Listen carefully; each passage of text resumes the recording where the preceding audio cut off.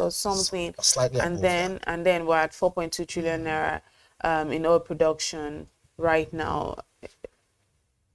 Honestly, I'm just hoping that somehow, some way, we pick up from where we left off. I'll tell you very quickly.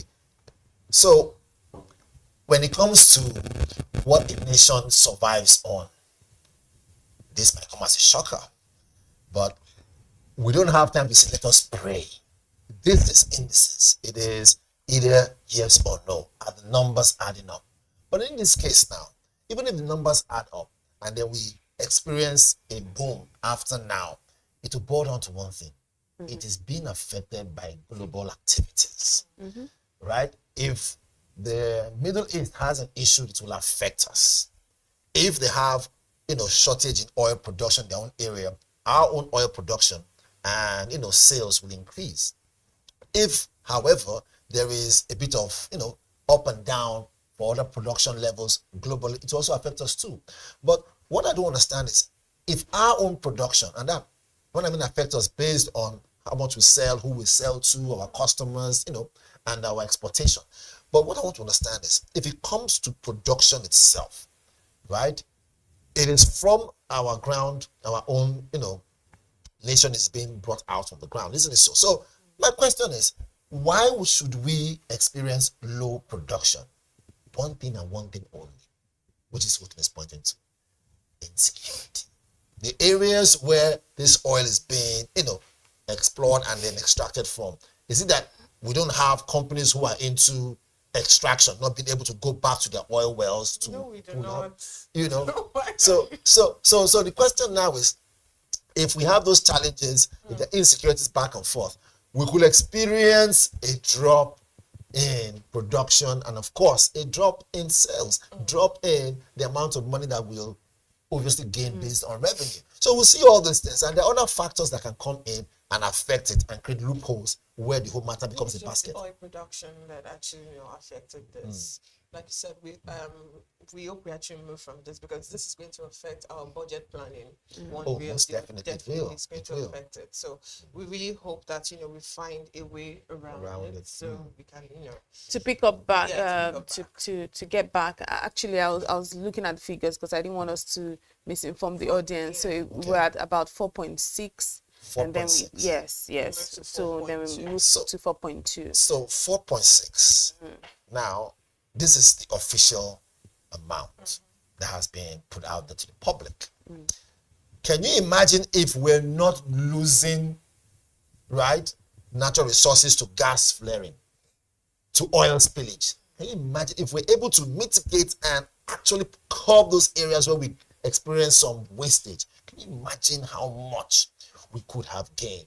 I tell you, without even being an economist, I know for the fact that even what we are crying about right now, we could have been at a maybe 50 point something trillion and be crying, 6 point something trillion and be crying that, oh, it's not enough, because we're able to at least cover those wastage areas. But it is still happening. Gas flaring, 21st century gas flaring in the what's called in Niger Delta.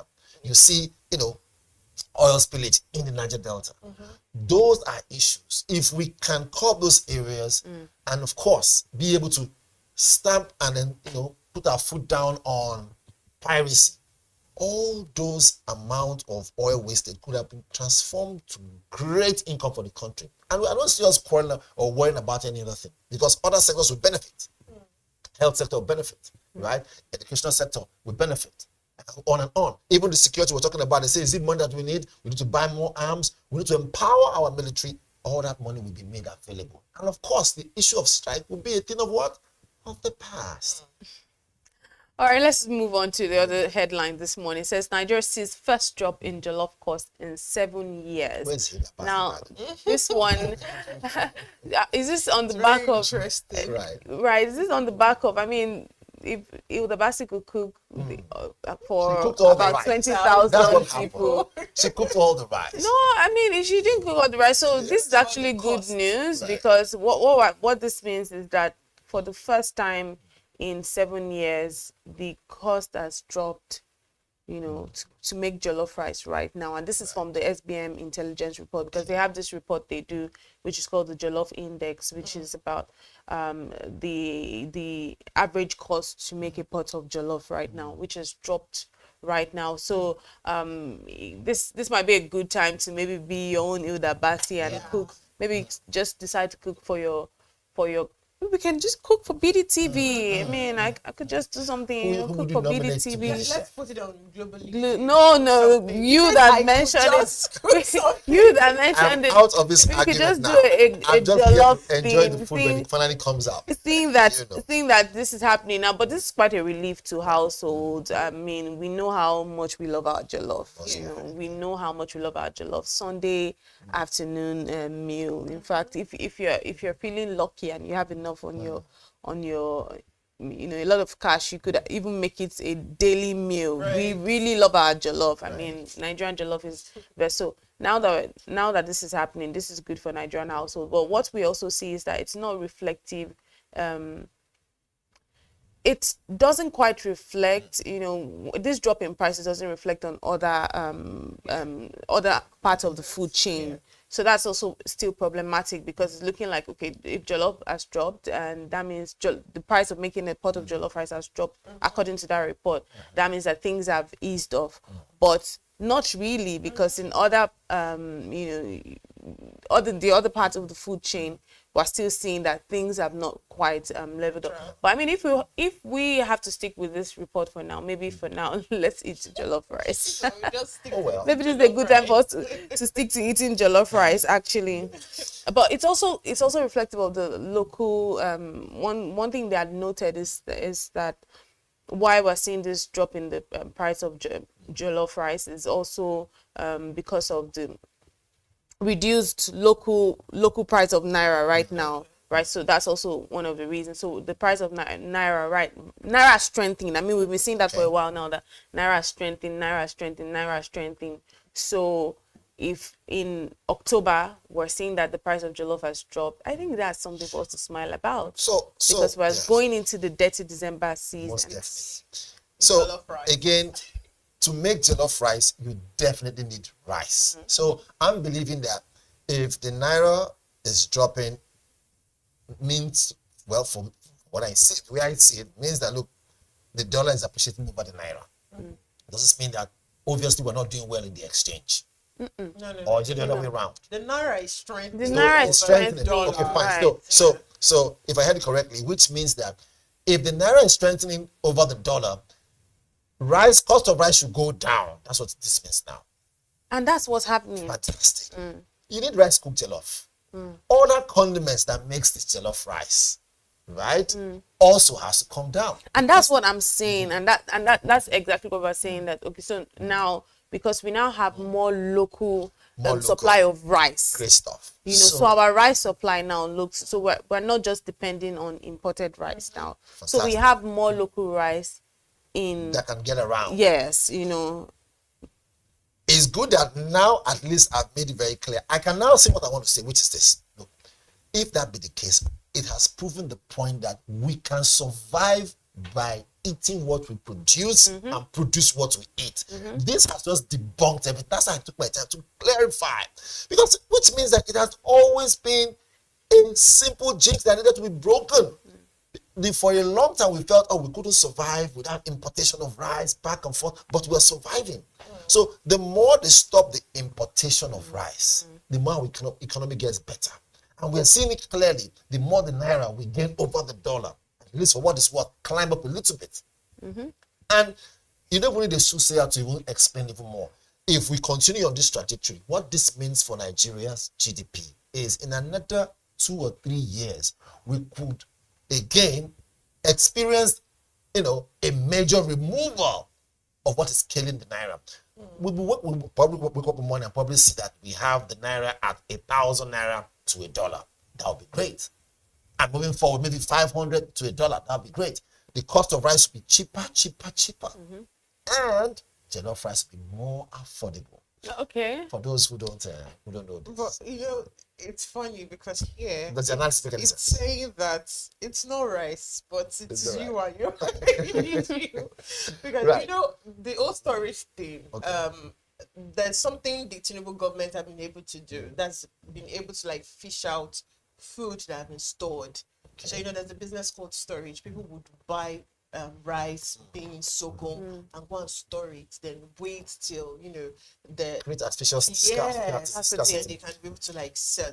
The Tinubu government have been able to like fish that out. People in Nasarawa, Bauchi, It should be made criminal, Abuja, really. they are really like lamenting about it. So that's why there's like enough circulation of rice. It's So- not that the price of rice. So has some people are just dropped. hoarding it. So, in as much as this is actually good, now this report is saying that people that actually earn 77,000 are still finding it very hard to cook a pot of jollof rice. They would definitely find it hard. So that's what this is trying to say. In as much as this report is showing that okay, we can now cook jollof rice, other condiments, other commodities that are actually supports it. That exactly supports support jollof rice, Prices and are- they still Are are very Affordable, they are not. Exactly. That's a big question. So it's not even about the rice. If it's the rice, people are still buying. I think for a Derrica, 1,000 naira. That's not affordable for someone who earns 77,000 naira. Absolutely. How many am I going to buy for myself and my And family? of course, have to transport to work and every other thing. Exactly. So it's I think from a place of privilege, and if inflation has dropped.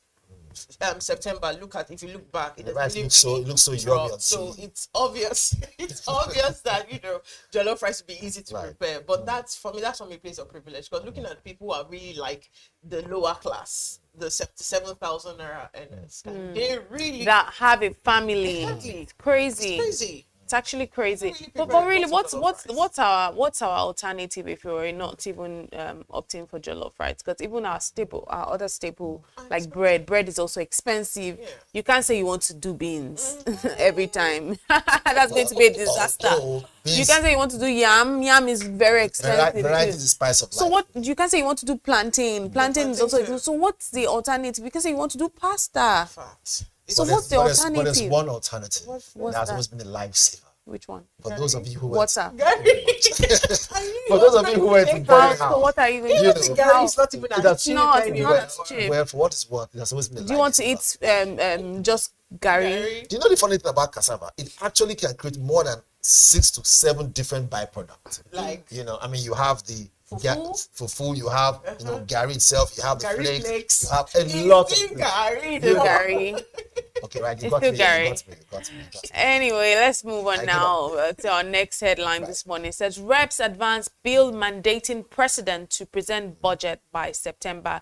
This one is a move for them to avoid the delays that comes with budgeting. So now what the reps are asking for is this budget must be presented every September. Okay. That's perfect because we know the rush that comes to our budget. It's always a drama. So if this can be passed, it will be really good, and it will actually like give weight to transparency. So It's not about putting out the budget. We have to be fine with the budget. It has to like go through us, the people first, before it can be put out. So if this can actually work, it would really. Fine. Yeah. And the goal is actually to make sure that these lawmakers have enough time to vet, vet this budget before it then comes to gets to us. Do you understand? Before it's finalized, and I think just having enough time for vetting is important. I think the reps should move out of playing good and bad cop. They've been doing this for a while. We know why they keep on delaying, and at some point they come and tell you, no, they want to fast track it so that the budget can be passed. And look, there's what they call budget padding. Yeah. And when you create stifle around a particular decision, when you know there's a deadline, towards the deadline, you now approach what they call anything goes. So at that point in time, by the time you who comes from the executive corner and come with the budget, right? And they say, look, this is the budget. Can we look into it and then pass it? And you delay. You say, no. You deliberate back and forth. You're only creating room for them to go and come back with another pad again and tell you, no, let's review. So it's good that the reps are saying, look, let's get it done now. Let's get it done now. Set up a date and let us just come and Especially come before. and present it and let us, be done with it. You want to say something? No, not at all. I was just saying that I think the only thing I was just saying is, especially before the fiscal year ends, So once that's able to be done, once they're able to get the budget by September, at least the fiscal year hasn't ended, then they can vet it properly and then have it passed. Yeah. We just want to be passed on time so that money and other things can be in circulation, you know, and we can see people really being dirty during December.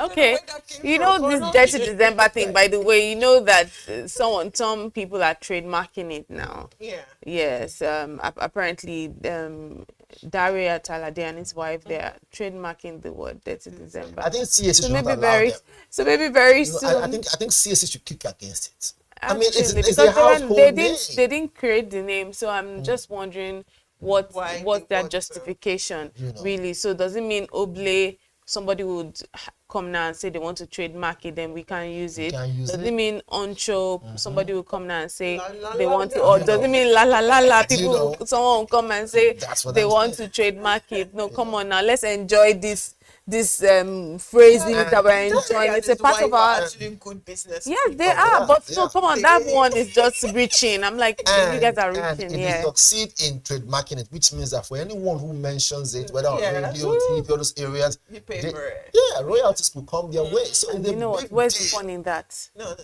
you It doesn't understand? take Where's the it fun in either. that? I don't think we will kick against it. Nigerians. Who will? They will kick against it. Nigerians, you know, we're just keypad warriors. We're just going to talk. Who's going to take action? Really? Is it No, me? we will kick against it. We'll just On make social noise. media now, On we'll social make media. noise and it's like we don't want. And what would that do? Really? Because I saw someone saying that the person that should even be making this claim should be maybe Mr. Easy. Yeah. Because He came 30 through. December, he was actually the one that we remember to have maybe made it popular Yeah, or to have originated from, because we don't want to say perhaps it originated, but the first time we heard it was Mr. Easy. So it should even be the one saying, you know what, I want to trademark this word. This word that we're enjoying. You know how they say on social media, it reached my turn to enjoy 30 December, you trademark her. I'm like, really? Seriously? Anyway, let's move on now and take a quick break and be back to see what we have on the front page of the paper this morning.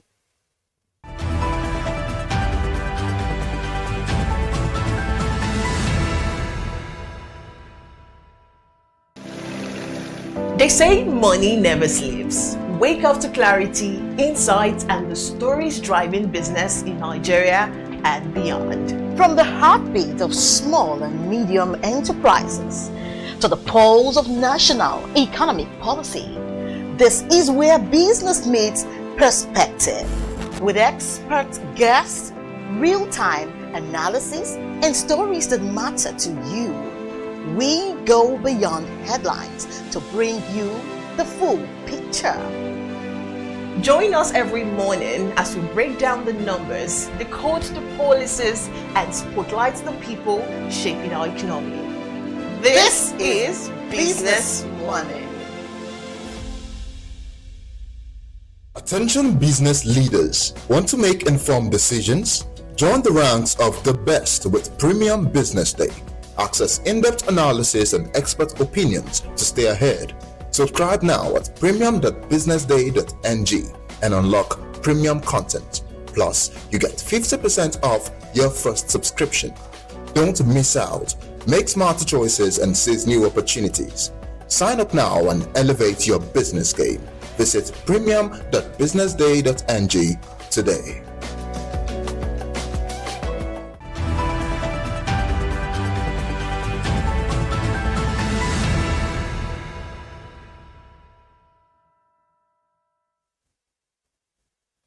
Breakfast show right here on Business Day, and this is the newspaper review segment. Let's start off with seeing what we have on the front page of the Business Day paper, because it's always good to start from home. It says charity begins At home. on the front page of the paper this morning. Unfortunately, it's not good news. It's a bit scary. It says why Nigerians die decades earlier than global peers. This one is a research. It's insightful. It's showing how, you know, the life expectancy in Nigeria is lower than average globally, and that for me is a little bit scary. It says life expectancy in Nigeria remains alarmingly low, trailing behind peers and raising concerns amongst experts who point to deep rooted poverty, a broken emergency care system, and weak universal health coverage as key drivers of this crisis. And this is despite years of health sector reforms. Nigerians keep dying earlier than their global peers. Oh, this one, it's a little bit depressing. And on page 30 of the paper this morning, it says, Nigeria shines at IMF World Bank annual meetings in reform. It's ironical, right? The irony for me. And then on page 30, it says, flight cancellations loom over poor landing system. And on page 30 still, it says, how 16 ASU strikes failed to fix universities. 16 ASU strikes and counting, because I would say and counting, because we're not done. We're not done. We don't even know right It's a part of our curriculum. We don't even know right now if they are cooking another strike to call it one of all strikes. Only to find out that, truth be told, they actually are just there to give us content to talk about. Exactly. And no debt. All right, so I mean, Nigerians, life expectancy is, if you look at it, at every point in time and at every turn we look at, there is no, I can't even, nothing funny about it really.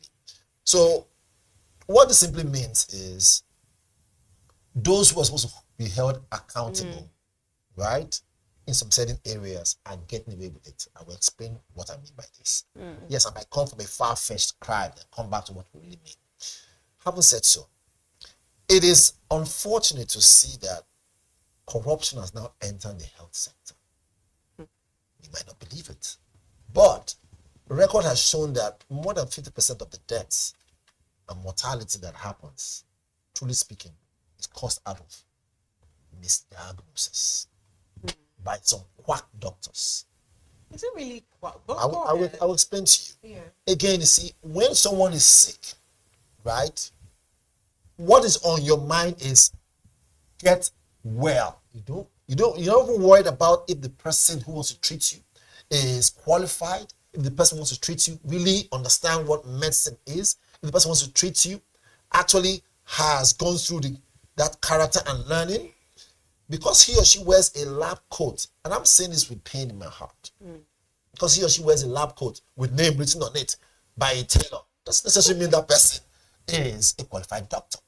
I can tell you for a fact, there's a lot of shady things going on within the health sector. Diagnosis goes beyond being a real doctor. That's my point. Because now, I have like personal encounter with misdiagnosis. So when it comes to medicine actually it progresses. What you know today might not be the same thing tomorrow. Exactly. So it doesn't mean you're not qualified. I would not like. On the contrary, I said, look, when I say corruption has stepped into the health sector, if that thrives, is a big issue. In every sector, you have people who you have some bad eggs. I'm just telling you, that's a fact. I mean, we're talking about mortality rate here. In every sector, you have bad eggs. In the health sector, you also have bad eggs too. And believe it as or not, right? We can talk about it back and forth today as we like. The truth of the matter is still there. The reason why we don't know how to talk about this is because it is more or less on a covert angle. When I say covert, it's covered. It's all mushroomed. People don't know. Nobody wants you to have facility to get under pressure. So when they find out these things, they simply just let out the doctor go. Get somebody else. I think I would just want to mention something. Valentine, just so that we kind of stay within what the story is on. Firstly, it's really not about the healthcare sector. It's about the things, the different factors that can cause that lead to this. That's why I mentioned health sector as one, right? The health sector is one. No, just looking at the story itself, because the story has already highlighted some of those, because it was researched already. So some of this is poverty. Some of it is insecurity.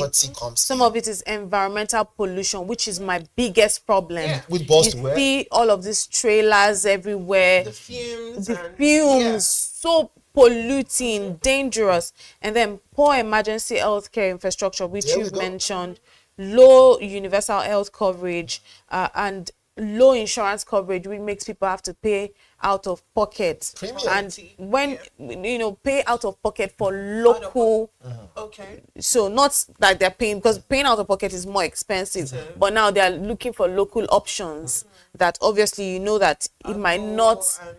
Do you get it? Might not be curing for because you know how those local options are, right? They can tell you that this medicine can cure everything. So it's a bit scary.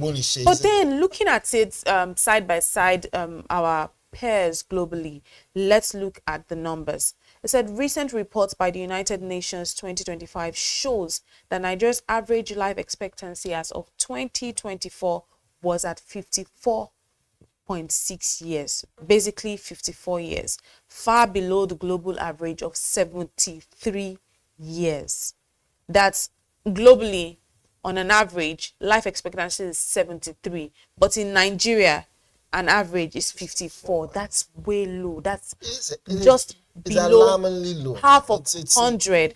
And then by comparison, we see that Africa's average for Africa, so globally is 73 years. Africa is 64 years. That's the expectancy in Africa. But the highest, topping the chart, is Monaco. They have the highest life expectancy at 86. Yes, I was going there because look at the kind of people that go to Monaco. An ordinary person can go to Monaco. Sorry to cut you. I will tell you, environment plays a major role. Rest of mind plays a major role. Social security plays a major role. Yeah, so it's not just about the qualifications of it. It's not exactly. I will explain. The reason why I had to mention that is this. Let's be honest.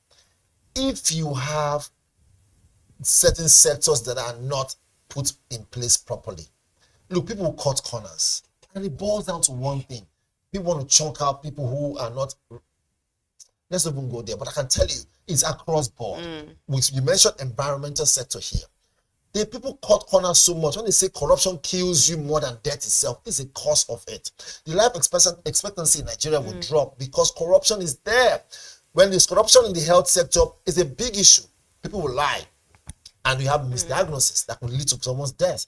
When you have corruption in the sector of what's called, you mentioned 3 other areres. Insecurity and all those areas. Insecurity, I mentioned poverty. Exactly. So when there is when money or monies with the S is cut aside to put in place some certain infrastructure, put in place security and some certain areas, but the money is not used for what it is meant for, people will fall short of service, and people will cut corners. When you cut corners, it will boil down to someone somewhere dying. Do you know the amount of people who have died because they're waiting for their pension? Do you know the amount of people who have died because they didn't get proper health care, even though they have NHIS? Corruption is a big deal. Corruption is a bigger killer than we even know, which is why I'm canvassing on national TV that look, corruption should attract the death penalty. Straight up. Let me tell you, in some certain countries, once you are found corrupt, you are going straight, not just jail, they're going to execute the person because, believe it or not, you are actually contributing, right, to the death of some certain persons along the line. And so I'm not shocked that we have this indices showing us that life expectancy in Nigeria is this low. And I find it really insightful, this report. I'm really grateful for this report because I'm also seeing that we are 21 years below Algeria and Tunisia. Apparently they have one of the highest life expectancy on the African continent, with Tunisia at 76. There's rest of mind. Algeria also at 76.2, Tunisia at 76.5. And what I'm also seeing in this report is that as at 1960, Algeria's life expectancy was at 40 years. So that's within 1960 to 2025, they've done a lot to improve their system. And that's why as at 2025, we're seeing that they are now at 76.2. That's a big increase. And what we are seeing is that they moved from 44 years in 1960 to 76 years in 2025. And there are 3 core pillars here. It says robust investment in infrastructure, robust investment in social services, and large-scale disease control and immunization campaigns, as well as significant improvement in literacy and education. Lizzie, can you imagine if they had serious issues with corruption? Do you think they'll be able to have gotten to this point Absolutely where they not. can now celebrate or now say they have, high Life life expectancy? Of course not. Something is the reason why countries or any country at all will experience this low life expectancy. And what's the major thing is corruption. Take it from me. Because once you are compromised, corruption is surviving there. And now I'll give it to Nigerians. They are really, the first time that I wanted to use like the public transport early in the morning at 4 a.m. What my eyes saw. I saw grown men and women as early as 4 a.m. fighting So you can see for now. the boss. Should it be And in my like head, that? I'm like, how will you live long? Of course, we Like, can't live long. you do it every day, Frustrating. 7 times or 6 times in a Frustrating. week. The pressure level is high. I mean, like real life fights. Like if you're not strong enough, not you are. I just had to move away. I mean, I know this is not for me. So how would you live long? Of course. Frustration, Yes, and that's where corruption pent-up actually- anger, Yes. all Yes. of that. Do you know that our transportation system can be better? Truth be told, the way and manner we run traffic system here can be better. Okay? If our traffic wardens are well paid, I don't think they want to set trap for you to get into an issue. They will actually stop you and say, no, Tell that me place is about one it. way, don't go this way. Yeah. But right now, because of the level of corruption and the level of... They will you know, watch you. They will wait until you fall into that trap. So it's more or less doing what? Waiting for you to get into the problem. More like setting traps. And that's the thing. So why is that happening? Not So that- regulating traffic. So they can make money off you. That is the corruption. Why are they trying to make money off you? Because they're not well paid. Why are they not well paid? Because up there the system is not well designed. So there's a corruption. And I tell you, even when you, who's the driver, know that you are at the wrong, you took a one way. Why are you taking one way? Because there's traffic caused by some whatever it is, and you want to get to work on time. So you take corners, and there's a saying that goes this way. He who takes shortcuts will be what? Cut short. Because we have to move away from this conversation. I think I'm just really particular about us getting our audience to just get more insight into this story. You could also grab a copy of the Business Day paper. This is why it's Business Day. Rich stories, very insightful, very informative, well researched. Just finally on this story, it did mention some of the, I mentioned the 3 pillars of some of the things that these countries, Algeria and Tunisia, had to take for them to get to where they are now. And one thing that I'm noting from this report is that Algeria successfully eradicated polio, neonatal tetanus, and malaria through sustained vaccination drives and aggressive public health interventions. While on the other hand, you see that Nigeria still carries the heaviest burden of malaria. What I'm seeing is that Nigeria accounts for 27% of all global cases and over 200,000 malaria-related deaths in 2021. So how can we, on a global scale, just Nigeria having 27% of the global cases of malaria, we need to take lessons from these countries that it's a different case if we say, oh, Tunisia, Algeria, they were at 70 in 1960 and now they're at 76. But look at where they're coming from 40 years life expectancy, and they've moved by 30. 30, more than 30 years. It tells us something. And if these things, if we can learn from them, because when we go for these summits, this global summit, continental summit, all of these things, Conventions, we need to learn, bring it back home, and actually put the work in to make this country better, so that we can go. But it's not impossible to say that by 2035. Maybe I might be too ambitious. That's the to say projection. by 2035 at least, we see that we move from 50. What are we in now? 54. 54. We move from 54 and we move to 65. Is that bad? Or even 60? That makes Because sense. even like you look at Japan, you're seeing 130-year-olds still speaking, still doing interviews on the street. You know, initially we mentioned one of our stories initially during the banter about the oil exploration and production. Look, one of the things, and you mentioned it there, environmental pollution. That is a major key point that can reduce life expectancy in Nigeria. If, let me tell you, the amount of people who are coming down with sickness like cancer, lung cancer, whatever it is, in Niger Delta right now, it will shock you. The air is polluted. Yes, there's a thing called as soon as that black air goes into the atmosphere, and it's everywhere. Look, people breathe almost everywhere in Bayelsa, over there in Port Harcourt. Yeah. You wake up in the morning, your vehicle, you actually can see the ash on your vehicle. What am I trying to say is that should it be like that? No. The federal government can actually hold these companies to account and say, look, if you cannot explore or rather drill oil out safely, then you should not be in our country. Our regulatory body should do better work. We should have the government agencies who are truly in charge of environmental sanitation look into these things to now say enough is enough. Look at what's happening in Ogoni. How many years? They have till now, they've not even done doing the cleanup.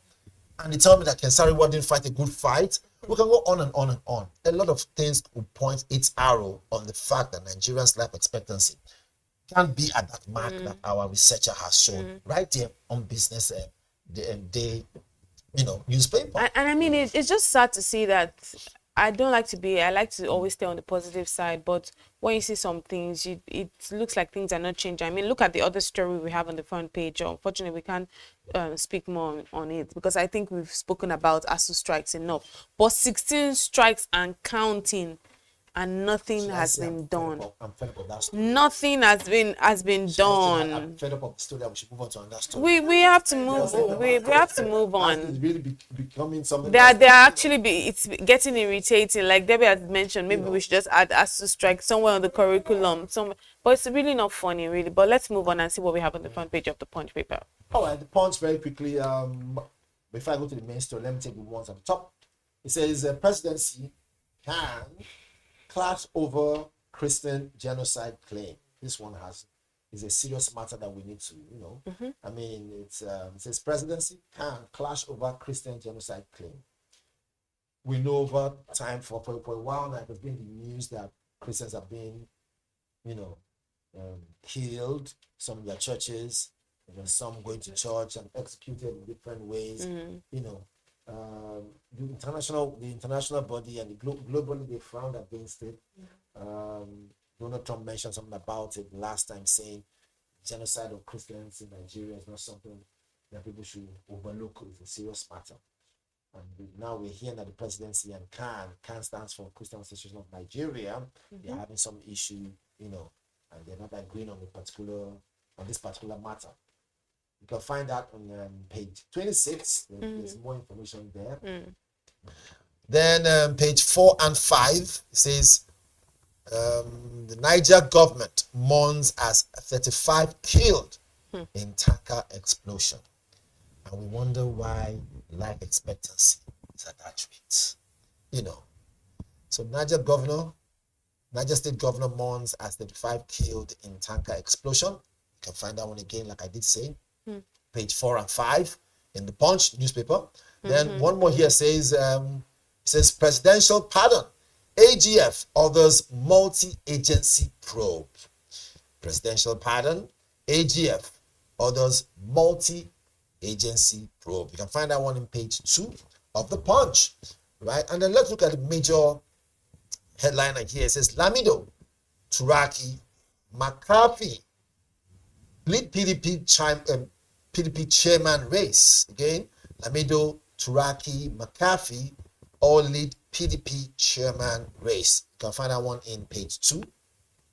It appears our politicians are not backing down, rather they're firing on all 8 cylinders, some of them 12 cylinders, amid rather toward 2027. You begin to wonder, we're still worrying about what the common man will eat now, and some people are already putting their hopes in 2027.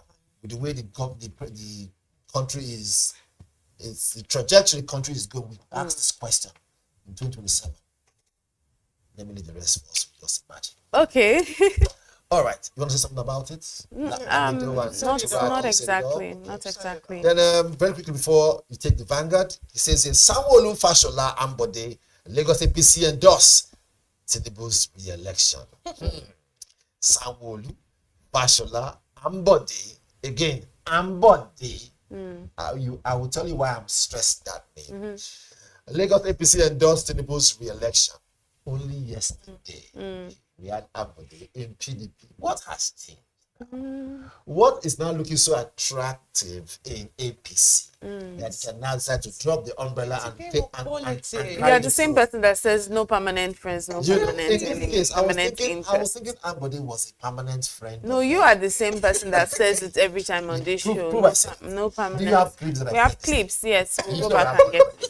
Yes. More than enough receipts. Okay. So now the question now is, with this lineup now, are you sure in their pockets they don't have other parties' ID cards? You know, like ADC or PDP in their pocket, waiting a game of politics. waiting to flash in case the referee you can choose whatever party or whoever you decide to choose. Okay. You're not that keep preaching it here Right. every day. So Plus, why before are we you leave here, going ladies, back? please check my pocket. I might have a I think you do. of a I think particular you do party. because You can sometimes never you tell. speak from this side, speak from this side. I think you do. You know. Anyways, like I always say, no, I will say it now. Listen, What do you want to say? Hold me account now. If I say, You better say what you want to say. but at the same time, only permanent interest. Okay. Should we move and see what we have on the front page of the Vanguard paper? On this the morning? Vanguard, the big story, still speaking about the Abuja protest. I must really give it to Vanguard. They really when it comes to social issues, they've they've big been on at it. the core of it. Yeah, so Abuja protest, court remands Kanu's lawyer, brother, and 10 others in prison. Defendant chants war song, police allege, I'm safe, but still in Kuji prison. I think that's the lawyer. And on the top part of the Vanguard, we have why governors, others are defecting to APC. I think you need to read this so you can understand why. We are And in an that era story- of defection mode. And that story is on page 9 of the Vanguard newspaper. And we have ISWAP plans fresh attack in Ondo, Kogi, and that's coming from DSS, the Ondo Police CP Old Security meeting. And that story is on page 7. We'll go after our enemies of our sovereignty, and that's from the CDS. And at the top of the Vanguard, 73% rural residents say inflation rate is high, and that is coming from CBN. It's funny how the numbers keeps, what's happening in Lagos is not happening in Ondo, is not happening in Osun State. It's very funny how the inflation numbers, and that's why I'm always like, you know what? Let this Ember month finish first. Let January come so we can really know if these numbers are Sometimes really the I find it numbers. difficult to agree with the Apex Bank, especially ever since Cardoso stepped in. But I reserve my comment. I wouldn't say that. I would say Cardoso is actually doing a good job. It's just that the thing about numbers is if you're going to find X and find Y, there's always like a commotion somewhere. So we really need to Numbers never understand where that commotion is coming from. Because I can't be saying that I have 5 plus 5 is 10, and you are telling me no, your own 5 plus 5 is giving you 9. That's We it. need to know. Isn't that the reason why where- Emefiele is where he is right now? No, Emefiele did a good job. We know why Emefiele is where he is. He actually did a good job with the economy. I'm talking Are about you saying Cardoso that? now. Are you saying that there's some political undertone? That's not what I'm saying. I'm saying Cardoso is doing a good job, but numbers will be numbers. We just really need to understand where that inconsistency Lies. is coming from. Yeah, so Cardoso is doing a good job. We need to give it to him. And finally, why Nigeria should not be designated country of concern, and that is coming from Kuka. Khan fires back at presidency, says Christian genocide is real. I saw a video last night of I think a pastor in, was that Jos?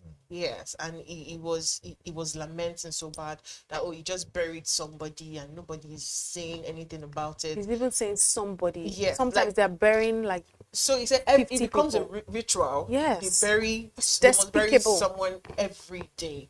And it's really to see an Despicable. old man crying and in pain and in despair. It was really, really, really, really sad. I really hope I think that there's a solution to if this. if I'm being asked right now, Valentine, what do you think about 2027 plan and what's going on right now? I would say suspend any 2027, bid or whatever it is, and let our number one priority be to save lives and property in the northern area. Because let me tell us, in case we don't know, we're all here pushing that business works. We're all here looking at different industries, looking at different business ideas. How can Nigeria move further, GDP and everything. Right. The day the world sees that Nigeria is no longer a secure place to come do business, the day we are finished. Yeah.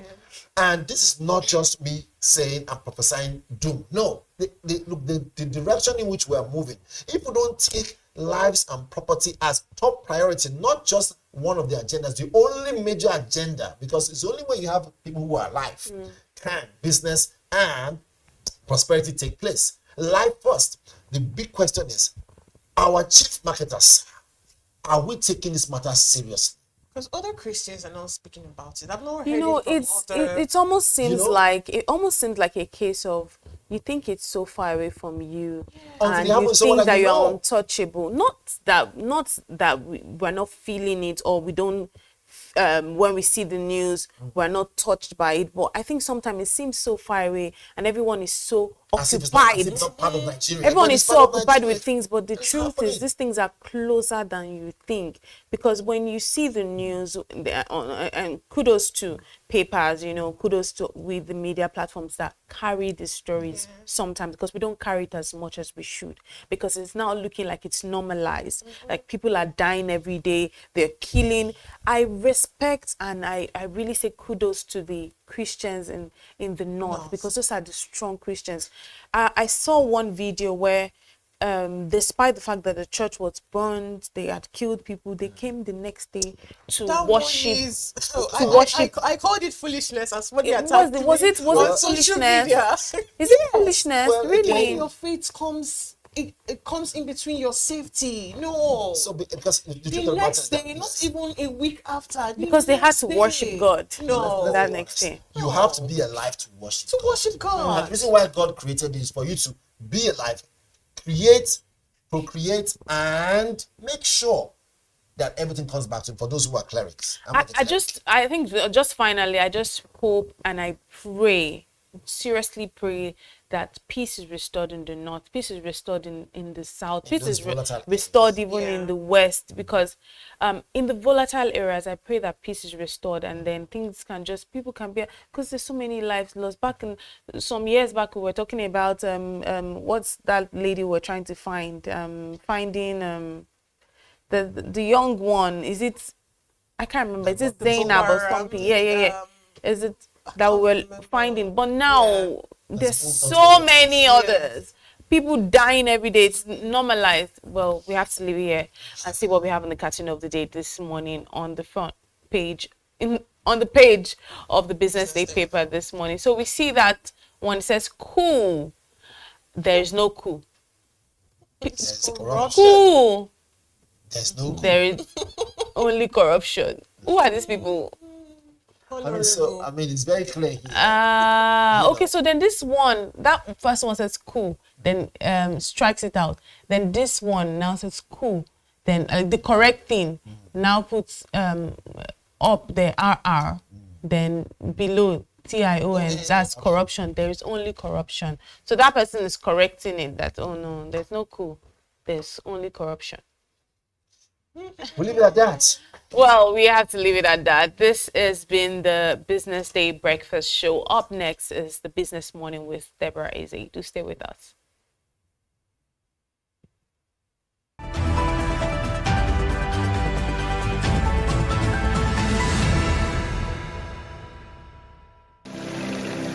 They say money never sleeps. Wake up to clarity, insights, and the stories driving business in Nigeria and beyond. From the heartbeat of small and medium enterprises to the pulse of national economic policy, this is where business meets perspective.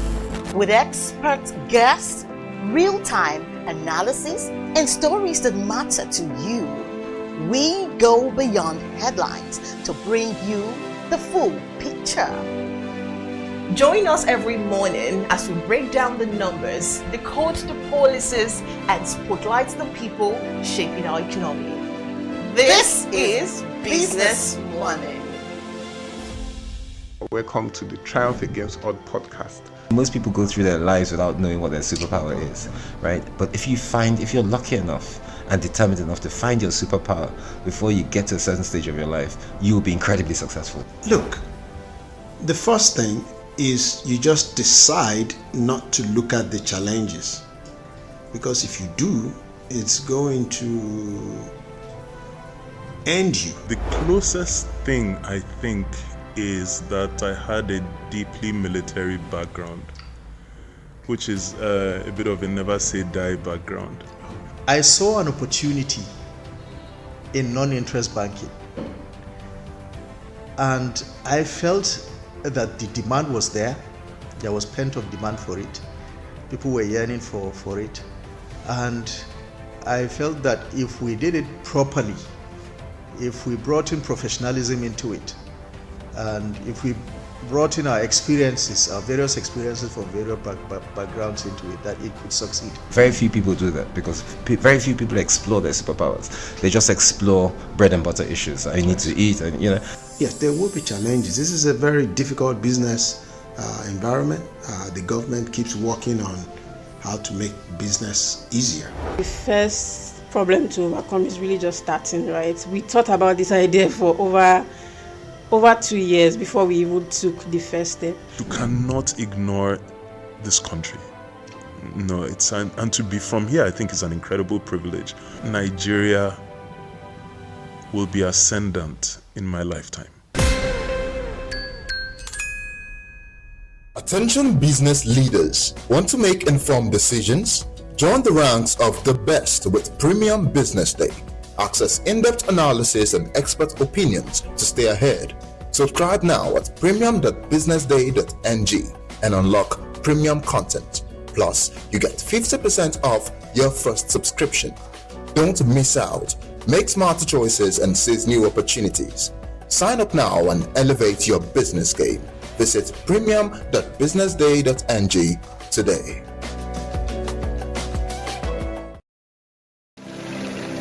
They say money never sleeps. Wake up to clarity, insights, and the stories driving business in Nigeria and beyond. From the heartbeat of small and medium enterprises to the pulse of national economic policy, this is where business meets perspective.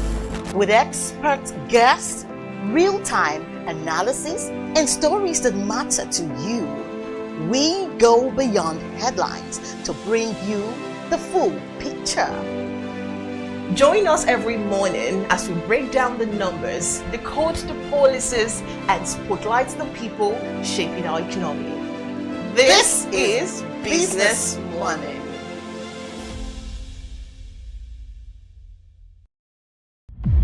In a world where change is constant, visionary leadership has become the key for long-term success. This is why you should join hundreds of visionary directors, Business and government leaders, change makers, and policy shapers have converged at the Chartered Institute of Directors 2025 Annual Directors Conference. The theme for this year is Leading Through Change, Building Sustainable and Inclusive Enterprises. It will hold at the Abuja Continental Hotel on the 22nd and 23rd of October 2025. From 10 a.m. daily. We have prepared a rich lineup of keynote speeches and dynamic panel sessions delivered by industry leaders and anchored by seasoned moderators. You do not want to miss out on the great networking and learning opportunities this conference offers. To reserve your seats, visit www.ciodnigeria.org. We look forward to seeing you there.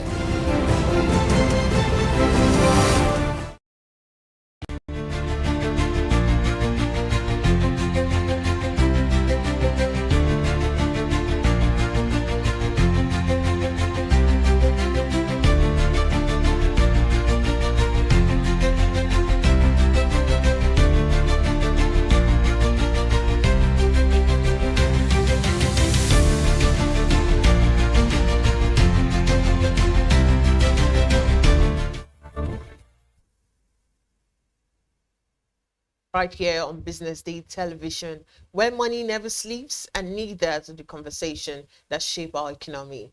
We're broadcasting live from Lagos, the heartbeat of Nigeria's business landscape. I am Deborah Eze, and it's great to have you join us. Now let's begin with the top news stories making the rounds in the world of business. The Nigerian National Petroleum Company Limited has announced a total revenue of 4.26 trillion naira in September, marking a decline from 4.654 trillion naira recorded in August 2025. According to the company's monthly financial report, the profit after tax stood at 216 billion naira, a decrease from 539 billion naira recorded in August.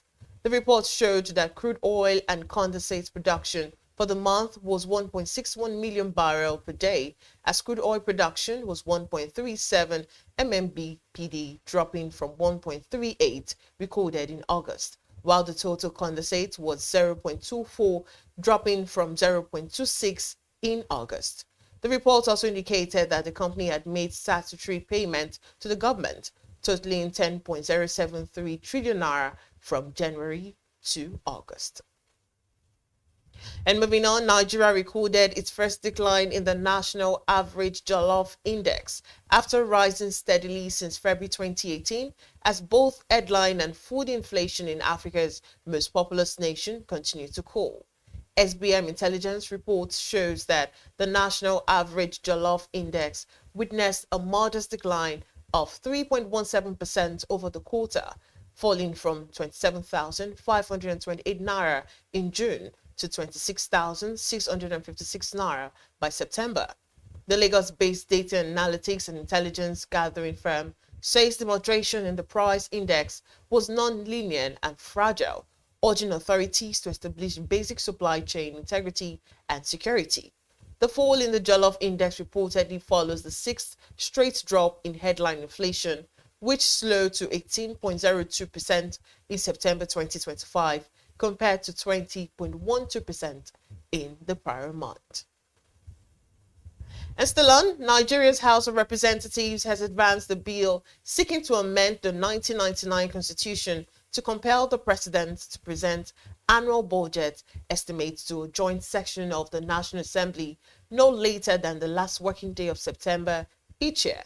The proposed amendment, sponsored by Benjamin Kalu, the Deputy Speaker, and 4 other lawmakers, also mandates the submission of audited financial statements for the preceding 3 years alongside each new budget proposal.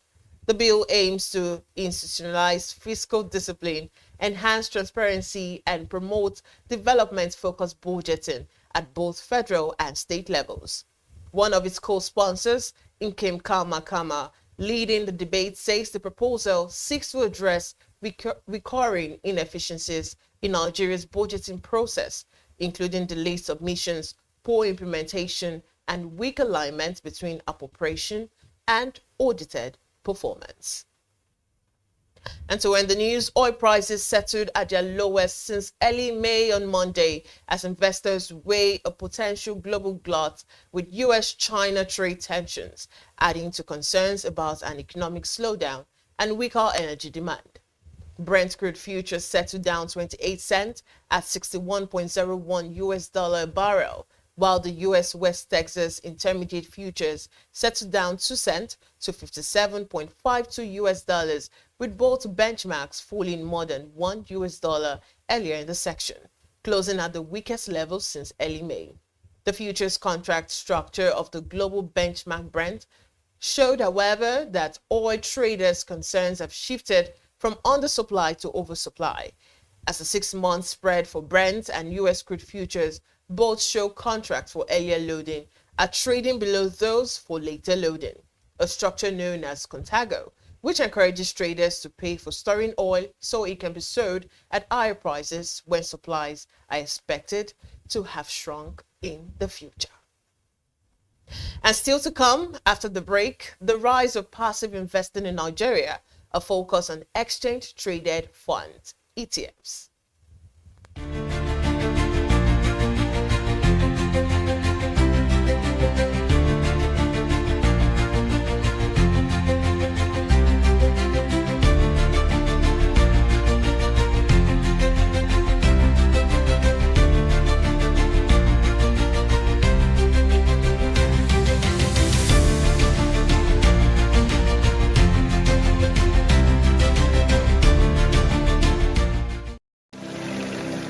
They say money never sleeps. Wake up to clarity, insights, and the stories driving business in Nigeria and beyond. From the heartbeat of small and medium enterprises to the pulse of national economic policy, this is where business meets perspective.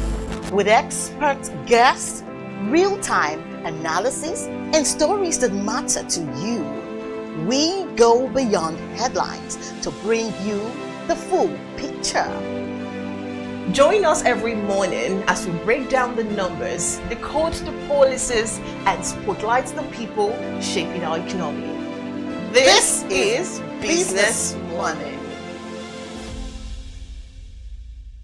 Welcome to the Triumph Against Odd podcast. Most people go through their lives without knowing what their superpower is, right? But if you're lucky enough and determined enough to find your superpower before you get to a certain stage of your life, you will be incredibly successful. Look, the first thing is you just decide not to look at the challenges, because if you do, it's going to end you. The closest thing I think is that I had a deeply military background, which is a bit of a never say die background. I saw an opportunity in non-interest banking, and I felt that the demand was there. There was pent-up demand for it. People were yearning for it, and I felt that if we did it properly, if we brought in professionalism into it, and if we brought in our experiences, our various experiences from various backgrounds into it, that it could succeed. Very few people do that because very few people explore their superpowers. They just explore bread and butter issues. I need to eat, and Yes, there will be challenges. This is a very difficult business environment. The government keeps working on how to make business easier. The first problem to overcome is really just starting, right? We thought about this idea for over 2 years before we even took the first step. You cannot ignore this country. No, and to be from here, I think is an incredible privilege. Nigeria will be ascendant in my lifetime.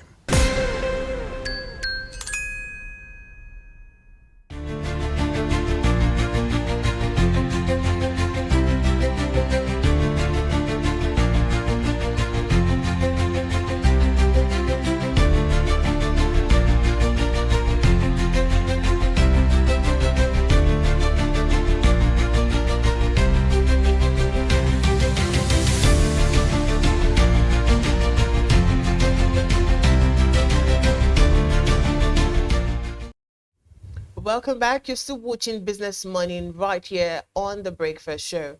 Now let's move on to our first conversation this morning. In recent years, the Nigerian investment landscape has seen growing interest in passive investing, particularly through exchange-traded funds or ETFs. Once viewed as a niche product, ETFs are now gaining recognition for their transparency, diversification, and cost-effectiveness, offering both institutional and retail investors an accessible way to participate in the equity and fixed income market.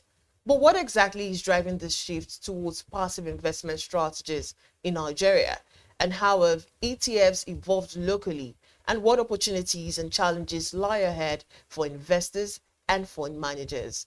Joining us to discuss this is JT Ajagun. She's a portfolio manager, bdtv Fund Managers Limited, and she has a vast and extensive experience managing ETFs and other investment products. Good morning, JT. It's good to have you on Business Morning. Good morning, Deborah. I'm excited to be here. Yes. All right, let's go straight into it. So let's start with the basics. For our viewers who do not have an understanding of what ETFs are, give them a breakdown of what it is and how they differ from mutual funds. Okay, interesting. So just by the name ETF stands for exchange traded funds, which means it's a fund that is traded on a stock exchange, and the objective is basically just to replicate the performance of a particular index. Now, what are indices, or what is an index? An index is basically just a measure of performance of maybe the market or a certain sector. Like in Nigeria, we have different indices. For instance, we have the NGX 30 index, we have the banking index. You know, the index is basically just giving you an insight on how, you know, the banking sector is performing, for the banking index, how the consumer goods sector is performing, and all. Now, onto your question, how does an exchange traded fund differ from a mutual fund? First of all, an exchange traded fund, by the definition, like I said earlier on, is traded on a stock exchange, which means you can easily buy and sell an ETF on the stock exchange. But mutual funds are not traded on an exchange, right? For mutual funds, you definitely have to, you know, maybe reach out to the fund manager to say you are interested in, you know, buying a particular mutual fund. Also, from a cost perspective, because exchange traded funds are passively managed. What are passive managed investment? Passively managed investment are just basically investment options that, you know, are looking to replicate, just like I said, the performance of a particular index. The objective is not to, you know, time the markets to get gains. So what you see for majority of the mutual funds we have out there, they are actively managed mutual funds. The fund manager is trying to see, if it's an equity mutual fund, how can we time the market in, you know, in order for us to gain profits that, you know, aligns with the trusted of the fund. So with respect to cost, ETFs are more cheaper because they are passively managed, while most mutual funds which are actively managed, they are, you know, more expensive.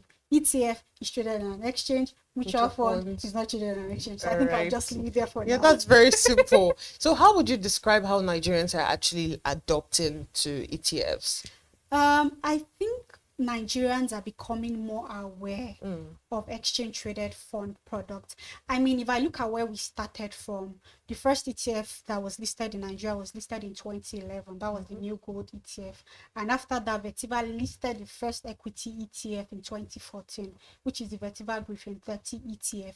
And ever since then, we've seen the ETF market literally, you know, grow from being just one ETF, two ETF to like over 10 ETFs currently registered by the SEC right now. And, you know, we've seen a lot of, you know, financial literacy sensitization around exchange traded funds. Investors are more aware that this investment product actually, you know, exist. I mean, that's one of the reasons why we're doing what we're doing. So investors know that, yes, there's a product called ETFs that, you know, you can use to get easy access to the market, as opposed to you saying you want to time the market. Once you have your investment goals, risk tolerance, you can just use an ETF to mirror whatever investment objective you're trying to achieve. So I think, to answer your question, all I'm just trying to say is we've seen, you know, more awareness about exchange traded funds, and we've seen investors, you know, begin to adopt exchange traded fund as an investment product in line with their investment goals and, you know, their risk tolerance. So it's growing, and I mean, we can go better. Yeah, that's so why we're here. What do you think is driving the growth? Just like I said earlier on, sensitization. Now we've seen like the regulators, NGX, SEC, fund managers like, you know, Vertiva, basically, you know, have a lot of financial seminars, financial, you know, sensitization programs for investors. So that way we're, you know, exposing investors to ETF as an investment product. The benefit is very cost effective, it's cheaper, tradability, you can easily buy it off the exchange. So I mean, things that are driving it, number one, we have more collaborations with, you know, the regulators, basically just creating more awareness about the product. Investors are now sort of more aware about the fact that with as little as less than like 500 naira, you can get a lot of ETFs, cost effective, and liquidity is liquid, you can buy it off the exchange. So I think sensitization is really growing, and this is one of the things that, you know, has helped the ETF market grow, and also help investors know that this product actually exists. All right, now let's take it to Vertiva now. So what do you think how they've contributed to the development of the ETF market locally? I mean, how do you think they've done that? I mean, Vertiva has done a lot with respect to pioneering ETFs in Nigeria generally. Like I said, the first ETF was listed in 2011, and Vertiva actually played an active role in that process. The first equity ETF was also listed in 2014, which is the Vertiva Griffin 30 ETF. And the objective of that ETF is basically just, to track the performance of the NGX 30 index. And what's the NGX 30 index? It's just basically an index that measures the top 30 stocks that are listed on the exchange. From there, we've grown from, just a Vertiva Griffin 30 ETF to sectoral ETFs, like, a Vertiva Banking ETF, Vertiva Consumer Goods ETF, Vertiva Industrial ETF, basically just, mirroring the, performance of different sectoral indices. Now we even have like, a fixed income ETF, which was, I think it was listed in 2015. So we've seen that growth. We've seen Vertiva, work in collaboration with the NGX to, just ensure that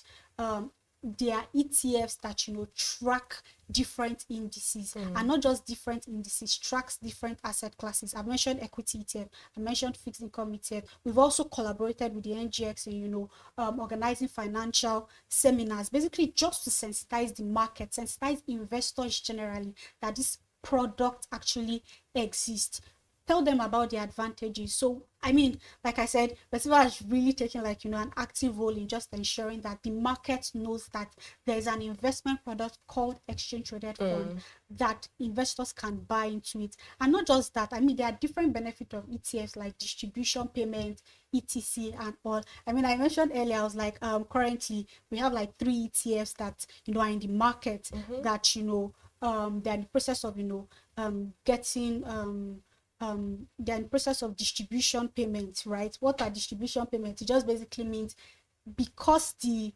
underlying constituent of these ETFs, they pay dividend, the fund manager has said, okay, based on the dividend we receive, this is what we would pay to, our investors. Investors would see it as what? A form of income to them. I mean, I told you Vertiva Griffin 30 ETF currently in the market, we're paying distribution. Qualification date is today. Banking ETF, VSP, the fixed income. So I mean, we've taken really a very front role in just ensuring that the market is aware about this investment opportunity. So if your investment objective is you're looking for an investment that will give you a form of income, there are ETFs that can help you achieve that. You are looking for investment that will help you with capital appreciation, there are ETFs that can also help you achieve that. So I think I'll just stop. Yes. Okay, let's talk about how Nigerian listed ETFs have performed in recent years as against the traditional managed funds. Okay, interesting. That's a very good question.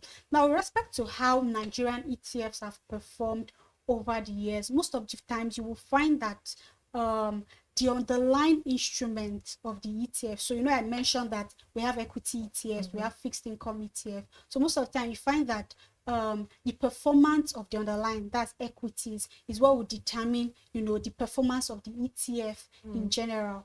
While for the fixed income ETF, the performance of, the fixed income market is what would determine the performance of the fixed income ETF.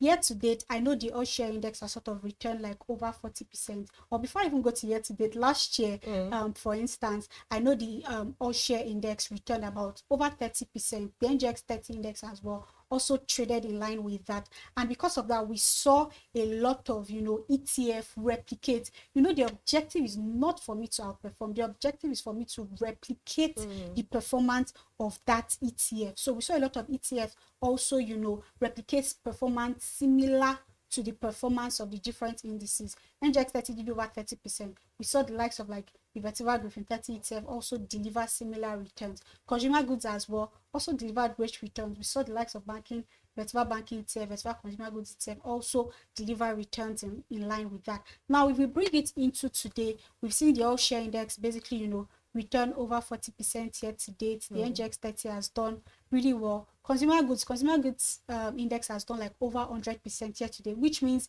if you invested 1 million naira 31st of December, as at yesterday, you would have gotten like over 100% if you took position at that particular price. And what that basically just invariably means is that these ETFs have replicated the performance of these different indices. I mean, there are other underlying things that actually affect this. Like we've seen the consumer goods sector in general really perform well, really recover due to, you know, the impact of, you know, inflation. We've seen inflation decline, not just inflation, stability of naira, all those things. They have a way of, you know, just contributing to the performance of, you know, each of these ETFs. Now, for managed funds as well, like I said, the performance of the underlying is what would determine the performance of the instrument. I know last year the fixed income market really delivered good returns, right? We saw things like, you know, money market mutual fund deliver returns as high as, like, you know, 19-20% in line with that. But if we really look at it, like last year, for instance, even though I'm saying that yes, a money market mutual fund, which is an actively managed mutual fund, we saw returns about 19-20%, because the NGX 30 index, for instance, returned about 30% or over 30% thereabout. We saw the ETF also replicate something, a return in line with that. So if you're looking at performance, right, you see that yes, the ETF actually helped in, you know, reducing the impact of inflation on a consumer's wallet. But all in all, I think what really affects, you know, the performance of the ETF in comparison to the actively managed funds basically how the market is performing, and also the type of mutual fund, actively managed, because we have different type of mutual fund. There's a money market, which is just capital preservation, there's equity and all those things. So all these things basically just are drivers in determining, you know, how it performs. So what sectors do you think are actually like represented in Nigeria's ETFs offerings, and where do you see room for innovation? So sectors currently replicated, I mean, the sectoral ETFs we have in Nigeria, we have the banking ETF, we have the consumer goods ETF, we have the industrial ETF, replicating their different, you know, indices. Examples of ETFs we have in alignment with that, we have like a vertical banking ETF. I've mentioned that. Vertical consumer goods ETF, vertical industrial ETF. Now, for the broad market ETF, when I mean broad market ETF, it's just an ETF that gives you easy access to the market, which is the NGX 30 index. In that index, you would see stocks in different sectors. So stocks in the agri sector, you see there. Stocks in oil and gas, you see there. Stocks in banking sector, industrial. Everything is basically just encapsulated in that ETF. So if you are looking at it from, like, you know, a risk perspective, you would say that let me say the vertical 30 ETF, which tracks the top 30 stocks, is less riskier than, you know, just the sectoral ETF, because the sectoral ETF will just give you exposure to one sector, but the VG 30 ETF, for instance, is giving you exposure to different sectors in that particular bouquet. I mean, we have, like, you know, aside from that, we also have the pension index. We have an ETF as well that also tracks, you know, the pension index. Oil and gas, we don't have an ETF that tracks the oil and gas, so maybe we could possibly see, you know, innovation in that, you know, in that part. And maybe tech as well. I mean, now there's a lot of buzz around, you know, AI. So I mean, maybe hopefully we could see, you know, innovation around that state as well. Let's look at the challenges and the constraints. So what do you think are the biggest barriers or misconception when it comes to ETF? So I think the first misconception when it comes to ETF, or maybe investing generally, is number one, people think you need a lot of money to start investing in exchange traded funds. And that's not true. Take for instance, the VG30 ETF is less than 60 naira, like less than 60 naira. Banking ETF, vertical banking ETF, less than 50 naira. Consumer goods ETF, less than 100 naira. VSP, less than 500 naira. Everything I've listed, all less than 500 naira. So it means that with 5,000 naira, you could actually get started with investing. So one of the misconceptions people have is they think they need to have a lot of money to get started, which in actual sense, it doesn't really add up. With the little you have, you really could, you know, get started with investing in ETF. I think another misconception around ETF is the fact that they think it's a get-rich-quick scheme. It's not a get-rich-quick scheme. The objective of an ETF is you're just trying to replicate an index.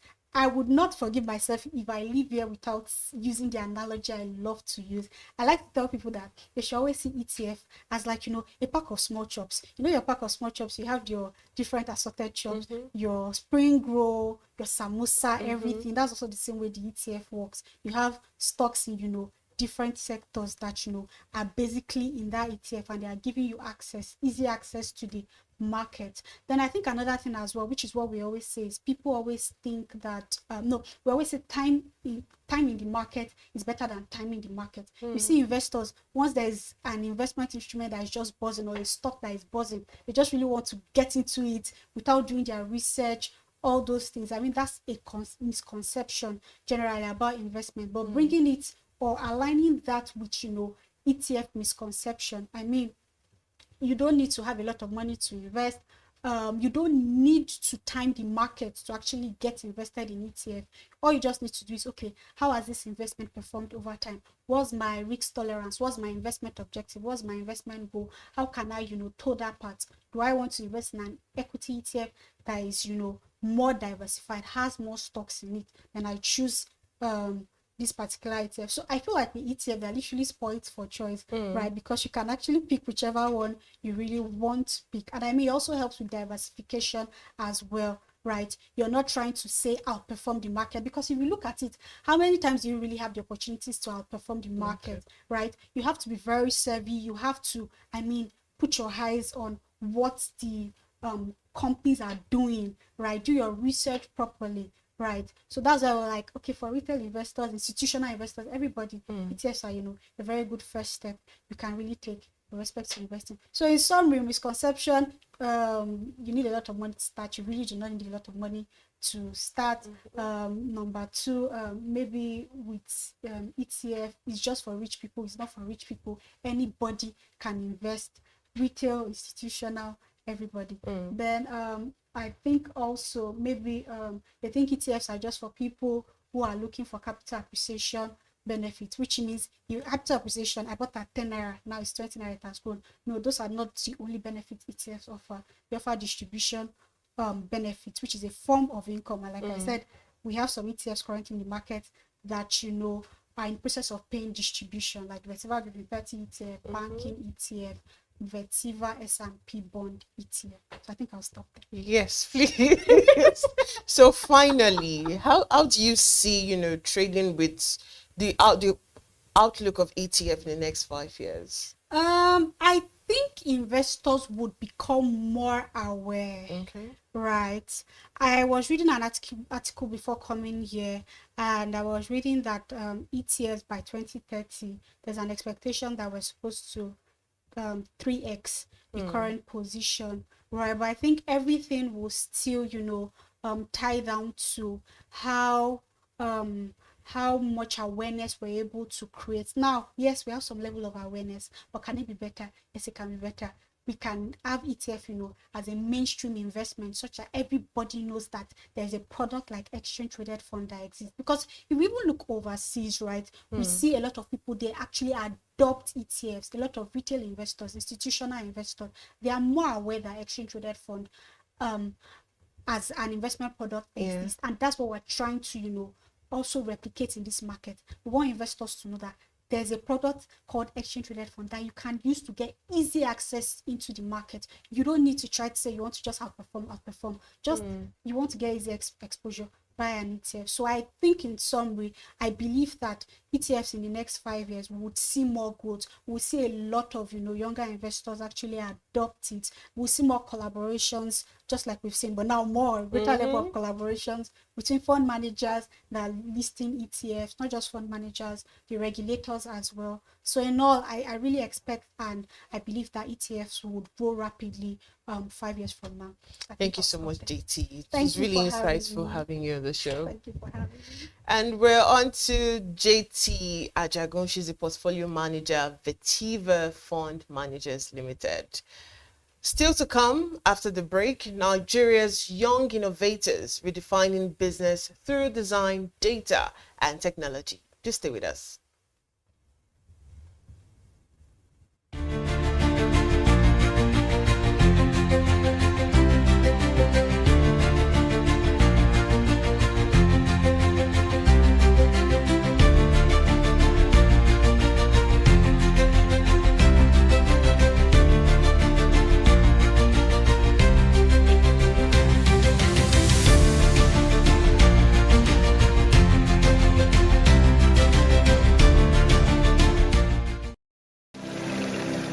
say money never sleeps. Wake up to clarity, insights, and the stories driving business in Nigeria and beyond. From the heartbeat of small and medium enterprises to the pulse of national economic policy, this is where business meets perspective. With expert guests, real-time analysis, and stories that matter to you, we go beyond headlines to bring you the full picture. Join us every morning as we break down the numbers, decode the policies, and spotlight the people shaping our economy. This is Business Money.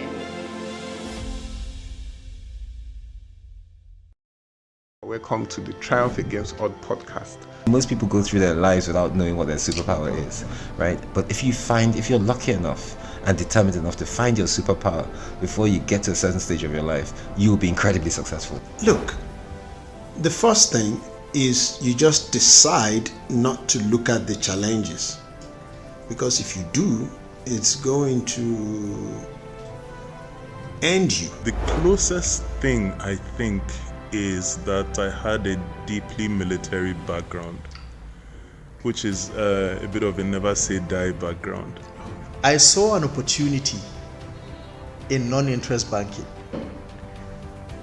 and I felt that the demand was there. There was pent-up demand for it. People were yearning for it, and I felt that if we did it properly, if we brought in professionalism into it, and if we brought in our experiences, our various experiences from various backgrounds into it, that it could succeed. Very few people do that because very few people explore their superpowers. They just explore bread and butter issues. I need to eat, and Yes, there will be challenges. This is a very difficult business environment. The government keeps working on how to make business easier. The first problem to overcome is really just starting, right? We thought about this idea for over 2 years before we even took the first step. You cannot ignore this country. No, and to be from here, I think is an incredible privilege. Nigeria will be ascendant in my lifetime. Attention business leaders. Want to make informed decisions? Join the ranks of the best with Premium Business Day. Access in-depth analysis and expert opinions to stay ahead. Subscribe now at premium.businessday.ng and unlock premium content. Plus, you get 50% off your first subscription. Don't miss out. Make smarter choices and seize new opportunities. Sign up now and elevate your business game. Visit premium.businessday.ng today.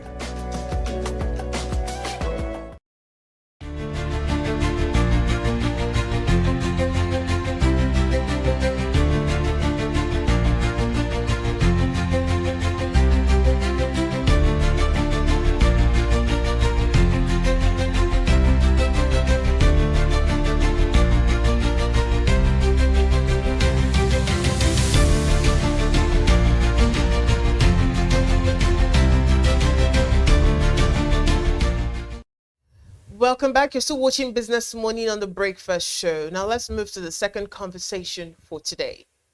Nigeria's business landscape is transforming, and at the heart of that transformation is a new generation of innovators blending creativity, data, and technology to build solutions for the future. From fintech to design, from digital storytelling to data analytics, these young minds are not waiting for opportunities, they are creating them. They're reimagining what it means to do business in Africa's largest economy, fusing artistry with analytics and passion with purpose. Today on Business Morning, we spotlight Nigeria's young innovators who are using design thinking, research, and technology to solve real-world problems, driving inclusion, and shape a new economic narrative. Joining us is Bello Ayomide. He's the founder of Belayo Concepts, a multidisciplinary design and researcher leveraging creativity and data to build digital products. Good morning, Bello. It's good to have you on Business Morning. Good morning, Ms. Eze. I'm so glad to be here. All right, so let's go straight into it. What inspired your joining or your journey into combining design, data, and technology in your work? Okay, thanks for that question. So, basically, as a creative mind, there is no way you can actually not do without data, technology, and also research. They work hand in hand. So, basically, what actually inspired me to join them is the need for it. Yeah, they need to understand the users. They need to research. They need to also have the data of people that actually use this product, if it's in fintech, if it's in e-commerce, if it's in agriculture. Also, even as a graphic designer too, you also need data. Yeah, you also need research of people and of the company, yeah, that you're working with. So basically, they work hand in hand. Yeah, so that was basically why that was kind of my inspiration there. Can't do without it. How do you see young innovators reshaping Nigeria's business ecosystem today? Yeah, so we're solving quite a number of problems. So in the digital economy, yeah, where we have the aspect of slow transfer, we bring in research and also find solution to it. So basically, we reshaping the digital economy in the aspect of transfer, um, in the aspect of transactions, and that's in the fintech space. When we're talking about other aspects, we also reach in their quality delivery. Yeah, so we see in the often times when you want to transfer, when you want to actually get something from someone, we won't be able to process it. Or there was nothing like online delivery. There was nothing like those kind of sectors. So we're reshaping those kind of mentality into the economy now. Okay, let me say this. So before now, let me say 10 years ago or so, yeah, we often hear people trying to what do they call it now? Yeah, before the event of online delivery, we see people trying to build things from so state to another state, and on the way it is being hijacked. So that's another way we solve problems. So I think we're reshaping the economy, reshaping the financial sector, the agricultural sector, and every other sector. We are reshaping it in digital economy. Yeah, basically. So yeah. What are the biggest opportunities for youth-led innovation in Nigeria's digital economy? So what did you say? I didn't get that. I said, in your view, what do you think are the biggest opportunities for youth-led innovation in Nigeria's digital economy?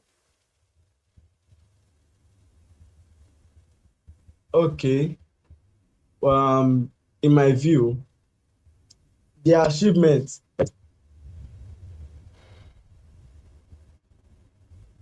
I think the network is breaking. I couldn't hear you well. What did you say, please? So I'm saying, what are the biggest opportunities? What are the biggest opportunities for youth-led innovation in Nigeria's digital economy?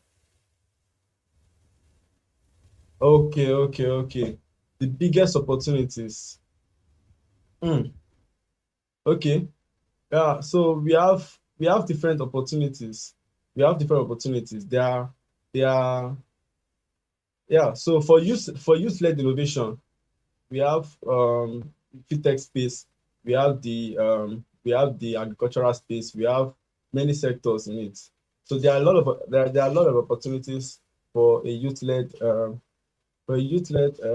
innovations in the digital economy. There are a lot of opportunities. Yeah, you can choose to go to the fintech part of it. You can choose to go and build fintech apps like people that came up with this innovation of money point to pay and all. It also is aspect. It's also an aspect rather. So when we have the agricultural space, also we have different sectors. We have the agricultural, we have the security, we have the transportation aspect of it. So there are different opportunities in the youth-led innovation. Yeah, in digital economy, there are different opportunities basically. So the biggest one I would say is fintech. It is the one that is very big because you see people are trying to need of are trying fast transactions, and money is supposed to be circulated around. Yeah, so you see people coming out with different ideas in building solutions, even in the fintech space. Even when you think there is a problem solved already in the fintech space, another person brings another problem and solves it. Yeah, so I think fintech to me is one of the biggest opportunity. Yeah. Around design and UI UX, how important is your user experience in today's business landscape? Yeah, user experience is very important. As a user, as a UI designer, that's user interface designer. Before you even think of designing an interface of how an app want to look, you can't actually sideline the user experience in it. So basically, user experience basically talks about how the user, that's me, you and I, using the product, how we feel, how we solve our problems. It's talking about the end-to-end process of the user interaction with the product. So for me, user experience is very important for us to use something that will be usable by people. Yeah, so when we talk about user experience, we're talking about how will these people feel? We're talking about research. We're talking about trying to feel from the aspect of the user, so that yes, in the long run, will not design what will not be used or what cannot be used. Yeah, let me put it that way. So it's very important, very important. So how do you think creative design contributes to economic growth and also brand identity for startups and SMEs? Yeah, it actually brings about visibility for those brand startups, for the economic growth. It brings about visibility. It brings about what do you call it again? About identity, as you said, brand identity. It makes people to know your product more, know how to relate with it. Yeah, so for me, I would say you can't branding is very important.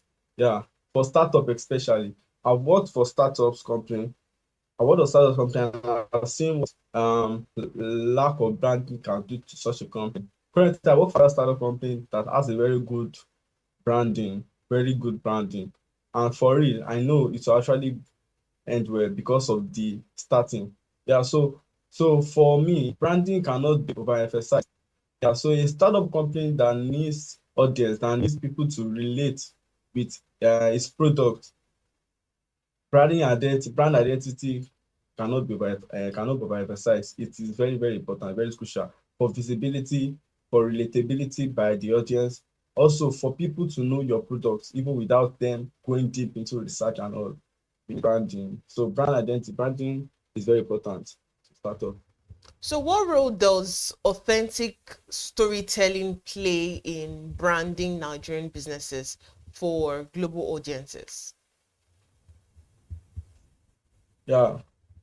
So the role the role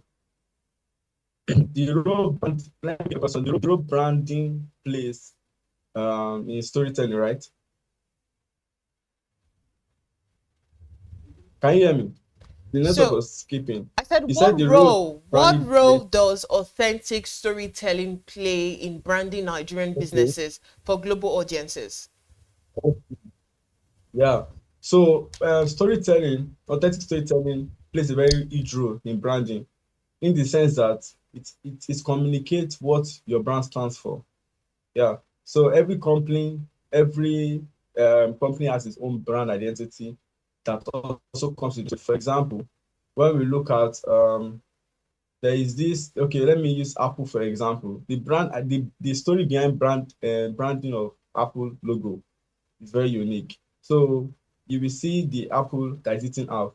So the storytelling behind it is basically, okay, when you eat on the fruit of the tree, you have knowledge, you have understanding. And Apple stands for technology. Technology is like the knowledge base. It's like you want to have the knowledge. So eating from the apple is like you have the knowledge. Are you getting me? So that was the story behind Apple logo. So for me, storytelling in branding cannot be emphasized also. It is very important because you can't just wake up one day and say, okay, I want to create this logo, and you don't have the reason for creating those logo.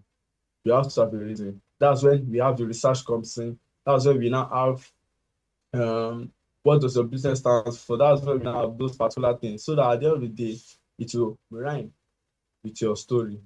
Because if you don't know what this company stands for, you can't actually create a good story. So for me, storytelling is very important in branding. So that's it. All right, so your background in demography and social statistics is quite unique for a designer. So how does data inform creativity in your work? Yeah, so I graduated from demography and social statistics of Bafema University, 2023. And in my few years in school, we based on research, yeah. So based on research, we carry out data and all. So it is very meaningful to know the audience. Like, okay, let me first bring it to the aspect of demography. So when we carry out research, in order to carry out research, we have to have our data ready. So we have to have our questionnaire ready, our audience, our target audience ready also and all. So basically, the research in that space is almost similar to the research in the tech space. The difference is we are dealing with real world. We are solving problems that is social. It is social between 1 or 2 person. It can be death rate, it can be migration rate and all. That's the difference. But when we are coming to tech space, we are solving problems in the digital economy. That's the difference. But it is very important in both because we are, at the long run, we are trying to bring about balance to see how we can solve a particular problem in the region. Yeah, so as a demographer and social statistics, social statistician, this actually made me to be able to also incorporate it in the, they actually have the same background, the same function. Yeah, so let me say this also. Also a data analyst, or let me say it's also a analyst. Yeah, we have a researcher in the product design. We have the data analyst in the product design. We have the designers in the product design. So everything still encompasses one. Yeah. So me as a demographer, it actually made it easy for me to leverage on in the tech space. So yeah. All right, so many Nigerian startups, they still struggle to leverage data. So how do you think we can make data-driven decision making more accessible to these small businesses? Okay. But for those startups, I feel the way we can make the data could actually, some people what some people do is when they carry out the data, some people put it online. So such startup could actually just go online and search for basic data based on what they're trying to get. Yeah. So also they can also collaborate. We can also collaborate with startups company. Yeah. So collaborate with startup company to also help them to carry out data and all. Yeah. So majorly as a startup, basically, don't have the funds or they don't have the capacity to actually do some things. So that's when they bring out some kind of partnership or collaborations with people. Now, let me give you let me give you an example. MoneyPoint started as a startup company, we all know. So the way they could do their stuff is by collaborating, basically. So they collaborated with product designers, collaborated with product managers, collaborated with software engineers, with backend, front end, everybody possible they could collaborate with. They weren't paying anything. It was just based on collaboration and also partnership. Okay, when we have started getting these funds, we'll be giving so amount. So that's one way you can actually partner. Collaboration for me is one of the key things. So a startup can actually get data, could actually get access to things that they are not having access to by collaboration. Yeah. So basically. All right, so let's now take it down to the challenges. So what challenges do you think these young innovators face when they're trying to scale tech-driven projects in Nigeria? Number one challenge is I'll talking about the present challenges right now. It may not be so in the past, but number one challenge is actually combat or misunderstanding between the how do I put it, project managers, the CEOs, or project managers, the product designers. The challenge, but it is part of the process. Yeah, so that's one of the challenge we face because there is some of them, some of us we have an idea, another one we have another idea, and the two wins actually run. So another challenges is actually light. So in Nigeria, the major challenge me I face personally is light, and the petrol also is not even encouraging for me to actually, yeah. So basically, one of the challenges me personally I face is like I won't make it challenging, but generally the challenges that most people face in developing a product as members or as a startup is conflict in the group or in the team. Yeah. So another challenges is we face is lack of data. So there's sometimes that even the data you collect may not be sufficient for a product or for a research, and you have to go back and collect another one. It's a challenge, and you shouldn't be discouraged. You shouldn't be discouraged, rather. It is something that will often happen. It's a normal process. Yeah. So, and the last challenge I would say for me, for startup companies, is funding. Most of them don't have the funding yet, and many talents are actually motivated more when they are being paid. So it's only a few that will work without being paid, maybe based on agreements or partnership. So that's another challenge, basically. Thank you. All right. So finally, where do you see Nigeria's creative tech scene in the next 5 years, and what role do you hope to play in the future? Where I see Nigeria tech space, right? Yes, please. Okay. In the next 5 years, I think we should be at par with other countries. We should be at par in the space of fintech and all, because recently I see young minds bringing out solutions. Just recently, there is this fintech app that just launched. I can't really remember the name right now. Yeah, but the problem it solved was, instead of you writing your account number, you just write on paper. Maybe you have a paper, you wrote your account number and all your details, just snap it. Then the app automatically generates it for you and space. Yeah. So it's the use of AI basically. So I see the fintech, I see the agricultural space and every other space in the next 5 years as par with other countries, because we are actually leveraging on AI to solve many problems. Yeah. So I see myself also at that level. Also, by these 5 years, right, we should be able to use AI to solve problems. People say AI will take jobs of many people, but I feel, me personally, in the next 5 years, I'll be the one using AI to solve many problems. Yeah. All right. So thank you so much. Thank you so much for your insights on Business Morning. Bello Ayomide, it was really good to have you on the show. Thank you. Thank you, Miss Eze. All right, that's been our focus today on Business Morning. The rise of passive investing in Nigeria, a focus on exchange-traded funds as ETF, and that was with JT. And we also looked at Nigeria's young innovators redefining business through design, data, and technology. And that's the much we can take on Business Morning segment today on The Breakfast Show. I am Deborah Eze. Thank you for watching. And do stay with us as The Breakfast Show continues with a big story after the short break with Elizabeth Musa. Have a good morning.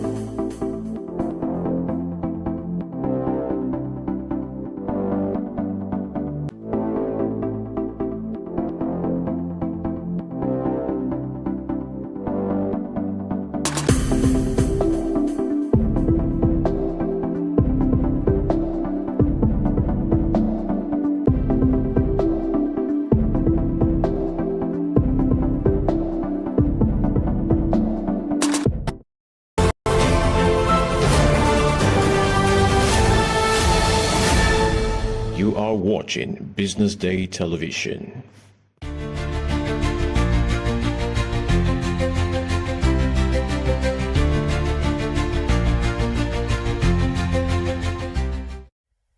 Good morning and welcome to the big story right here on the BDTV Breakfast Show. My name is Elizabeth Musa.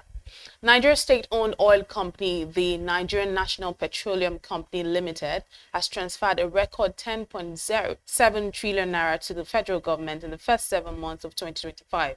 It's the highest amount since NNPC became a commercial entity in 2021 and a major lifeline for the government as it works to steady public finances.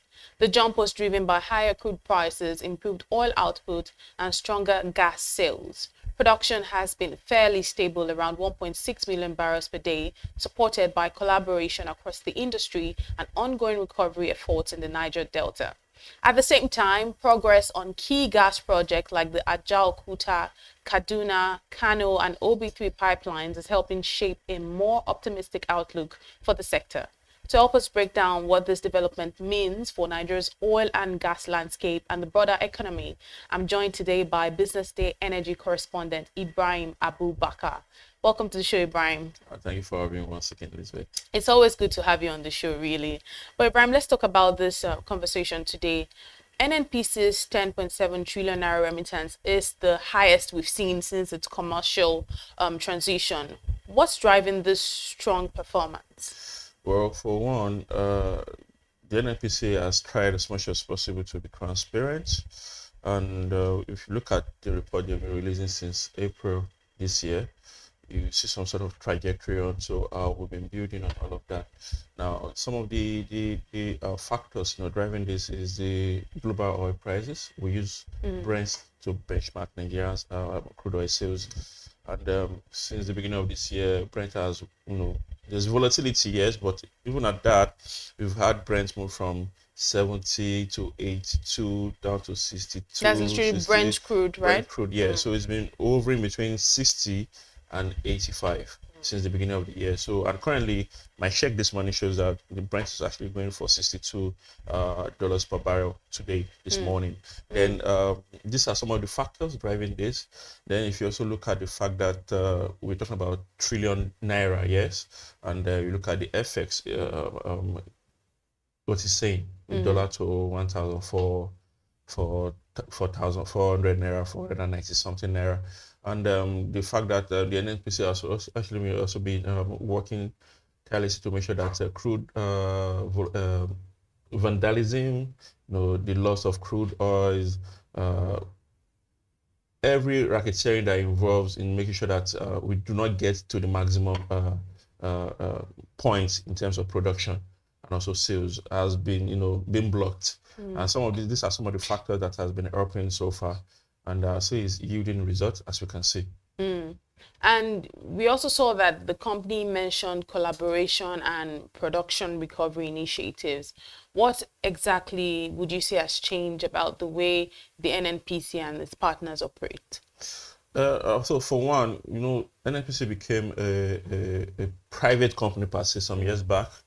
And you see that in some ways they still move like a government entity. Right. However, we see seeing some sort of private, approach to their operation. So there are partners on the IOC side, the NOC side, as international oil companies, and the national oil company, the local one, and also security entities like Tantita. Tantita is one of the popular ones that we know, we talk about a lot. We've been seeing, today you hear that the Navy has seized a cargo, they seized the ship, they seized that. People who vandalize pipelines wherever in the Niger Delta, we've been captured.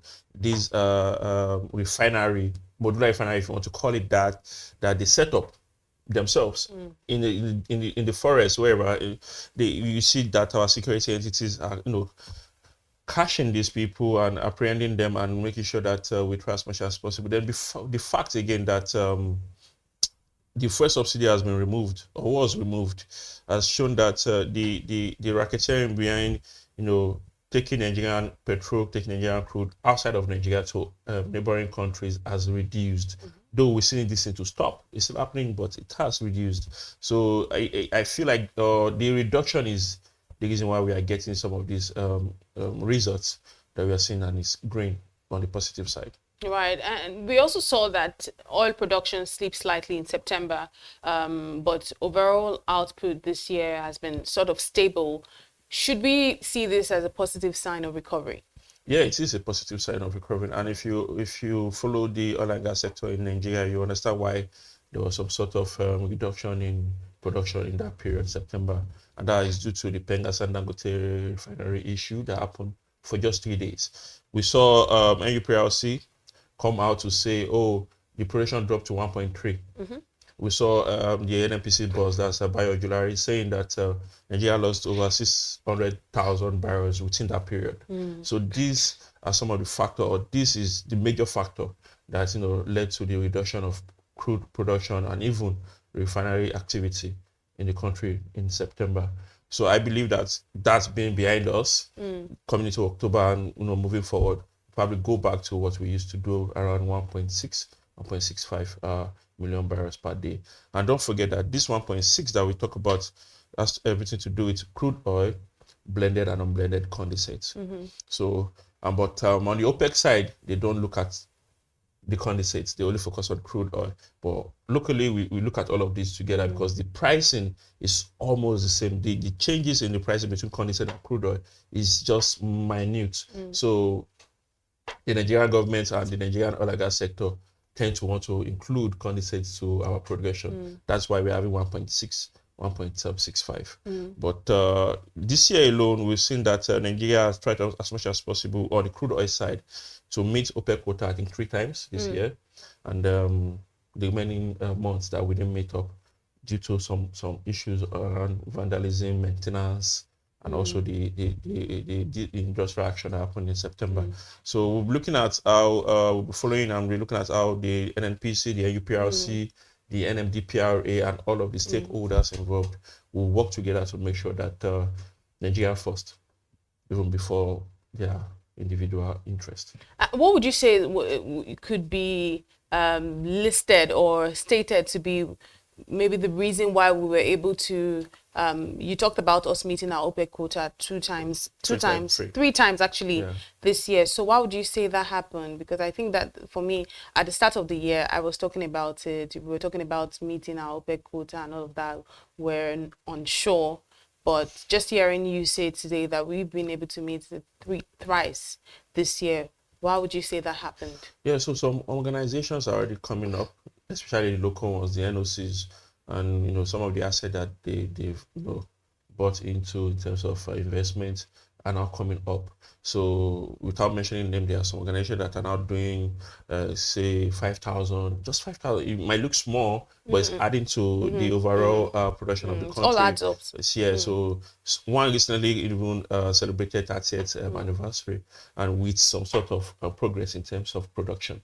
A private entity, a local one to be precise. So our Nigerian oil and gas companies are also stepping up alongside their IOC's counterparts to make sure that all of this is happening. So it's more or less the idle assets are now being regulated and putting in the work as at NOCs, because now the NUPRC are saying that any asset that is left idle will be revoked.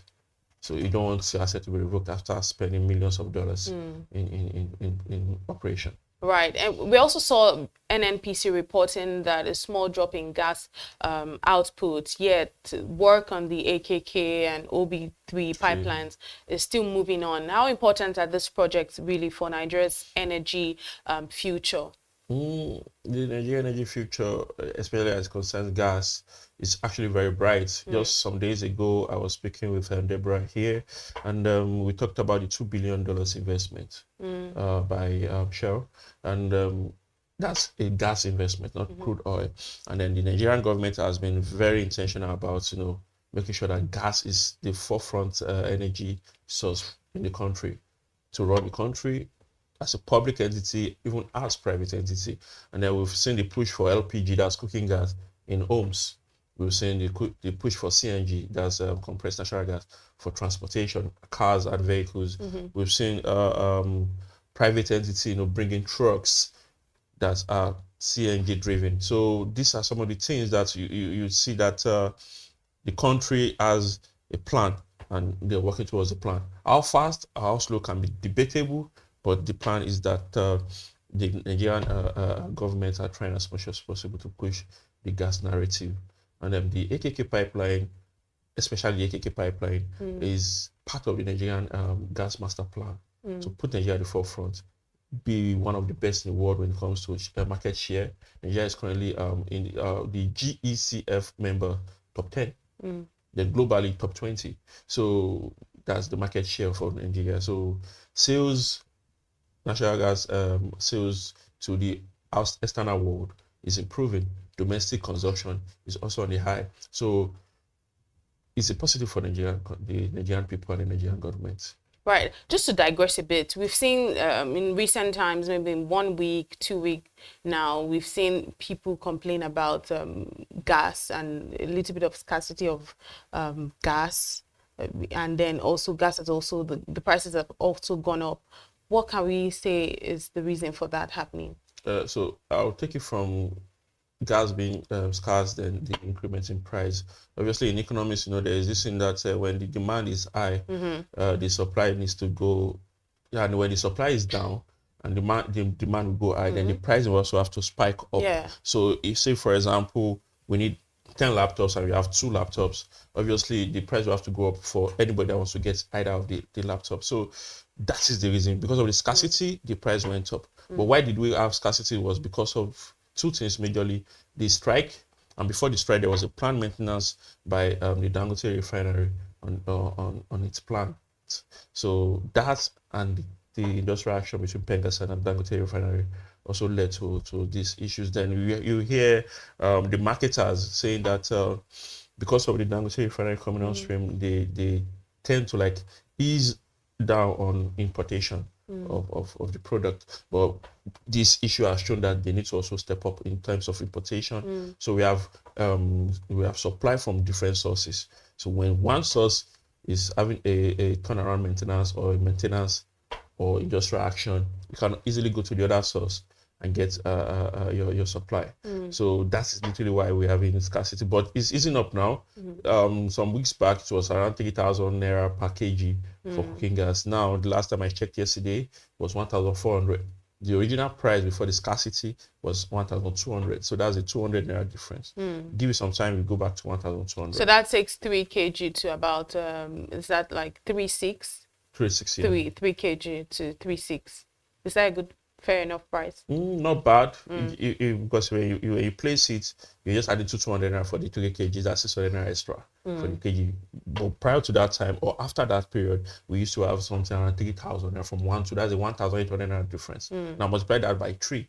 So you see, but we've reduced it to just 600. Oh, that's instead fair. of over 5,000 naira to 600. So it's better. It could get better. You get better. And now that even the naira is getting stronger against the dollars, then probably the price might even go down to lesser than 1-2. But for now, the issue is around supply. When the supply goes round, the price can easily come down.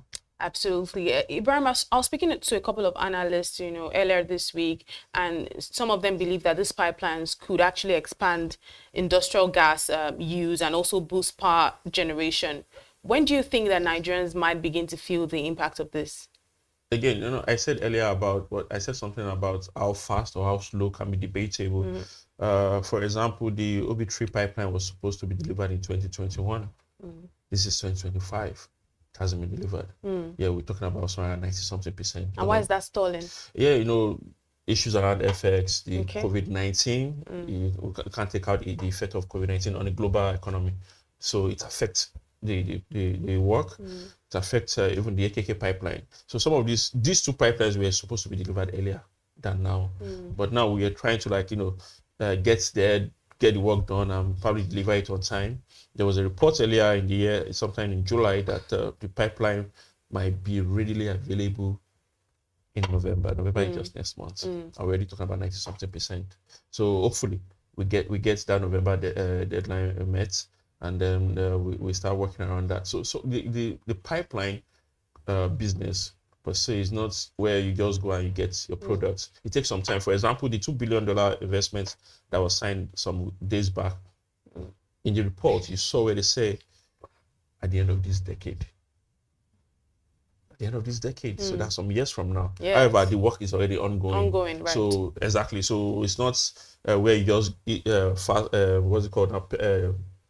Pay and cash and carry. It's not that. It's cash, lot of processes, lots of works before you carry. So it takes some time, but I feel like we're already seeing it, especially now that we're now seeing investments in that sector, multiple investments in that sector. We'll be seeing it little by little.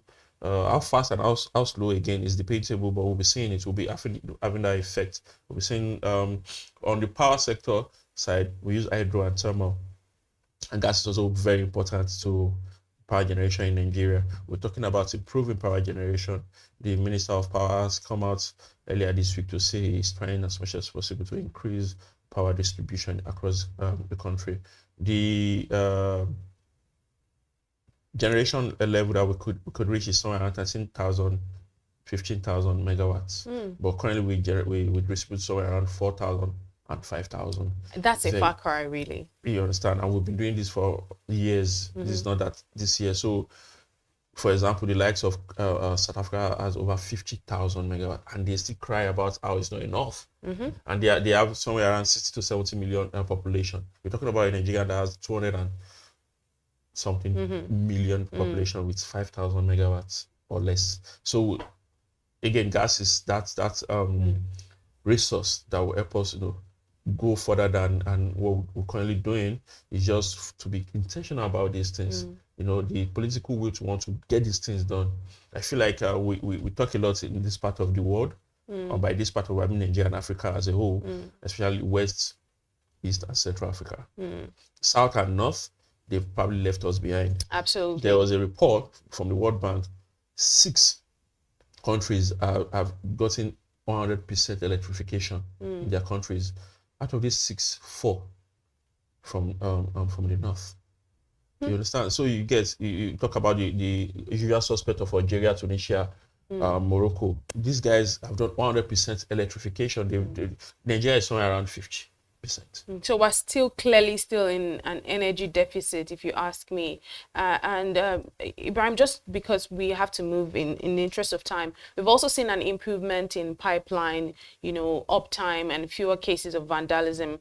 How much of this progress would you say could be attributed to the new security collaborations in the Niger Delta? I would say 100%, because again, if you will read through some of the report that we've done in the past, you realize that we're actually coming out of from a very dark side, and it's only going to get better with political will, and probably the change in some of the industry players, some of the changes we've seen, especially look at NNPC. There's a change in the management. Look at some of the strategic places, UPRC, we've seen some improvements in assets. So all of this can be placed under the reforms that the current administration is, passing on and all of that. And I think it's intentional. We're not where we're supposed to be, but we're moving. So I would say 100%. It's not me that is stopping the vandals. It's not me. It's not you. Right. So it's probably some of the deals they're signing, the security people they're bringing on, the Navy, Tantita again, that's a private entity on its own. And the Tantita deal, when it was announced, it was a 4 billion naira monthly deal. So you expect that a 4 billion naira monthly deal should be giving you some sort of positive. So I feel like that deal was signed sometime in August 2022, I think. So I feel like it's yielding result now. We'll really get better.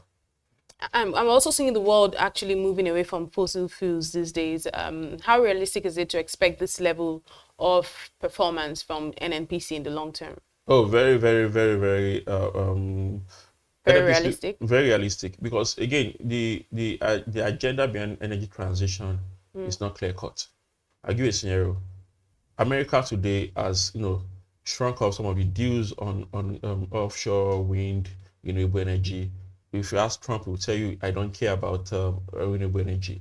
The same thing is going on currently in the UK, where the government are saying that what we're looking at now is how to make sure that our people get cheaper power supply. Renewable energy will not give us that. We saw a report earlier where Spain and I think Portugal had some blackouts because of renewable energy. So at the end of the day, some of China has coal, as renewable energy, and they are still investing in all of this. So they are not doing, let's hold on coal and improve on renewable energy. No, they are going all out on all sources of energy, fossil fuel, coal, and even renewable. So I think it should be a mix of all of this. We should not be talking about how we need to reduce fossil fuel. For example, Africa as a continent contributes just 4% of the global carbon emission. Just 4%. The whole of Africa, that's 54 countries, I think. So you understand that we are not doing much when it comes to carbon emission in itself. However, we still need to tap into the direction of where the world is going. So renewable energy, fossil fuel have to go hand in hand. At the end of the day, what we talk about is Nigeria as a country needs is industrialization. And you cannot do that without energy deficit. Nigeria is one of the 3 countries that in Africa that has the less electrification assets by population. I think we're followed by Uganda and Tanzania. I think Uganda I'm sure of, Tanzania I'm not sure of. So the 3 countries in Africa, then when it comes to cooking, we have reports saying that over 100,000 people die yearly. By people, I mean women and kids, from inhaling dirty sources of fuel, so charcoal, kerosene, those sources that are not clear enough, firewood. So we need to invest. We need to be intentional about these things. So it should be gas, crude oil, petrol, renewable, offshore wind, onshore wind, name it. So all the works, all basically. the works, exactly. So it should be one. So is that if you ask me, I'd say let's focus on fossil fuel like 60%. Okay. Then other sources of energy 40%. We have coal in Enugu State. We need to improve on all of that. So it shouldn't be a one size fits all. Wow, this is actually really insightful. But just before I let you go, my final question to you today will be, if NNPC remittances actually goes beyond 15 trillion naira by year end, as some of the analysts have suggested, what kind of difference will this make for Nigeria's economic and fiscal stability? Yeah, so for one, I feel like this level of remittance will curb some sort of loan that we take. When you're taking loans to offset some recurrent expenditure and all of that, this is another source. You necessarily don't have to go out there. So it's where the Nigerian economy generally, but more specifically the energy sector. And you agree with me that there will be no improvement, no tech advancement without energy. So we need light. We've interviewed people, we've talked with people that will tell you, back when I was in Nigeria, I could literally do any work. But I moved to this country, the power supply was stable, I get my work done easily. It's also making sense in that regards that, okay, the network providers are also working perfectly. I could assure you, if you ask 10 Nigerians this morning, today, what their network provider are doing to them, they will tell you they won't kill me. Yeah. So power, energy is very, very important. Energy security first, industrialization follows. Then you see every other thing, every other sector opening up, SMEs, big entities, transnationals, multinationals, all of it. So energy is important. The remittance is important to the Nigerian economy. 15 trillion is no child play. Yeah, and I feel like this are one of the reasons why the subsidy was removed, so that we don't take this type of money and shock it back into paying for first subsidy. So in the long run, we should see it like passing again. Political will is very important. Putting these remittances into the advancements of the country should be the utmost drive of the government officials in the country. Absolutely. Thank you so much, Ibrahim Abubakar, Business Day's energy correspondent. Thank you for joining us on The Big Story this morning. Thank you for having me once again. This has been The Big Story right here on the BDTV Breakfast Show. Up next is Social Listening. Do stay with us.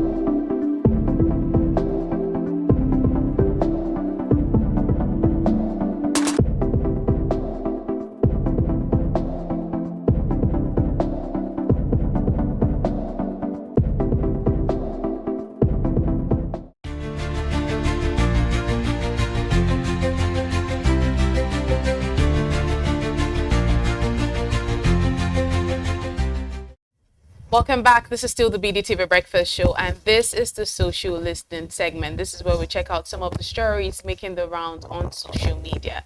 Of course, I'm not doing this alone. My name is still Elizabeth Musa, and I'm joined by Valentine.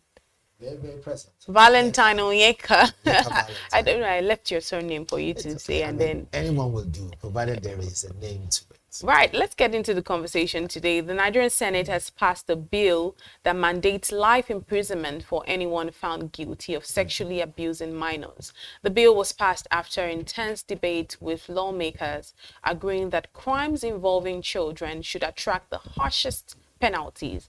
Senator Adams Oshiomhole pushed for life imprisonment, arguing that no child can give consent and that offenders must face full justice. This marks a major step in Nigeria's fight against child abuse. Now, this one for me is a step in the right direction. You know, I'm always looking for the steps in the right direction. So when I saw this, I said, okay, I think this is good, but I would ask you, Valentine, do you foresee this new law? Do you think in any way it will stop the rising cases of child abuse in Nigeria, or is this just another law? So, before I answer that question, before we dive into it, there is a death penalty for capital offense, right? Has that stopped armed robbers? Has that stopped murderers, killers? Has that stopped? But at least they're doing something. Now, the reason why I'm saying so is this. Now, although there is no comparison, killers and people who, force minors into some sexual act, as case may be, but give and take, when someone's well-being, or when someone, because even a child is a human being too, that idea of inducing trauma into someone, hoping that as a child, he or she will not, might not feel it as he or she grows up.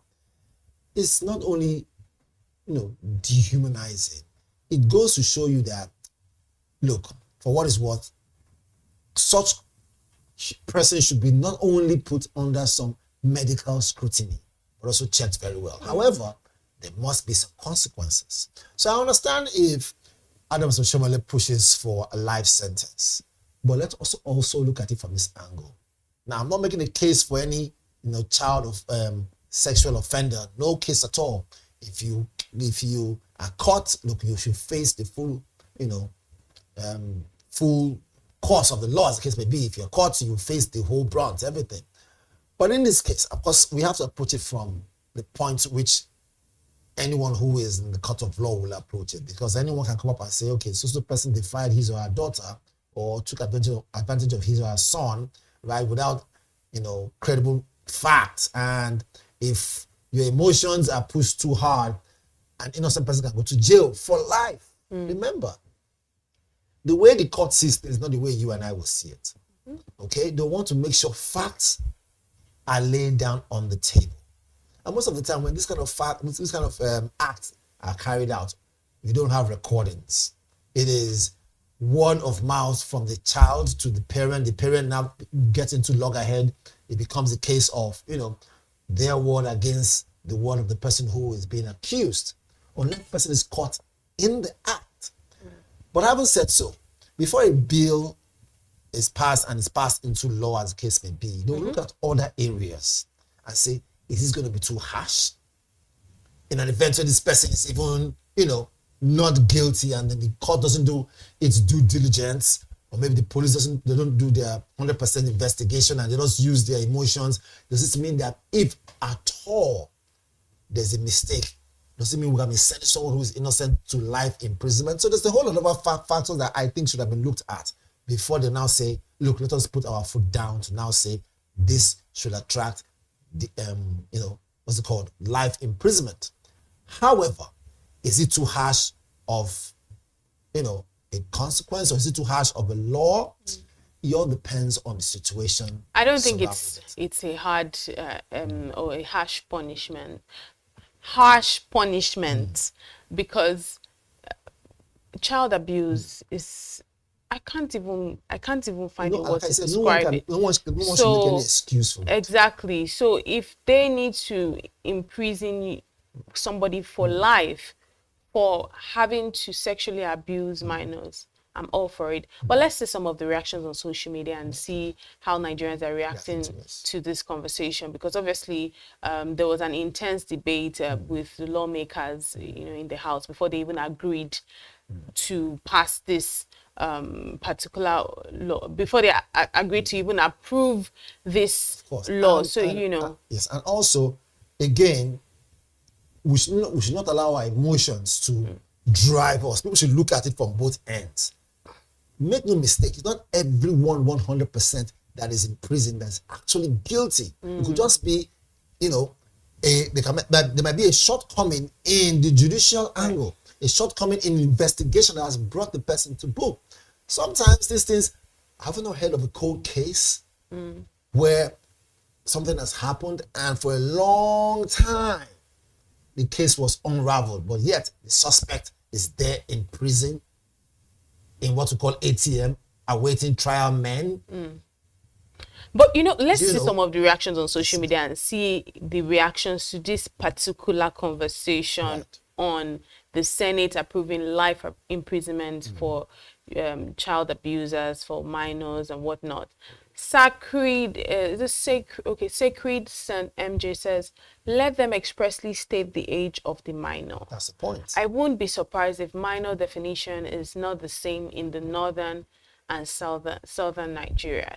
It should be the same age for all.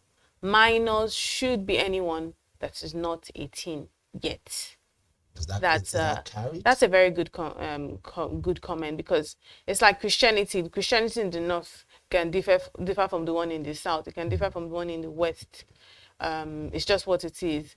Three Wise Bro says the funniest, and when I say it's just what it is, it's not that biblically anything changes. It's just the local context and how people the extremities of how they approach it because of the local context of that state. Because if you go to Kaduna State now or Kano State, a Christian that is there will be, you find that there are more staunch Christians than those of us that are very cosmopolitan, very westernized. So that's just what I'm saying. So it could also be in a case where in somewhere like Lagos, and just talking about that previous comment, somewhere like Lagos, you're looking at, oh, what's minor for you? Maybe minor for you could start at let me say 8, and there minors for them might start at another age. Do you get what I mean? And that's why you might see, they can say, oh, a 3-year-old, no, it's not a minor. You get what I mean? But here you're looking at it from Lagos that, oh, minor is minor, anything below this age. But they are looking at it like, no, because you see how it happens in the north, where you're seeing a little girl. So yes, that's basically what I'm saying. But more of the reactions, let's take a look at more of the reactions on social media and see how these reactions are panning out. Ahmad Analytical says, finally, Nigeria's Senate says life imprisonment for anyone who defiles a child.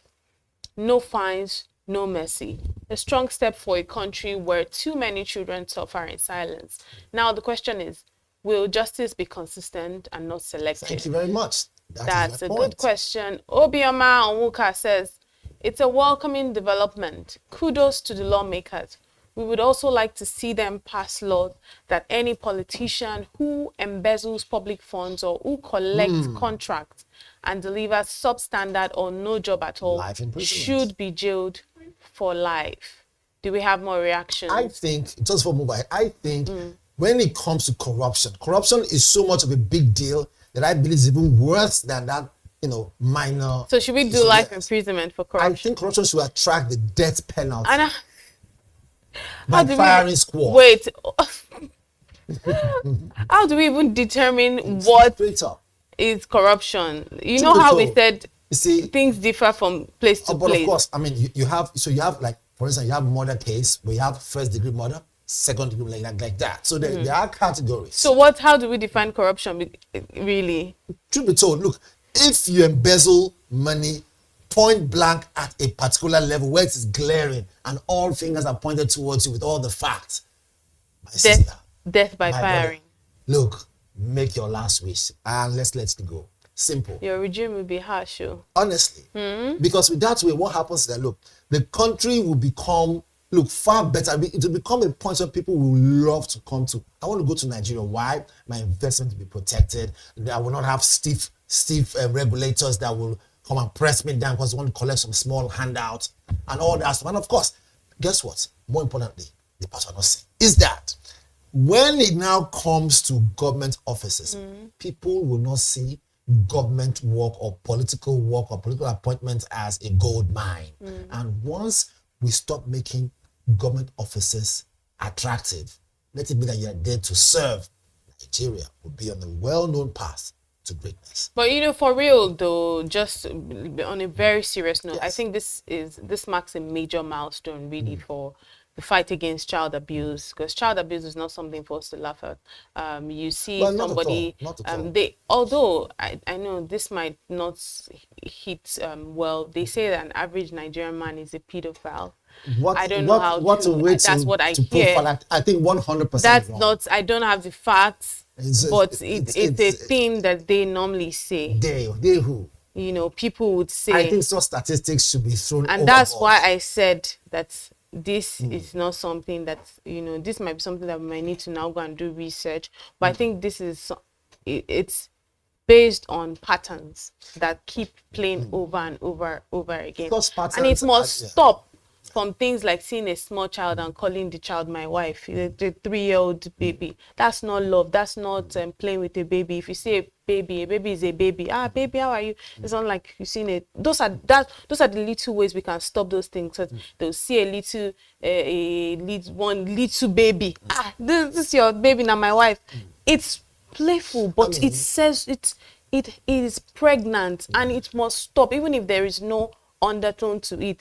That's where all of this will stop.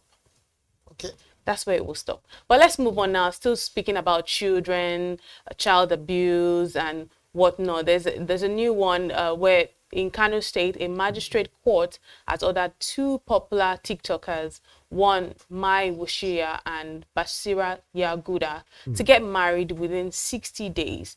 The duo had been arrested by the Kano Censorship Board for allegedly posting immoral videos where they were kissing and cuddling online. The judge ruled that they must formalize their relationship or risk contempt of court. Now you can see them. You see part of what I'm saying? First and foremost, this is a different case altogether. I have nothing. This is a different case, obviously. It's not a case of a grown man and a child, not at all. These are 2 adults, you can see. Just that one is not fully developed, where the other one is developed. Having said so, without me trying to discriminate, I would simply say, look, if they found love in a very rare place, I think that rare place should be allowed to foster and bloom. However, in a case where, I don't know if this is being engineered by some Sharia law or something, but look, truth be told, it's a free country where you can afford to kiss whoever you want to kiss on social media.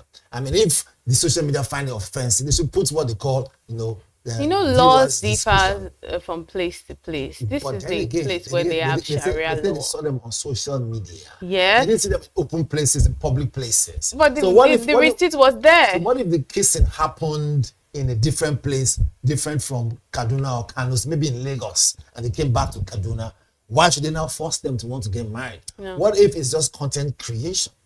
Creation. Yeah, are you their lawyer? You're beginning to sound like you're their lawyer. We all have this because they know where they are. They know that. You know what's funny? Anyway, it's the hypocritical side of things. These are places where they do even the worst things behind closed doors, underneath the sheets and whatnot. But away from that, it's like they say, is who they catch that is the thief. But really, this is a place where they practice Sharia law. Is it right? It's not for me. It's like if I come to your house, this is your rule. You have to go by your rule. Whatever it is, I think it's really my own another thoughts. thing is this, see, people don't know this, but as much as yes, they say this Sharia law, they have their ways and there are angles in which they look at before they come out and now say this must happen. Another thing is that if people don't feel free to express their feelings, I'm not saying you should go out of board and become, get to a point of immorality on the streets and open, as the case may be. But if people don't feel free to express how they feel, whether tall, short, fat, slim, and express their love as the case may be. I see you're about to laugh there. Which means that you will see young fellows who could add a lot of value to some certain states say, look, this place is no longer habitable for me. I want to leave that place. And such a person is business oriented. And they leave that zone, whether it's a creative mind or whatever it is, to a different place. What do you think would have happened? They could have moved that skill away from that locale, and that area still becomes, underdeveloped. Do you know the only thing I'm curious to find out about today? I've been seeing this news emanating from the online space is to know, I'm always someone that likes to say, or what. So if they don't get married in 60 days, what's going to happen? What's going to be the penalty? Obviously, for them to be kissing and cuddling, they probably like each other. So that's a good one. So if they don't marry within the next 60 days, what's going to happen? Are they going to jail them? What's going to happen? That's really what I want to know. But I think they're already in a good place. Because they are, they are happy enough to express their affection for each other. And maybe they were doing it I will tell you in a wrong state. If I was that gentleman, and then they come to me and tell me you must get married to this person, what an opportunity.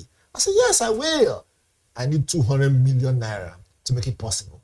It's the fact. Give them some form of. It's like you are living in some bubble that we don't understand. So what I'm trying to say is, at the end of the day, if they really want them to get married, then the man should say, look, he needs to make it flamboyant. He needs support from. He needs to make, when you are doing something that is wrong in the state, according to the not obviously not here. According to their own law. So what they need now is to find a good lawyer, and that lawyer has to really, because when we don't have the most times why so many things fly when you don't know your rights, that's why some things will fly. So that lawyer has to now say, if the court, yes, it might be wrong, maybe because they're not married, to be maybe cuddling and kissing according to the Sharia law, but that law now has to say, if the court has the power to actually force two people to marry, that's where they'll be able to get their freedom. If they have a good lawyer, that maybe just by, there's something like this called omission, just by way of omission, maybe they did not add it there, that, if you're caught XYZ doing XYZ, this will happen. If that's not there, then they are free to go. There's nothing that will happen. So if they have a good lawyer, good for them. Again, it's also Sharia law. I don't know much about the details of Sharia law, but generally, when it comes to legal matters, there are some areas where most of us have some information about, which is, normally you can't, the law doesn't even say you must force these people to get married. Federal government doesn't. Because if you look at it closely, this is just like I always say, it might be a tough pill, but religion in general, whether you're Christian, religion or Islam, or whether you are, the idea is there's always some form of setup that is put there to put you under control, right? So in this case, whether this is what we're seeing, well, maybe we should probably have a cleric who is an imam, a Muslim cleric. This is where I would call Muhammad tomorrow to break it down and tell us if this is a because given. he's actually a cleric. Yes. But let's see some of the reactions on social media and see how Nigerians are reacting to the conversation. Michael Canute says, highest hypocrisy. That was the first thing I said. What this so-called all righteous and saints do in the closet will shock you. They use religion and culture to deceive themselves. Do we have more reactions? Commander-in-Chief says, I see no reason why they are now forcing people into marriage. Like, what is the meaning of this? Are they the ones that will stay in the marriage? That's for Commander. Rebirth All Sleek says, this is very sad that we live in a country that people can be forced by a court to get married. It's truly sad. I think you have added there, not when you say court, Sharia court, not the normal court that we know. Do we have one more reaction or any more reactions? I think basically, I'm always someone that likes, let's be factual and logical. Emotions are nice, emotions aside. To not waste time, I hate to waste time. If they are able to just get a good lawyer that can point out in the constitution, the Sharia constitution, that there is no place that says if this happens, they must be forced to marry. Maybe, yes, there's a place that, you know, when you're writing an agreement or a clause, you're right, in a case clause, right, sexual relationship, you should not do XYZ. You now see 2 or B, something like that. It's now say in a case where this happens, this will happen. If there is nothing like that, they are free to go. All this one they're just doing is a waste of time. So if banter aside, so we don't waste time, because we can always only just waste time on social media. If these two people are smart, the young man, it looks like if they're smart and they have like the right people, it's just to fight it and they go on their way. Anyways, really, they just go on their way. It's a Sharia state. There's really nothing we can only just talk and talk and talk, but just get a good lawyer and fight your way out of it. Another thing we're not seeing is that what if truly they both want it, but they're looking for who to support them financially. Like I said before, this could be an opportunity. They finally want us to get married. This is great. So now let us ask for them to open a business for that. I don't even know if you're being funny, really. You know, I like to look at the business angle. Who knows? What did they say? Okay, thank you so much, Sharia law. We're going to get married anytime soon. Can we get some raise? Start a business for us. Let's leave here. Well, that's where we leave it today on the social listening segment. I really wish them the best. What the name? I wish Mushia, May, Wushia, and Basira Yaguda. I really wish them the best. It would be nice to see them get married, but not under compulsion. Trust me, if I see them get married today, tomorrow, I'm going to be the first to actually congratulate them. I really want to attend the wedding, so I'll see how some certain things will be carried out. You go to Kano State. It's important, so I can. I'm a journalist, so I can just sit down and take some journals and say, okay, when they said, can you kiss the bride? You know how it was performed. I mean, you see the variation there. Okay. Well, that's why we leave it this morning on the BDTV Breakfast Show. Thank you for staying with us from the start up until the finish. We hope you enjoyed the show. My name remains Elizabeth Musa. I'm Onyeka Valentine. See you tomorrow.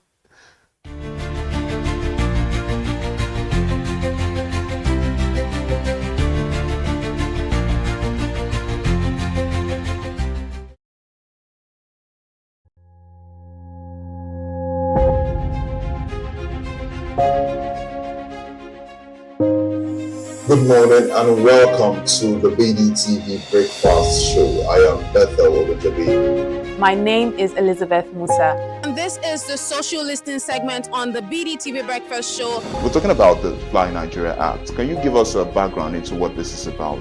We are here today on the streets of Lagos, Nigeria, to gather opinion about a pressing issue. I go look at the cost of petrol. We get very for Nigeria with the suffer. The income is not really increasing, but the prices of items are increased. Nothing like service again, no. You only pray for that money to reach you that month.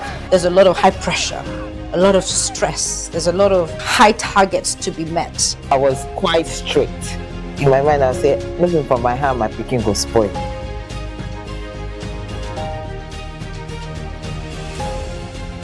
To allow all banks and all the players in the space 15% inflation target achievable in 2025.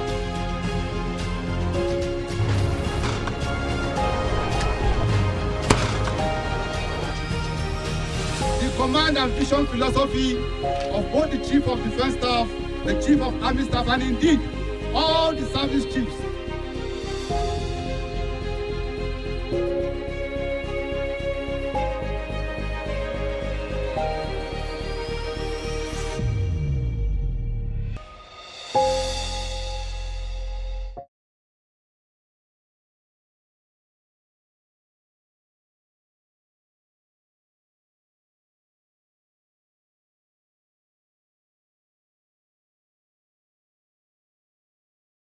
Hello viewers, welcome to Today in History, right here on BDTV, where we look back at some of the events that have shaped economies and the world of business. I am Ifunaya Indigwe. On this day, 22nd of October in 1962, President John F. Kennedy announced that Soviet nuclear missiles had been found in Cuba. His address shocked the world and ignited a tense standoff between the United States and the Soviet Union, bringing both superpowers close to nuclear war before peace prevailed. And also today, in 1879, inventor Thomas Edison achieved success after countless experiments by creating a long-lasting carbon filament light bulb, burning for over 13 hours. It marked a turning point in human history, illuminating cities, extending work hours, and ushering in the transformative age of electricity. And that's how far we can go today in history. I am Ifunaya Indigwe. Until tomorrow, keep watching BDTV.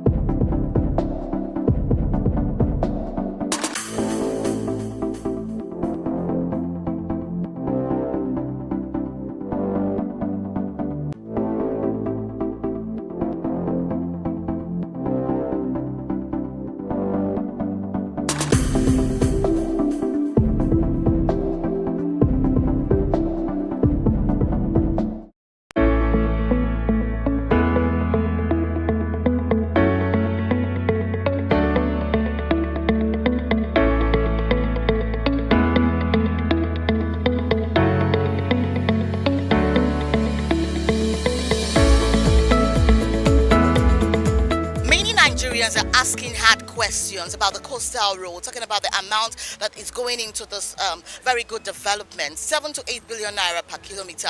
Nigerians are worried, and they're saying that transparency is not an attack. That Nigerians deserve to know the breakdown going into this project, because there are a lot of roads, Nigerian roads, federal roads, that also need attention. And they're asking, why will such an amount go into just one project when other roads that lead to economic value in the nation keep suffering? Basically, when we got winds of the fact that the coastal road is going to be worked upon, we're all excited, and all, because we know the economic impact it will bring to this part of the country, and also to the south region.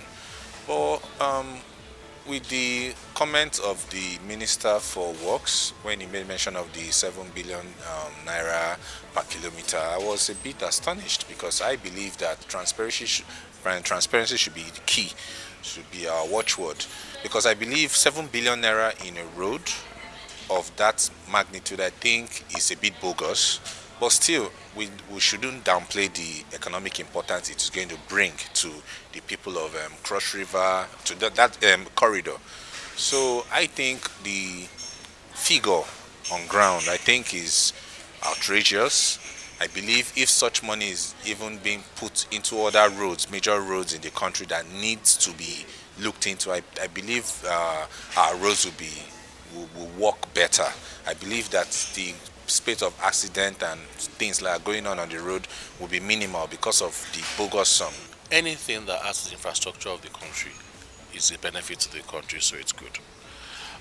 Yes, there are many other roads that need work, but this one too is needed. I mean, we're a country of this size, and for me to get to Calabar, to get to Port Harcourt, to get to the east where we're from, it takes hours turning from one road to that. This will make life so much easier for millions and millions. Lagos is still the center of this country, whether we like it or not. So no people that move, like Christmas will come, people that move out of Lagos to their hometowns is enormous. Millions of people move. So this road is needed. As far as the money being wasted, I believe strongly that the most important thing is to do the project well. I don't know anything about the costing. I will not lie to you. I haven't followed it. I've tried not to. I've tried to ignore it, because, as I always say, hey, it's our money, yes, but as long as they're spending our money for our project, we can live with it. And that's all we should do. As long as they're spending our money for our project, we're fine. But they should spend it for our project. But I'm okay. It's a good thing as long as it's done well. This issue of coastal road, to me, they should allow sleeping dog to lie. Honestly, when you talk about road construction, most of the people that complain about these roads, some of them are not professionals. When you look at the terrain, to me personally, and as a citizen of this country, there's nothing big about the cost. When you look at that terrain, yes, Nigeria is so big, so vast, so large, that infrastructure decay is a problem now. When we look at the issue of abandoned facility infrastructure, yes, but something has to be done on that corridor. I'm not fighting for government. I'm not fighting representing the Honorable Minister for the works, for works. But at the same time, let's be realistic with ourselves. There's no big deal about that road. It's a simple arithmetic. Sit down a structural engineer who will give you every cost of that terrain. That terrain is different to ordinary road, where there's no mud, where there's no water. I mean, there's no way. Just simple arithmetic. Tell me, in any civilized country, where did you want to construct road that there will not be cost, there will not be variation? So as far as I'm concerned, it's not a big deal. Here in Lagos, Nigeria, Destiny Momo reporting for Business Day Television News.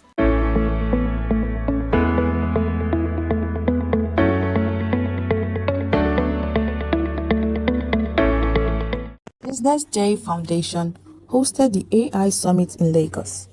The theme was Shaping Nigeria's AI Future. It brought together AI professionals, technology experts, business people, and journalists, including Ladi Asuni, Charles Emembolu, Tumi Akinade, and many others. It was sponsored by BusinessDay, KPNG, Digital Equity Africa, Olaniwun Ajayi, and Wigwe and Partners. In his keynote, Frank Aibogun, publisher of Business Day, said AI is reshaping industries and daily life, but warned that more than 60 million Nigerians are still offline. We all as a country participate in the global AI revolution.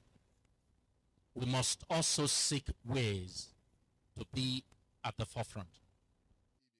Ladi Asuni, partner at KPMG, explained that AI has been with us for decades, from face recognition on phones to YouTube recommendations. What's new, he said, is how widespread it has become.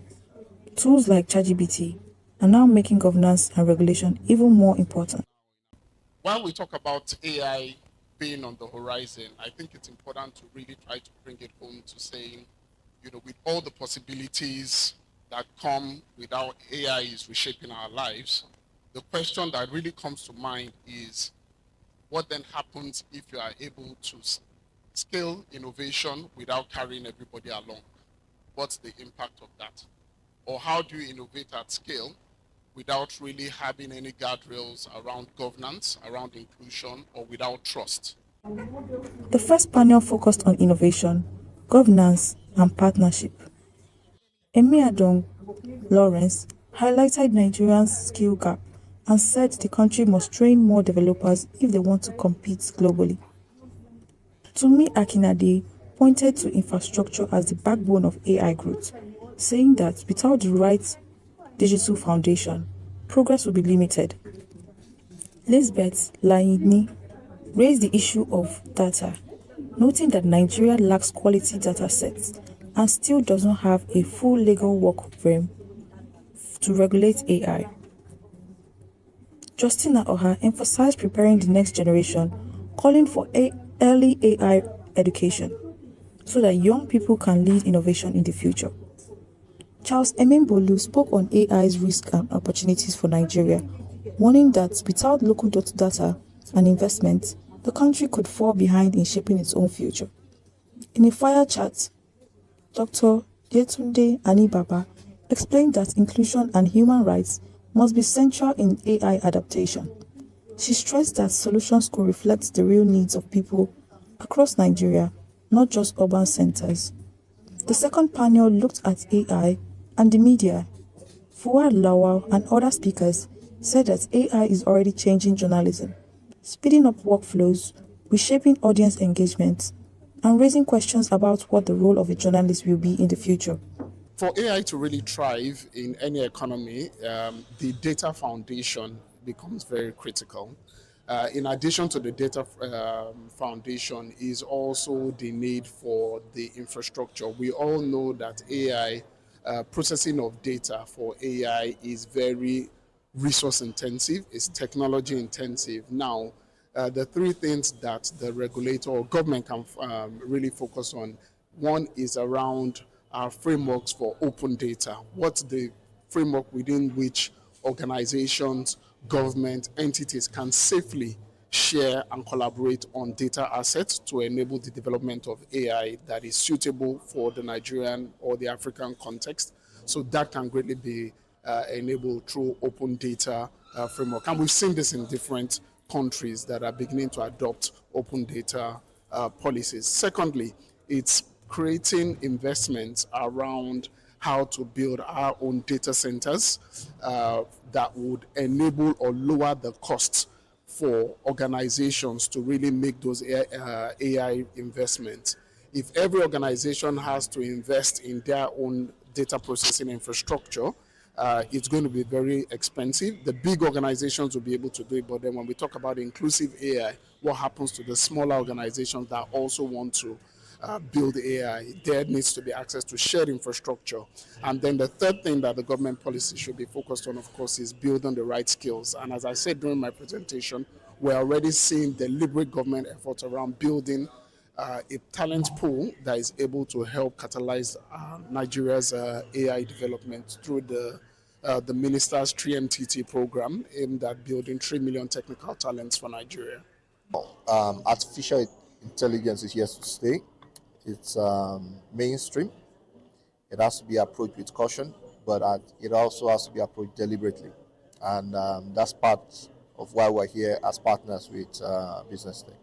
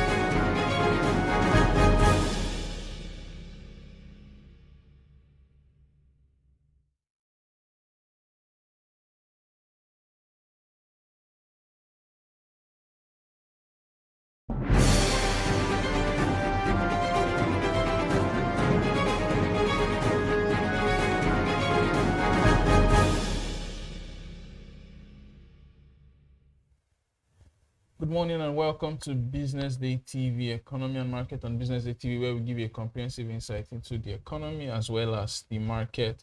Starting off the show, we are going to business news making the rounds. NNPC Limited revenue dropped to 4.2 trillion as oil production dragged in September. The NNPC Limited, or the Nigerian National Petroleum Company Limited, reported a total revenue of 4.26 trillion in September 2025, reflecting a decline from the 4.65 trillion recorded in August. According to the company's financial report released on Tuesday, the profit after tax dropped to 216 billion, almost the 50% decline from the 539 billion recorded in the previous month. According to an analysis by BusinessDay, it was revealed that crude oil and condensate production stood at 1.61 million barrels per day, comprising of 1.37 million barrels per day of crude oil and 0.24 million barrels per day of condensate, both slightly lower than August figures. Natural gas production was 6.284 billion standard cubic feet per day, with sales at 3.443 billion standard cubic feet per day, a decline from the 4.2 billion standard cubic feet per day recorded in August. NNPC said that it made 10.07 trillion in statutory payments to the government between January and August.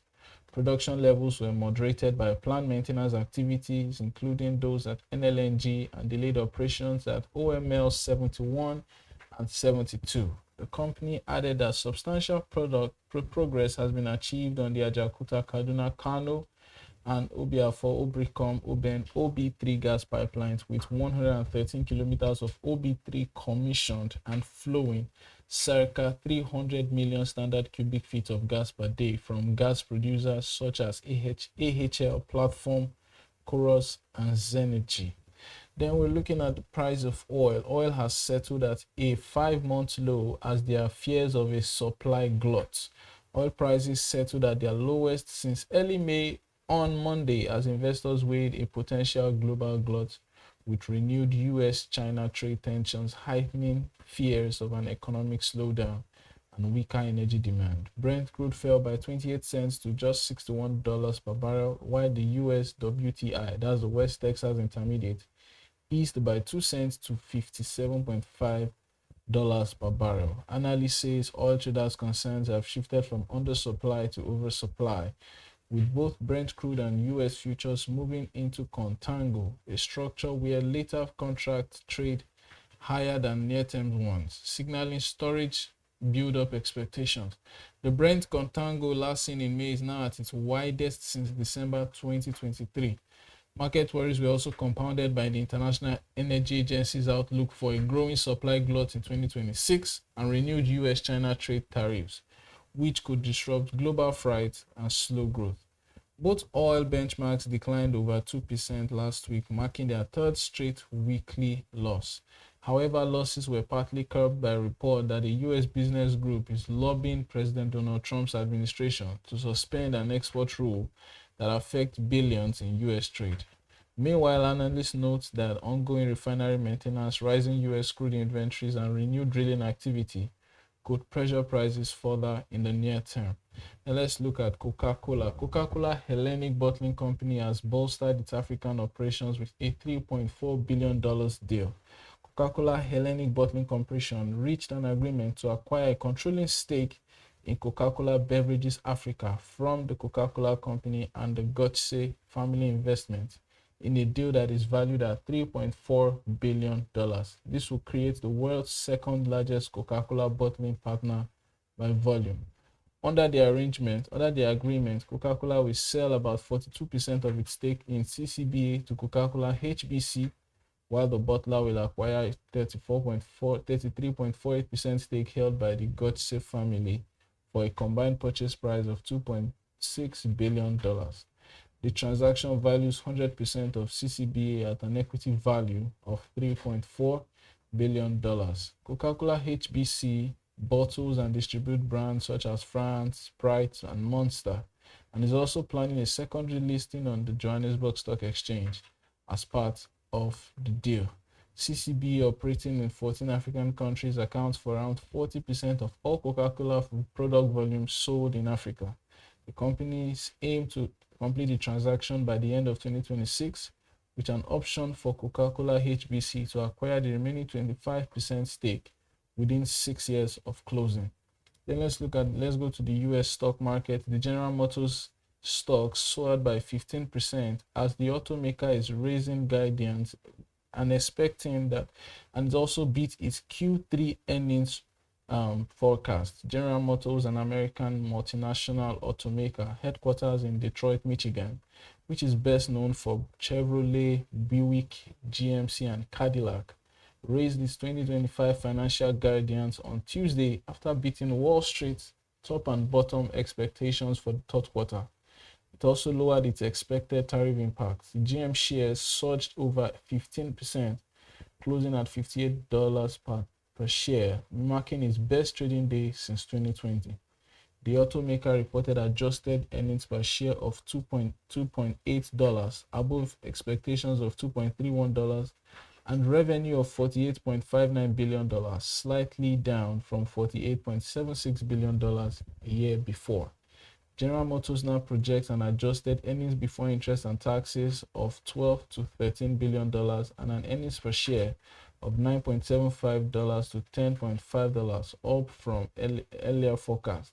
The CEO, Mary Barra, credited strong performance and a compelling vehicle lineup for the guidance hike. In Q3, net income fell by 57% to $1.3 billion due to $1.6 billion in EV-related charges, with EV profitability slower than expected.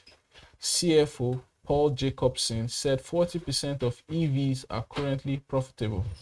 General Motors North American margin declined to 6.2%, but international and China's operations gained. The GM financial earned $8.804 million, up 17% from last year. After the break, we return with news. We return with a market update from yesterday. Stay with us.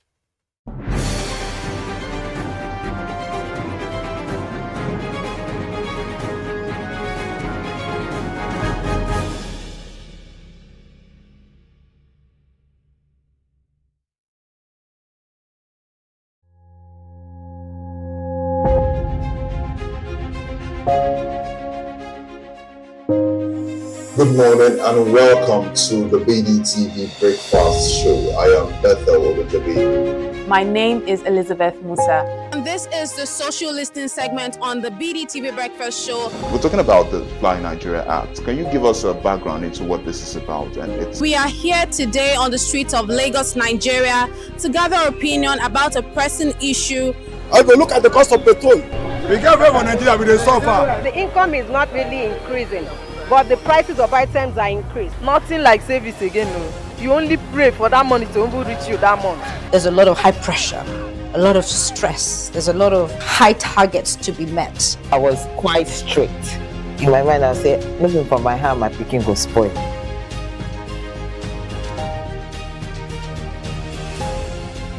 To allow all banks and all the players in the space 15% inflation target achievable in 2025.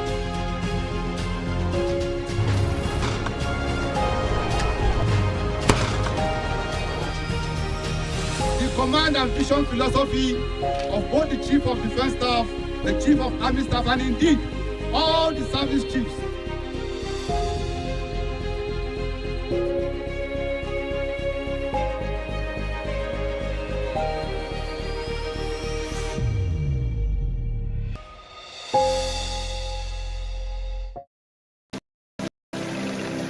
They say money never sleeps. Wake up to clarity, insights, and the stories driving business in Nigeria and beyond. From the heartbeat of small and medium enterprises to the pulse of national economic policy, this is where business meets perspective.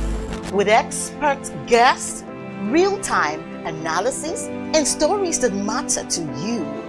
We go beyond headlines to bring you the full picture.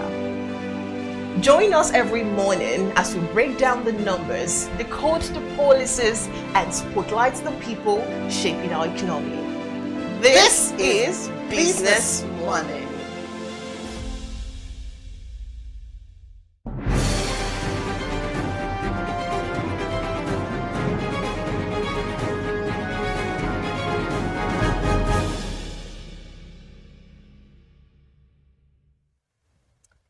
Welcome back to Economy and Market. We are going now into stock market update from yesterday. The biggest news from yesterday's stock from the NGX yesterday was the fact that for the first time in history, the NGX crossed the 150,000 mark and went a step further, extending into the 151,000 mark. The all-share index closed yesterday at an all-time high, recording a 1.01% gain.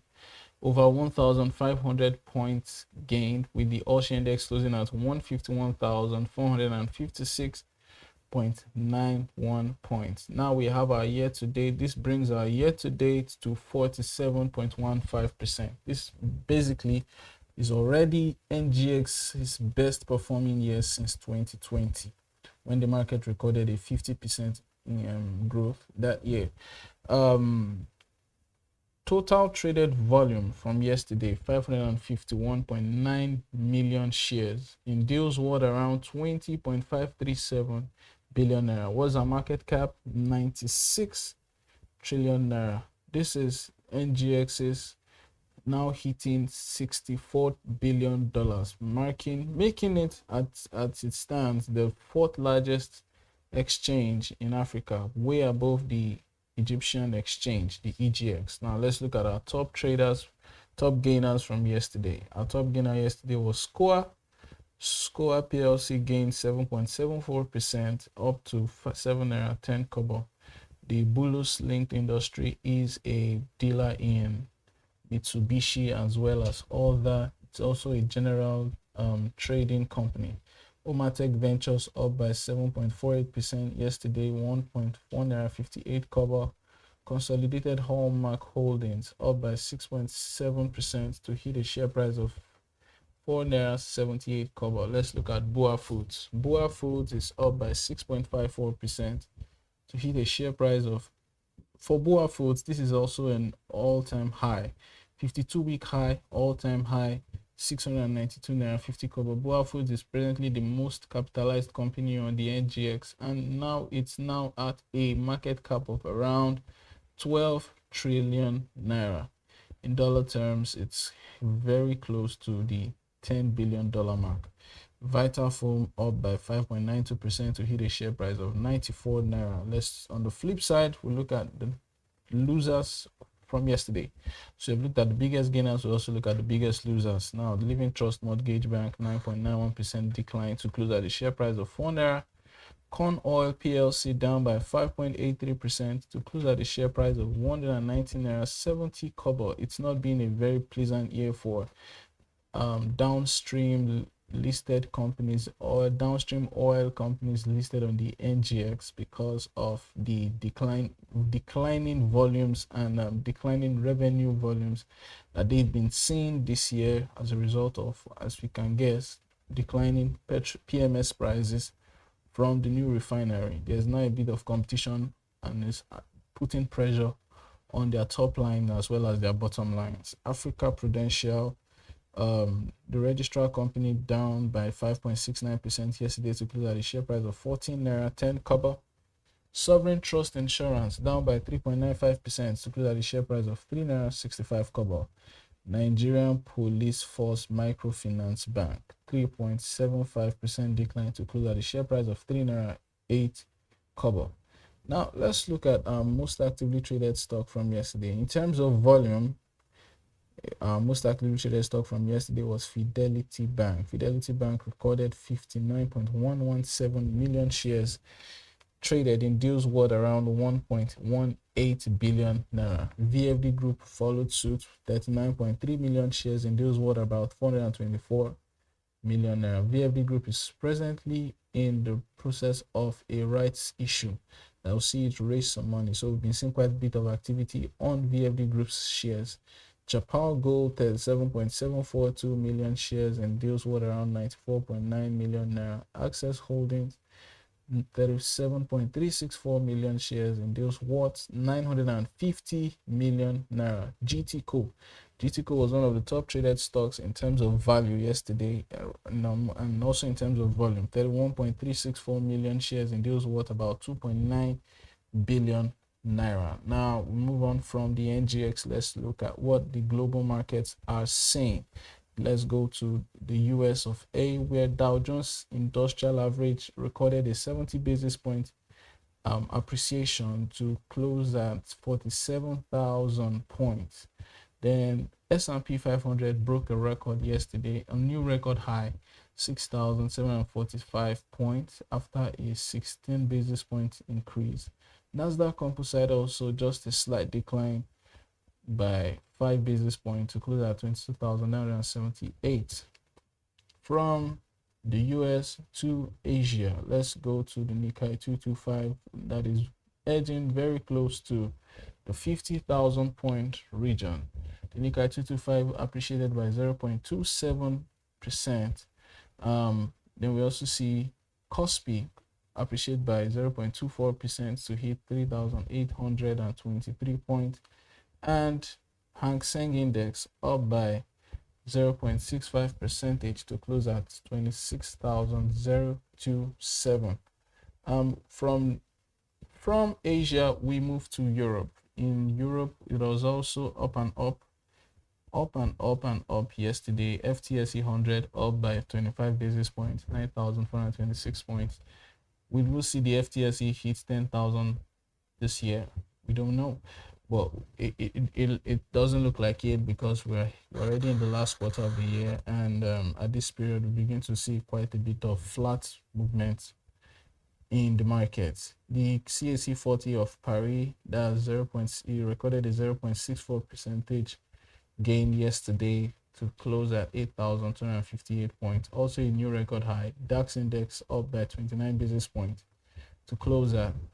DAX index also recorded a 29 basis point gain to close at 24,330 points. And on the currency side, we see the USD, we see the Naira still within the 1,460 mark.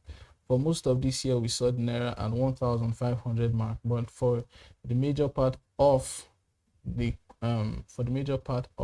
September heading into October, we've seen the USD to the NGN at 1,460 points, 460 naira to the dollar mark. Then the euros 1,704.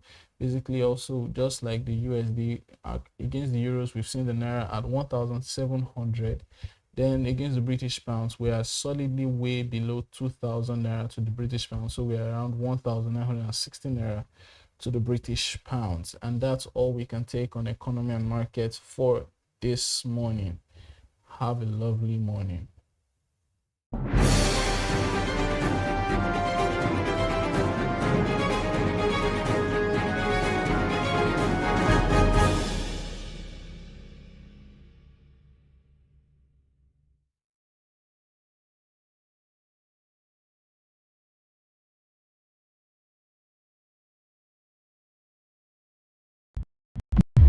In a world where change is constant, Visionary leadership has become the key for long-term success. This is why you should join hundreds of visionary directors, business and government leaders, change makers, and policy shapers have been converged at the Chartered Institute of Directors 2025 Annual Directors Conference. The theme for this year is Leading Through Change, Building Sustainable and Inclusive Enterprises. It will hold at the Abuja Continental Hotel on the 22nd and 23rd of October 2025. From 10 a.m. daily. We have prepared a rich lineup of keynote speeches and dynamic panel sessions delivered by industry leaders and anchored by seasoned moderators. You do not want to miss out on the great networking and learning opportunities this conference offers. To reserve your seats, visit www.ciodnigeria.org. We look forward to seeing you there.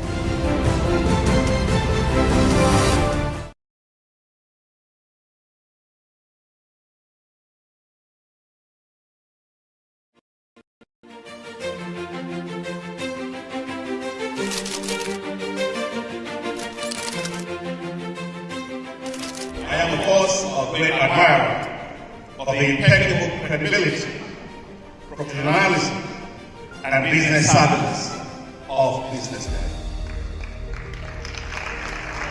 If you really mean business in Nigeria, start your day with BusinessDay.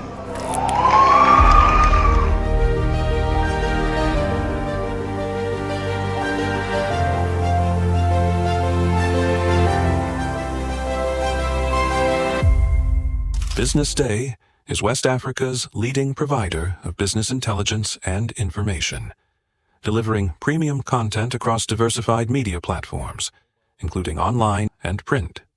Since its inception in 2001 with a weekly newspaper production, BusinessDay has expanded its reach to provide exclusive content accessible through print, mobile, and online channels.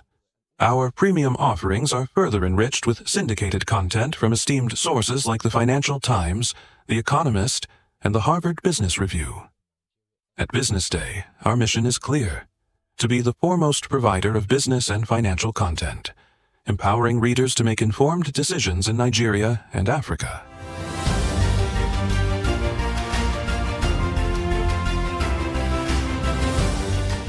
Since our establishment, we have been committed to delivering insightful, relevant, and accurate information about Nigeria's business and finance environment, while contextualizing the impact of global events.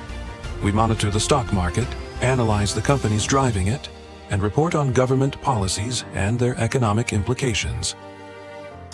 For being consistent in organizing these CEO forums for almost the last 14 years, I think this is worth commendation, and I think something that will encourage them to continue.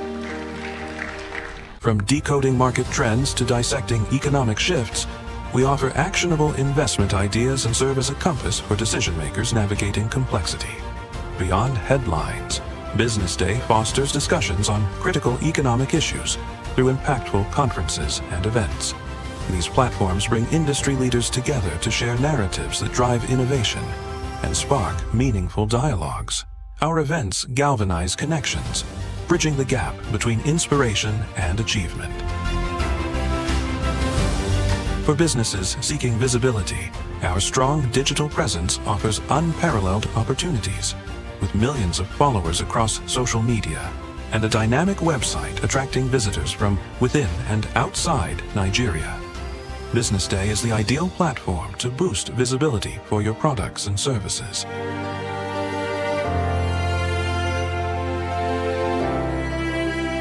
If you're looking for in-depth analysis and expert opinions on Nigeria and Africa's business landscape, BusinessDay is your guide.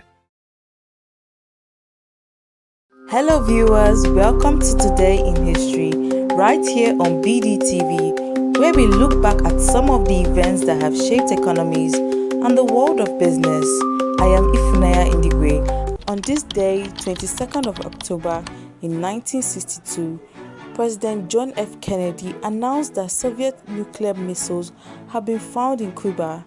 His address shocked the world and ignited a tense standoff between the United States and the Soviet Union. bringing both superpowers close to nuclear war before peace prevailed. And also today, in 1879, inventor Thomas Edison achieved success after countless experiments by creating a long-lasting carbon filament light bulb, burning for over 13 hours. It marked a turning point in human history, illuminating cities, extending work hours, and ushering in the transformative age of electricity. And that's how far we can go today in history. I am Ifunaya Indigwe. Until tomorrow, keep watching BDTV.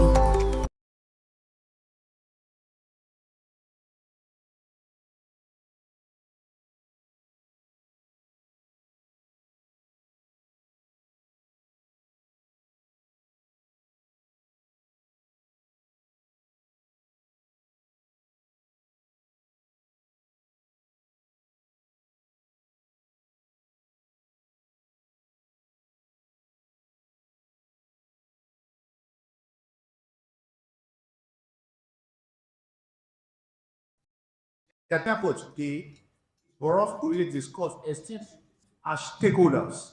Who are stakeholders in this? Essentially, managers, social companies, and halls that are involved in social waste operations. On the 26th of August 2025, the Lagos Waste Management Authority, in collaboration with Waste Care, held a stakeholders forum on construction, demolition and disaster waste management with the theme Building Responsibly and Driving Efficiency, Strengthening Stakeholder Collaboration in Construction, Demolition and Disaster Waste Management in Lagos State. The event brought together government officials, royal fathers, private sector leaders, real estate developers, and other professionals in similar fields. The message is this. One, what we are trying to propagate is advocacy. We're trying to enlighten the people, and we're trying to educate. Because one of the problems that we have seen in the management of construction waste, demolition waste, and disaster waste is ignorance. People have to be educated. People have to be educated on the right way to handle this waste, to process it and to get it off their site to the appropriate locations. So that is what we are advocating. Because of the impact of this waste, don't forget that some of these wastes are also classified as hazardous waste, like asbestos. They are hazardous to humans, and so that's why there's a need for it to be properly handled, collected, and transported. So that is the message. The first point of call is one, people have to be educated, one, that it is to be generated when you are constructing. We say construction waste. While you are building from scratch, you have waste generated. That is number one. Two, when you are demolishing an old site to construct a new one, you will have generation of waste. So the first thing is to understand what these wastes are, how to handle them, and then take them to the professionals that would now process them to reuse them into other valuable, because like we are emphasizing circularity. We are saying that resources should be reused and reused and reused, not taking new raw materials and starting from scratch. So when you bring down the old materials, let us take them back to where they'll be recycled and where they'll be reused, rather than harnessing new raw materials all the time. But it's a field that you have to employ the professionals, those that understand the composition of this waste and they know how to recycle them back to other useful products. That is what we're emphasizing, because the layman cannot say, like it was emphasized during the lecture, some people used to fill potholes and roads and what have you. So that's what we're trying to emphasize, that this should be used properly because of the constituents of some of this waste. There's no taxation, there's no transition. What we are emphasizing now is this. Normally your waste will be carted away. And when your waste is carted away, you pay for carting away your waste. And the volume of waste that generation on construction is quite high. And these are, peculiar waste that have to be, you can't put the construction in a compactor truck. It won't work. You probably need an open truck that is also covered so that as it's being transported, it's not spilled on the road. So you have to pay. When you generate waste, don't forget that construction sites are, they are very high-end, high cost sites. You pay a lot of money to put up a construction. So paying a little amount for it to be, the waste to be managed, it's not too much. What we are just saying is that you pay for your waste to be, you register with LOMA, and then LOMA has the technicalities to, collect the waste and take it away from your site. So it's not too much if you pay a little token to have it evacuated. That's what we're talking about. We're not talking about resort tax, heavy taxation. No. That's what we're talking about. You inform Loma that you are constructing a site. When you generate your waste, you get them, you collaborate with them so that they can pick up your waste and take it away. So we're just paying for the waste to be evacuated, collected and evacuated. That's all. The Executive Director Loma Finance, Mr. Kunle Adebiyi, representing Chief Dr. Muyiwa Gbadegesin, MD and CEO Loma, kicked off the event with an opening address and the roadmap and overview on CDDW. This is right. It's all still about collaboration and partnership. And that's why I said all of you to be in this room today. The essence of this meeting is more or less what we call stakeholder engagement. Stakeholder is very key in any policy making by the government. We are aware that there's quite a lot of rapid growth in Lagos State in terms of building. And we know quite all right that waste management is very key. In as much as people are interacting, there's potential to generate waste. What we do to this waste is what is a critical concern, not only to us as an agency, to the government as a public health will also be in jeopardy. So the exercise is to bring them together, put them a kind of capacity, enlightening them, and how to properly manage construction, disposal, and disaster waste in Lagos State. This is to bridge the gap, because we knew quite all right that a lot of construction industry out there, they don't know what to do with their waste. And also we're in the era of circularity, which means that those things they are regarding as waste, they are not but a resource. So for us today is to expose them, creating that awareness, widening their horizon on the proper waste, to conduct the activities at their various sites. Getting the planning approval is one thing. Other things is what you do with your waste during the construction period. And that's where Loma Roast is very critical. For us, our plan is to ensure that, yes, while you are doing your construction, we register you, we monitor your activity closely, and we ensure that we provide adequate infrastructure to evacuate your waste during that time period. So for us, as a government, we are interested not only in business entity, in overall public interest, which is very critical for us. Well, generally, there is a perception that, which we all also see, that Greater Lagos is rising. It's not only by individual, it's a collective responsibility. That's why we bring a partner, we call Mrs. Whiskey, to collaborate with government driving this initiative down.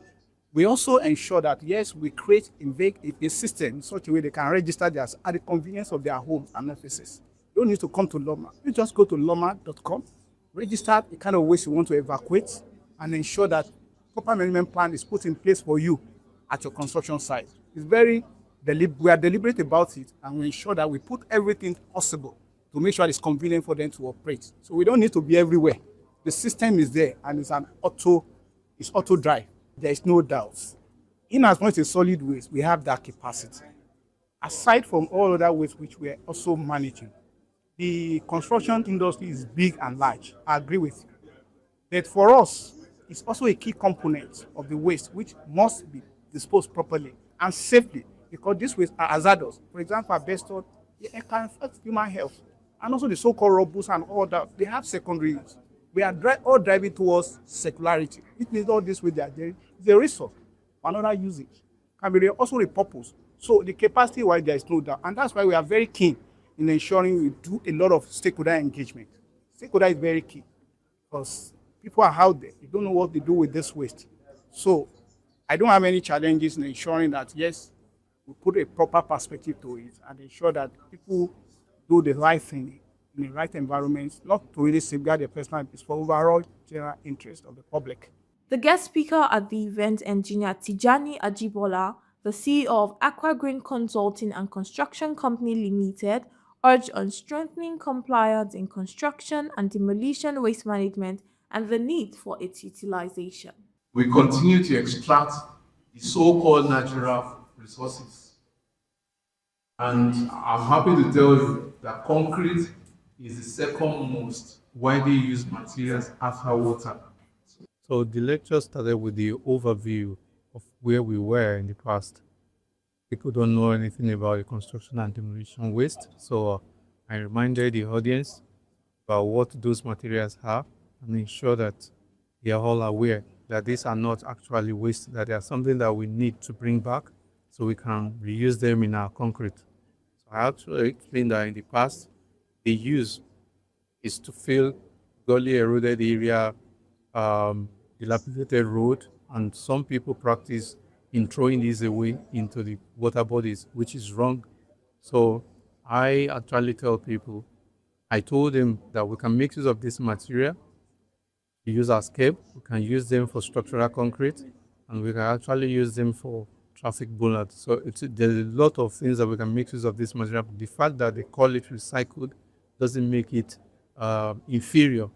It's all about ensuring that the natural resources that are not infinite are left for the generations to come, while we're still making sure that we achieve our own objective. You know, when you look at it critically, majority of people might want to do something and the capacity might not be there. And the essence of government is to ensure that the policy that they have in place for the common people is executed. And when you see people that are trying to make sure that they partner with government, that government comes to their aid, the incentive could be in form of anything. A brilliant panelist session with seasoned speakers was held, centering on driving in the urban waste system. Well, what basically we intend to achieve is an understanding that waste disposal for the construction industry and demolition and disaster waste management, that we have the sole responsibility of evacuating waste that is originated from that source. Right now, we are the ones collaborating with LOMA actually to ensure that this is done. In future, there might be some modifications to the way it's done, but right now we are the partners of LOMA to ensure that this is done. All developers, private individuals, corporate individuals ensure that all construction waste is properly disposed of, and not just by anybody, because I think there's a tendency for a lot of people just to either sell it on or just to ensure that it's not properly carted away. So we have that responsibility of ensuring that it is done properly. Hazardous material is also separated, and also to ensure that the sites are safe. Intending developers will need to register. Anyone in the construction site will need to register on that site, and obviously give us details of their property or their building or whatever they're trying to put together, the details, and that would inform us as to what kind of waste they're going to generate, and also that we can also make plans for that waste to be properly evacuated. We have a database. It will register all data sites, and everybody will be registered. It's massive. We know that Lagos is in a large construction site, basically. All the corridors are a lot of construction going on, as it's a growing city. So construction waste that not properly disposed of, it becomes a menace. And also, it's part of a circular economy. Nothing is waste. Everything is a resource. So what is waste to one is a resource to another. So we just have to ensure that it's properly disposed of or moved on to the next place where it becomes a resource. So far, we've had a lot of collaboration from LOMA. If you were listening to the panelists inside, we're having discussion about the bifurcation between water services and solid waste and all that. Lagos State Drainage Services, Ministry of Environment. And we've been collaborating with most agencies. We are, the last mile users. We had to collaborate with agencies to improve the environment, a lot of degradation. Because of that, we've had to do a lot of interface with agencies. If you listen to the panelists inside, there's a disconnect between registering and then accumulation of data, determine what kind of waste you're going to be managing. Anybody can register their site. And the man is building 10 stories. The kind of waste management for that kind of project is different from when you're registering to build a single duplex dwelling home. Do you understand? Yeah. But these are the disconnections, I think, stakeholding and things like this, sure, over time and all that. But it's not unionized when you say all the developers. I think a lot of developers adhere, right? But the problems are bigger than just developers not being able to do a lot. There's shortfalls in capacity, both on the government side and The panelists have brought to the fore some very important points, including how to use the waste. If the waste is being used productively, then you have a situation where People are not dumping waste into the rivers, and it's being used to generate power. It's being used to build an economy and an ecosystem. That way, waste management becomes, what do you call it, an economic powerhouse, right? So we are generating waste. The waste is being used to produce, generating jobs.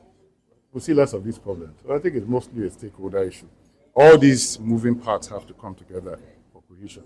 The event ended on a high note with a pledge from the general public and a vote of thanks from Dr. Acien Nswabia, Director of Waste Management Statistics and Policy Development. Amanda Amosigwe reporting for Business Day Television.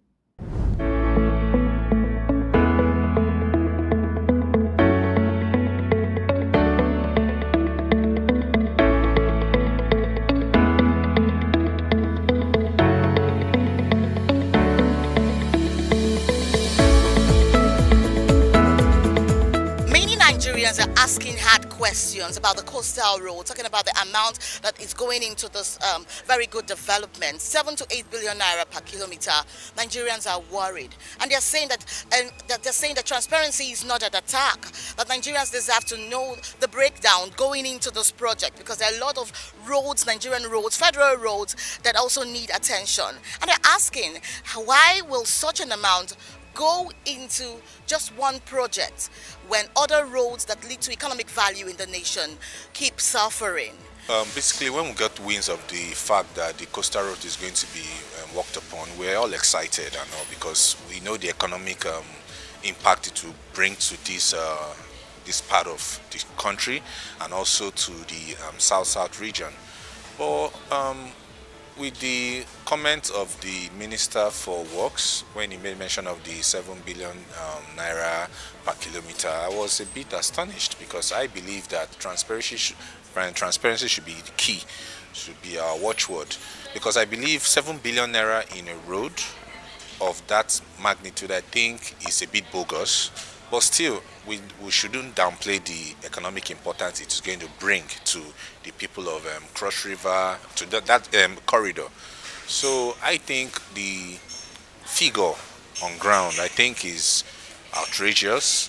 I believe if such money is even being put into other roads, major roads in the country that needs to be looked into, I believe our roads will work better. I believe that the spate of accident and things like going on the road will be minimal because of the bogus sum. Anything that adds to the infrastructure of the country is a benefit to the country, so it's good. Yes, there are many other roads that need work, but this one too is needed. I mean, we're a country of this size, and for me to get to Calabar, to get to Port Harcourt, to get to the east where we're from, it takes hours turning from one road to that. This will make life so much easier for millions and millions. Lagos is still the center of this country, whether we like it or not. So no people that move, like Christmas will come, people that move out of Lagos to their hometowns is enormous. Millions of people move. So this road is needed. As far as the money being wasted, I believe strongly that the most important thing is to do the project well. I don't know anything about the costing. I will not lie to you. I haven't followed it. I've tried not to. I've tried to ignore it, because, as I always say, hey, it's our money, yes, but as long as they're spending our money for our project, we can live with it. And that's all we should do. As long as they're spending our money for our project, we're fine. But they should spend it for our project. But I'm okay. It's a good thing as long as it's done well. This issue of coastal road, to me, they should allow sleeping dog to lie. Honestly, when you talk about road construction, most of the people that complain about these roads, some of them are not professionals. When you look at the terrain, to me personally, and as a citizen of this country, there's nothing big about the cost. When you look at that terrain, yes, Nigeria is so big, so vast, so large, that infrastructure decay is a problem now. When we look at the issue of abandoned facility infrastructure, yes, but something has to be done on that corridor. I'm not fighting for government. I'm not fighting representing the Honorable Minister for the works, for works. But at the same time, let's be realistic with ourselves. There's no big deal about that road. It's a simple arithmetic. You sit down a structural engineer who will give you every cost of that terrain. That terrain is different to ordinary road, where there's no mud, where there's no water. I mean, there's no way. Just simple arithmetic. Tell me, in any civilized country, where did you want to construct road that there will not be cost, there will not be variation? So as far as I'm concerned, it's not a big deal. Here in Lagos, Nigeria, Destiny Momo reporting for Business Day Television News.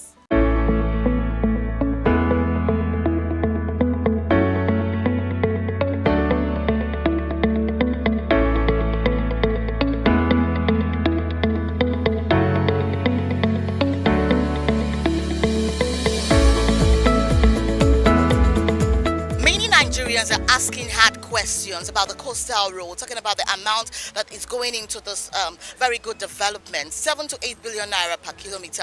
Nigerians are worried, and they're saying that transparency is not an attack. That Nigerians deserve to know the breakdown going into this project, because there are a lot of roads, Nigerian roads, federal roads, that also need attention. And they're asking, why will such an amount go into just one project when other roads that lead to economic value in the nation keep suffering? Basically, when we got winds of the fact that the coastal road is going to be worked upon, we're all excited, because we know the economic impact it will bring to this part of the country, and also to the south region. But with the comment of the Minister for Works, when he made mention of the 7 billion naira per kilometer, I was a bit astonished, because I believe that transparency should be the key, should be our watchword. Because I believe 7 billion naira in a road of that magnitude, I think, is a bit bogus. But still, we shouldn't downplay the economic importance it is going to bring to the people of Cross River, to that corridor.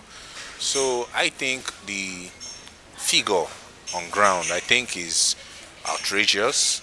I believe if such money is even being put into other roads, major roads in the country that needs to be looked into, I believe our roads will work better.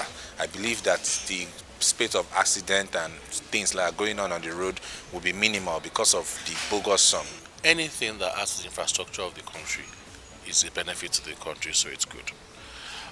Yes, there are many other roads that need work, but this one too is needed. I mean, we're a country of this size, and for me to get to Calabar, to get to Port Harcourt, to get to the east where we're from, it takes hours turning from one road to that. This will make life so much easier for millions and millions. Lagos is still the center of this country, whether we like it or not. So no people that move, like Christmas will come, people that move out of Lagos to their hometowns is enormous. Millions of people move. So this road is needed. As far as the money being wasted, I believe strongly that the most important thing is to do the project well. I don't know anything about the costing. I will not lie to you. I haven't followed it. I've tried not to. I've tried to ignore it, because, as I always say, hey, it's our money, yes, but as long as they're spending our money for our project, we can live with it. And that's all we should do. As long as they're spending our money for our project, we're fine. But they should spend it for our project. But I'm okay. It's a good thing as long as it's done well. This issue of coastal road, to me, they should allow sleeping dog to lie. Honestly, when you talk about road construction, most of the people that complain about these roads, some of them are not professionals. When you look at the terrain, to me personally, and as a citizen of this country, there's nothing big about the cost. When you look at that terrain, yes, Nigeria is so big, so vast, so large, that infrastructure decay is a problem now.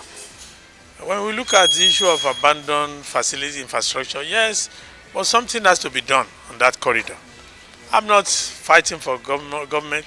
I'm not fighting representing the Honorable Minister for the works, for works. But at the same time, let's be realistic with ourselves. There's no big deal about that road. It's a simple arithmetic. Sit down a structural engineer who will give you every cost of that terrain. That terrain is different to ordinary road, where there's no mud, where there's no water. I mean, there's no way. Just simple arithmetic. Tell me, In any civilized country, where did you want to construct road that there will not be cost, there will not be variation? So as far as I'm concerned, it's not a big deal. Here in Lagos, Nigeria, Destiny Momo reporting for Business Day Television News.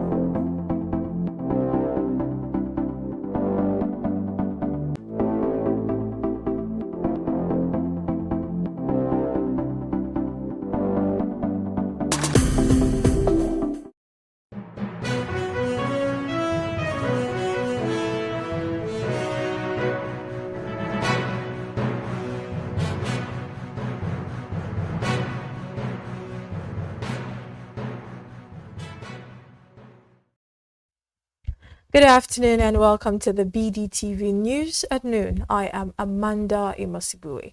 Thank you for joining us this afternoon. Now, the headlines.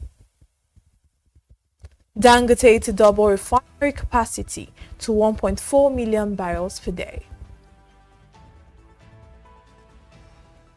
Nigeria to demand higher OPEC quota, says Lukbobiri. U.S. court seizes California home tied to the ex-NNPC boss in $2.1 million bribery case.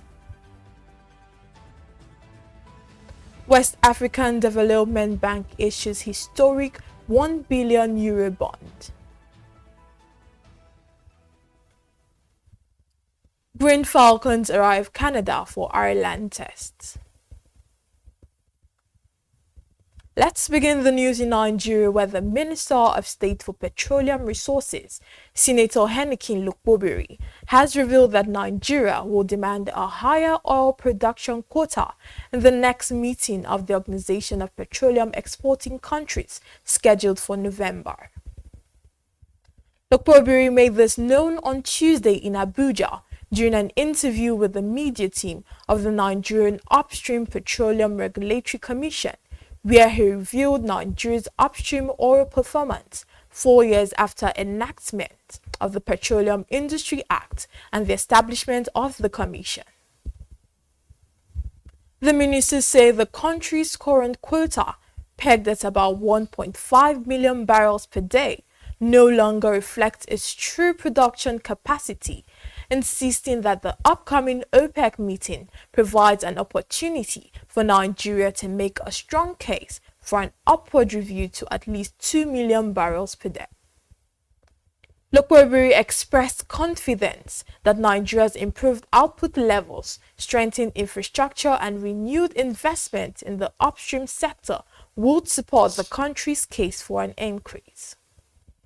In his words, the sustained recovery in production, improved regulatory environment, and fresh inflow of investment into the oil and gas sector have positioned Nigeria to make a strong case for a higher OPEC quota.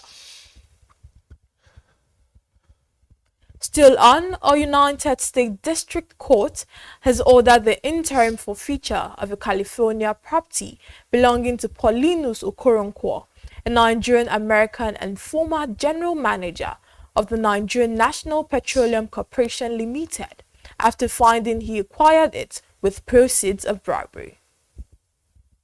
The ruling issued by Judge John Walter on October 3rd followed Okoronkwo's September conviction on charges of transactional money laundering, tax evasion, and obstruction of justice. According to reports, prosecutors alleged that Okoronkwo received a $2.1 million bribe from Adex Petroleum, a Switzerland-based subsidiary of China's state-owned Sinopec, in exchange for granting favorable drilling rights in Nigeria during his time at NNPC. U.S. court documents, however, shows the payment made in October 2015 was wired to Okoronkwo's law firm trust account in Los Angeles, disguising as consultancy fee, with investigations revealing the funds were bribe facilitated by Adex executives who allegedly falsified records, misled auditors, and dismissed staff who questioned the transaction.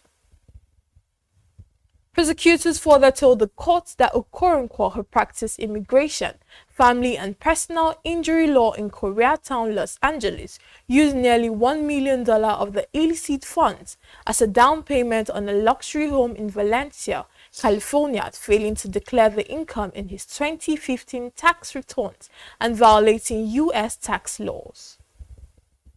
Also, the Nigerian insurance industry has recorded 49.3% growth in gross premium written to 1.21 trillion naira at the end of second quarter of 2025. This was revealed in the second quarter bulletin of the Insurance Market Performance put together by the Research and Statistics Department of the National Insurance Commission. According to reports, the insurance industry posted a gross premium written of 769.2 billion naira across both life and non-life businesses in the first quarter of 2025, marking the highest premium ever generated in the first quarter of any year. In the period under review, the report indicated that gross premium written stood at 1.21 trillion naira, indicating a 49.3% growth rate compared to the same period of the prior year and 57.8% quarter-on-quarter.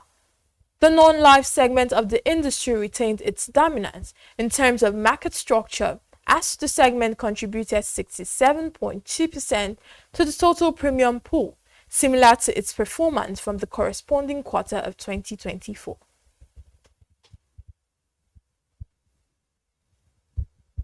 Also, the House of Representatives on Tuesday resolved to intervene in the recent face-off between members of the Petroleum and Natural Gas Senior Staff Association of Nigeria and the Dangote refinery, which had disrupted petroleum product distribution nationwide. The resolution of the House reportedly followed the consideration and adoption of a motion of urgent public importance co-sponsored by Kano and Sokoto lawmakers Al-Hassan Donguwa and Abu Sadmad Dansuki respectively at the plenary. The lawmakers in motion drew the attention of their colleagues to the significance of the Dangote refinery, describing it as the largest private petroleum refinery in Africa. The face-off between Pengassan and the Dangote refinery led to an industrial action which commenced on September 29, 2025, disrupting the operations at the $20 billion refinery. Speaking on the motion, Doguwa, who represents the Doguwa Tudunwada Federal Constituency, Kano State, stressed the need to protect the Dangote refinery, given its strategic significance to the nation's economy. Moving on, the Academic Staff Union of Universities, ASU, has suspended its 2-week warning strike. Chris Piwuna, National President of ASU, announced the suspension at a press briefing on Wednesday in Abuja. According to Piwuna, the decision stemmed from the meeting of the National Executive Council meeting, which was held overnight and ended by 4 a.m. on Wednesday. Piwuna noted that the union decided to embark on the strike due to failure of the government to meet its demands on time. He said the union has had useful engagements with representatives of the government to consider the response to the draft renegotiation of the 2009 agreement. The union acknowledged the government return to the negotiation table while noting that a lot more work is still required regarding their welfare and giving university education priority. To end the local news, the president of the Dangote Group, Aliko Dangote, has revealed plans to expand the Dangote refinery from 650,000 capacity to 1.4 million barrels per day, marking the largest in the world.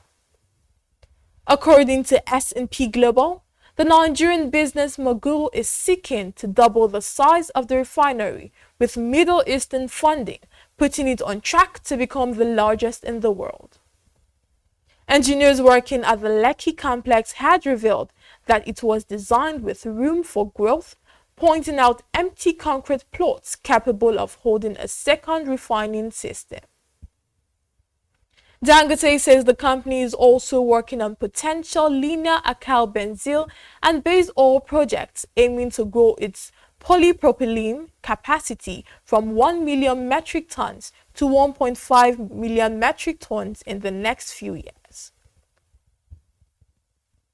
We are now joined by Business Day Energy correspondent Abubakar Ibrahim. Welcome, sir. Thank you for having me. So now, what do you think about the expansion plans? Well, for one, it's a win situation for Nigeria and a win-win for the continent of Africa, because then you get to realize that many of the transactions we do with the outside world will stay in-house with the refinery. And 1.4 is not a small feat. Currently, the biggest refinery is in India, and that does 1.36 million barrels per day. So 1.4 will probably take Dangote refinery to the biggest in the world, not just in Africa or Nigeria. And economic-wise, that's a win for Nigeria. Job-wise, it's creating jobs for Nigerians, locals. Then technology transfer too. When you bring expatriates into the country to come, work in the refinery, you get to bring on Nigerians too to support. And in so doing, you teaching them on the job to know how to get some of these things done. And also I think there's an academy put in place by the refinery to train Nigerians on how this works. And like you said, the report from the interview is that they are planned. There is no issue concerning the land or plants that to expand with. That has been sorted. And in whole, it's a good one for Nigeria. It's a good one for the man himself.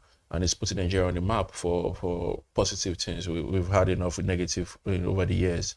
This is one of the things that we're expecting. However, in as much as the announcement has been made, the time frame for where this is expected to be, delivered has not been stated. So in the long share, or in the long run, what we just speculations for now until we start seeing work, on the plans towards, realizing that target. Okay, so you have spoken about the economic impact and what we should be looking for. But now, you also mentioned how the time frame hasn't been given, but give or take, from the enactment of the plans, what should we be looking forward to? We should be looking forward to a lot of work. 650 into 2 places, we probably give 1.3. So it's currently targeting 750. Not 650 anymore. So he's targeting 750,000 barrels per day. And we knew how long it took him to set up this. However, we should not be expecting it to take as long as it took the original plan of 650, because now you've had the plan set, you've done it, you're already working. There's an operation already at that plant. So what this means is that if it took him over 10 years, if it took him over 20 years to set the original plan, it took him less because now he knows better. Knows how to move the licenses to get, the document to get, the signatory to point to. Then for him, I think the only issue with even the Pengassan industrial action will probably be put into consideration going into the other plan. So what did we get wrong? What we need to do right this time? You also you realize that the 650,000 barrels coming on stream has helped reduce importation. The dependence on importation has helped that. And then the current report, if you look at the report from the NBS this year, it showed that Nigeria has also exported petrol for the first time in a long time, or forever, according to data. I'm still very young. So you could see that the trajectory is changing, the story is changing. With 650,000 barrels per day, we're already exporting petrol out of the country, which is a very good one for the country. FX for the country, the reliance on FX will reduce, and they will get more. Probably it will also help transcend into a stronger naira.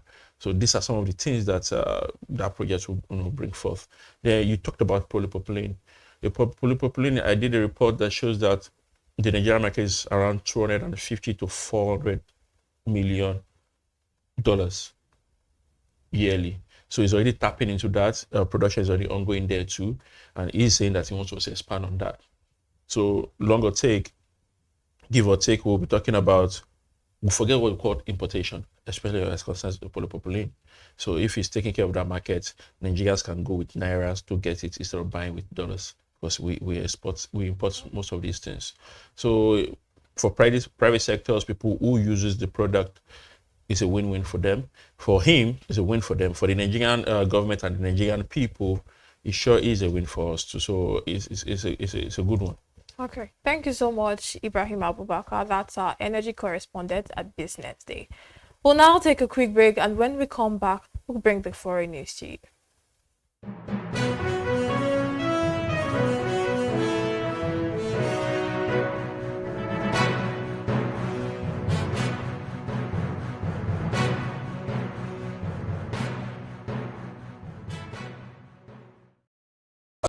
Attention business leaders. Want to make informed decisions?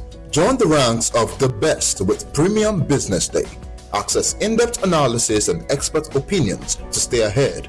Subscribe now at premium.businessday.ng and unlock premium content. Plus, you get 50% off your first subscription. Don't miss out. Make smarter choices and seize new opportunities. Sign up now and elevate your business game. Visit premium.businessday.ng today.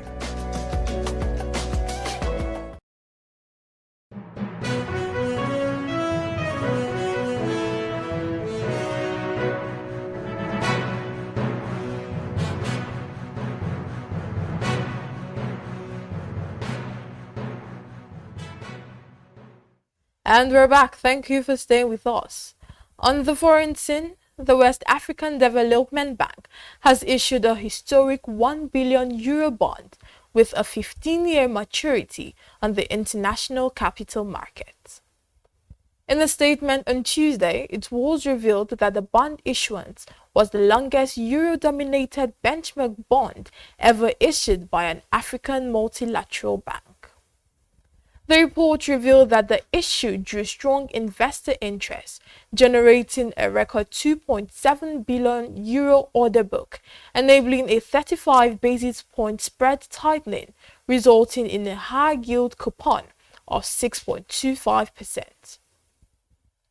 President of BOAD, Serge Ekwe, says the deal is more than a financial achievement, describing it as a clear recognition of BOAD's creditworthiness and business model, strengthening the resolve to extend what can be achieved in a challenging environment. The statement added that the success of this issuance reflected investors' high level of confidence in BOAD's strong credit ratings and the growth opportunities of the West African Economic and Monetary Union. Also, the Director General of the World Health Organization has warned that Gaza is experiencing a health catastrophe that will last for generations to come. Tedros Adhanom Ghebreyesus revealed that a massive increase in aid is needed to begin to address the complex needs of the Strip's population. Reports, however, revealed that Israel has allowed more medical supplies and other aid to cross into Gaza since the ceasefire with Hamas came into effect on the 10th of October, while Tedros says levels are below those needed to rebuild the territory's healthcare system. The agreement has been described by the White House as the first phase of the 20-point peace plan, including an increase to the amount of aid entering Gaza and supplies distributed without interference from either side.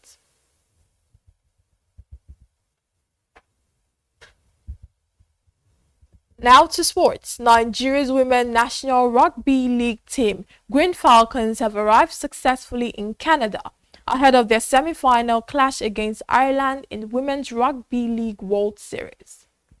The Nigeria Rugby League Association confirmed the team's arrival on Monday, noting that the World Series serves as an important qualifying path to the 2026 Women's Rugby League World Cup.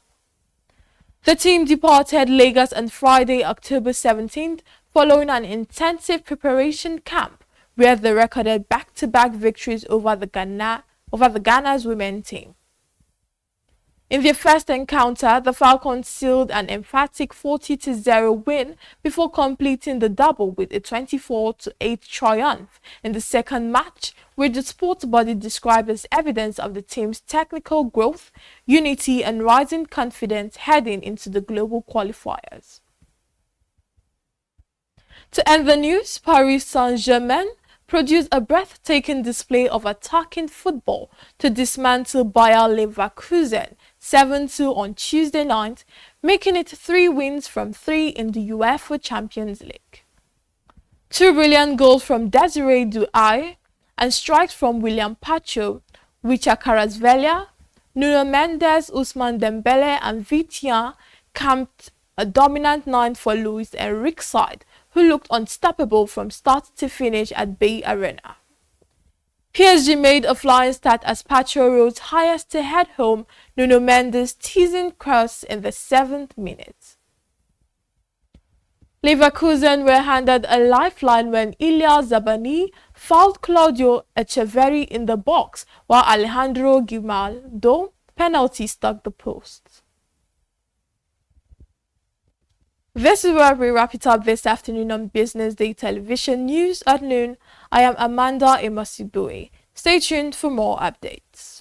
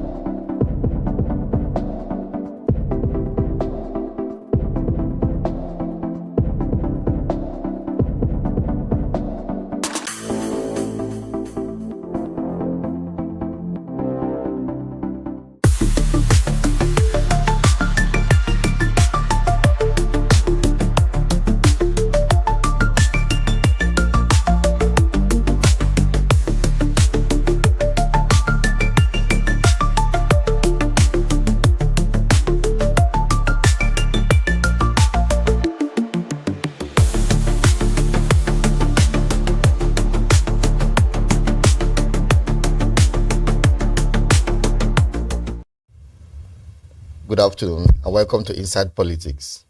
My name is Yinio Bongiwo. Good to see you. Ahead of the 2027 general election, political alignment and realignment have continued in Nigeria. On Tuesday, the Enugu State Governor, Peter Mba, defected from the main opposition, the People's Democratic Party, to the ruling All Progressive Congress. Governor Mba, who is in his first term, said the decision to join the APC was aimed at advancing the state interests through a stronger partnership with the ruling party at the center.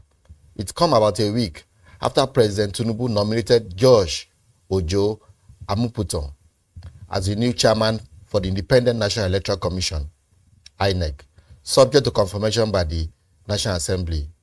The National Assembly has also intensified move to amend the 2022 Electoral Act as preparation for the 2027 general election beginning in NS. Joining me today on Inside Politics to discuss Mba's defection, Amuputon's nomination, among other issues, is citizen Matthew Kofi Okono, all the way from Akwa Ibom State. He is the founder and president, Open Forum. I'm also joined by Ambassador Kingsley Ewelim Nwaize. He's the DG, Chief Executive Officer, Center for Leadership and Creative Entrepreneurs in Africa. Gentlemen, welcome to the program. Hello. Hello, Kingsley. Hello, Mr. Kingsley. Can you hear me? Hello. I can hear you very clearly, please. All right. I can hear you very clearly. Difficult to hear you. I just need to talk. Can you hear me now?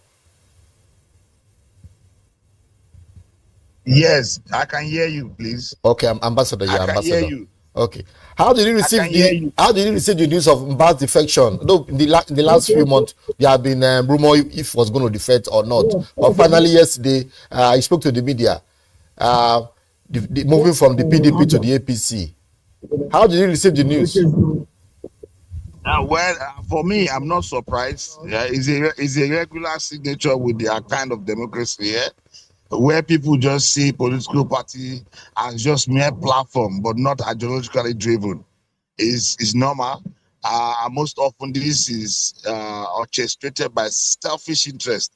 Most often, they see political party platform as vehicle to just fake offices, and I believe what Peter Mba have done in the Enugu State is not different from what other people have done in the past, where they decamp with so much luxury, with so much convenience at will from the existing political party to other political party platform, especially when it comes to the election time.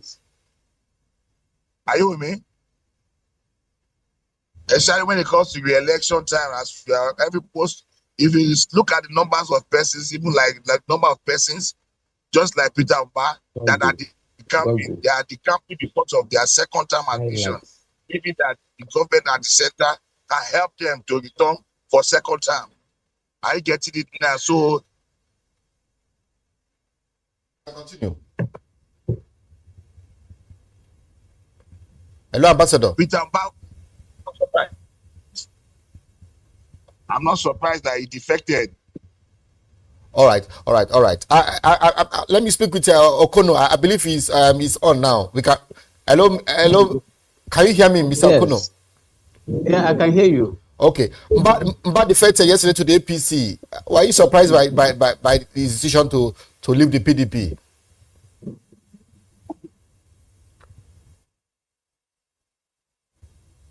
Hello? Can you hear me? Hello, Mr. Kofi? All right. Let me say, with the defection of Mba yesterday now, after the 5 states in the southeast, the APC control 3. Why we know Anambra is under ABGA, and also we have in Abia State we have Labour Party still there. The governor is from they were elected on the platform of the Labour Party. So the set is set now. The question now is with the 2026 preparation for 2027 general election very close. Would this lead to the victory of does it give a plus? Is this a plus to the APC, making them win the Southeast in 2027? Yeah, With this APC victory in 2027 in the Southeast? There are a lot of dynamics. There are lots of dynamics to winning election in this country. And one of such dynamics is this insinuation that if majority of the existing governors are with the ruling party, it gives them an edge to win election. Yeah, but I want to remind us that when Jonathan was voted out, we had good numbers of PDP governors. We had good number of PDP governors, and Jonathan was voted out. The fact that these governors are decamping to APC can't be a guarantee that APC is likely going to win 2027 election, but it's also a prelude to a likely victory. APC should not go home rejoicing, having more numbers of having governors from other political platforms like PDP joining them, using that as a basis to measure their possible victory in the next election. It's not true. There are quite a number of other factors that determines victory. That we have a very good numbers of governors with the APC can't be a final verdict for a possible victory. So they still have a whole lot of work to do. You understand me? Now, the people will still end up being the determinant factors of what the victory is going to look like. So what you just like what we saw. What would we expect the APC to do in consolidating for a possible victory is to ensure that the government itself is really working for the people.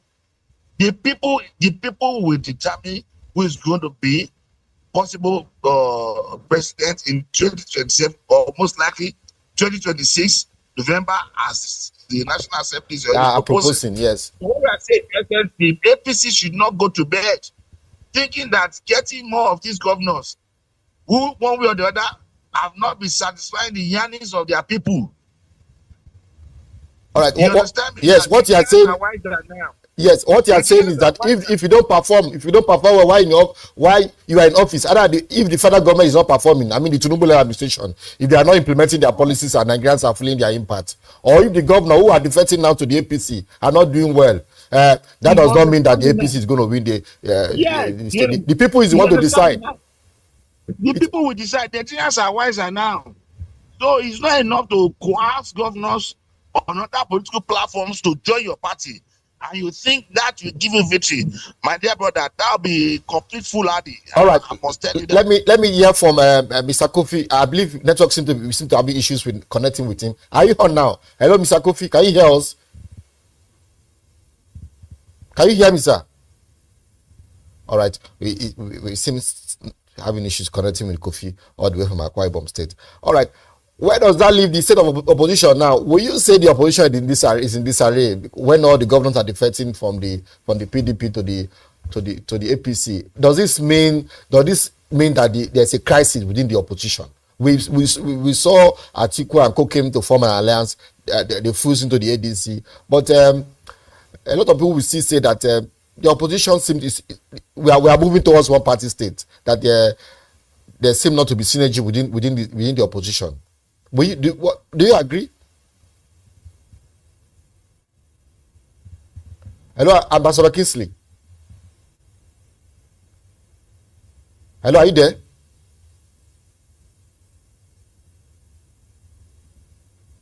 Oh, all right. We take a short break. When we come back, we seem to be having issues connecting with Ambassador Kingsley. We take a short break. When we come back, we'll continue. All right, you're still watching Inside Politics on BusinessDay TV. I'm in your bunky work. When we're looking at this, we've been discussing governors and bad defection to the ruling party. You make that move yesterday. I've been speaking with political analysts on before we went on that break. Ambassador Kingsley Ewelum. Hello, Ambassador, are you there? I'm very much here. All right, you are saying about that the ruling party is coercing some governors, lawmakers, and senators to defect. How true is that? Do you really believe that? Can anybody be forced to join a party or a ruling party when you don't want to join? Do you believe that what some opposition are saying? Do you believe anybody is being forced? No, listen, being coercive does not necessarily have to be forceful. It's the kind of political culture we've built over time. You understand me now? Where the government at the center will do all it can to seriously lure people from other existing political party platforms. In this instance, PDP. We all know how strong PDP had been in the southern part of the country. Yes. And we all can see the effort of the ruling government to decimate the stronghold of the PDP in the south and the southeast, one after the other. You can see clearly that the agenda of the ruling government is to ensure that they have a very strong hold of the entire southern part of the country, and most likely also get a part of the north central. Then the rest of the other part of northeast and northwest get the statutory 25% legitimate vote to be declared as the president of the country. It's a strategy. And PDP also did it in their own time. If you can recall, during PDP's time, when they were at the center of the government, they also lured governors from AD, persons too from AD to PDP, to be able to consolidate their hold on power. And it's not something so new that the current APC federal government is doing. There's nothing new. All right. All right. You can pause there. I'm told now we have Citizen Kofi all the way from Akwa Ibom State joining us on the program. Hello, Citizen Kofi. Can you hear me now? What is your take on the Mba's defection? I can hear you. Well, my take is that Mba is not the first to join the bandwagon. A very unfortunate and undemocratic bandwagon of defection that is not led by performance, but majorly by fear. And let me just use them fear. All right, I'm hearing you. So Mba is not the first. And seeing a governor who even the Constitution, the drafters of the Constitution never thought that a sitting governor can defect with the people's mandate. And so there were no provisions how to checkmate governors, but legislators had a provision in the Constitution that if you defect, you lose your seat, except there is problem at the national level of the party, which in itself is not even sufficient to be a reason for defection. The governors exploited the lacuna in the Constitution to do what posterity will see us as having been not prepared for the practice of democracy. And like you already know, we are not doing democracy, we are doing civil rule. So Mba is not leading the way, he's just following the pack.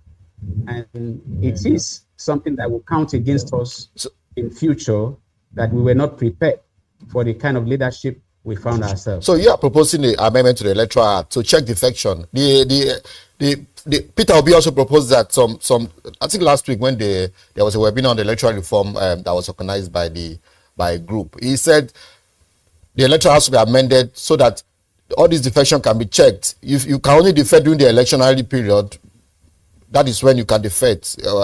Towards the start of the end of the term, rather than anybody just move him anytime. So Mba said Nigeria have to find a way to check this, or our democracy will be in danger. So the National Assembly is making move now to amend the Electoral Act.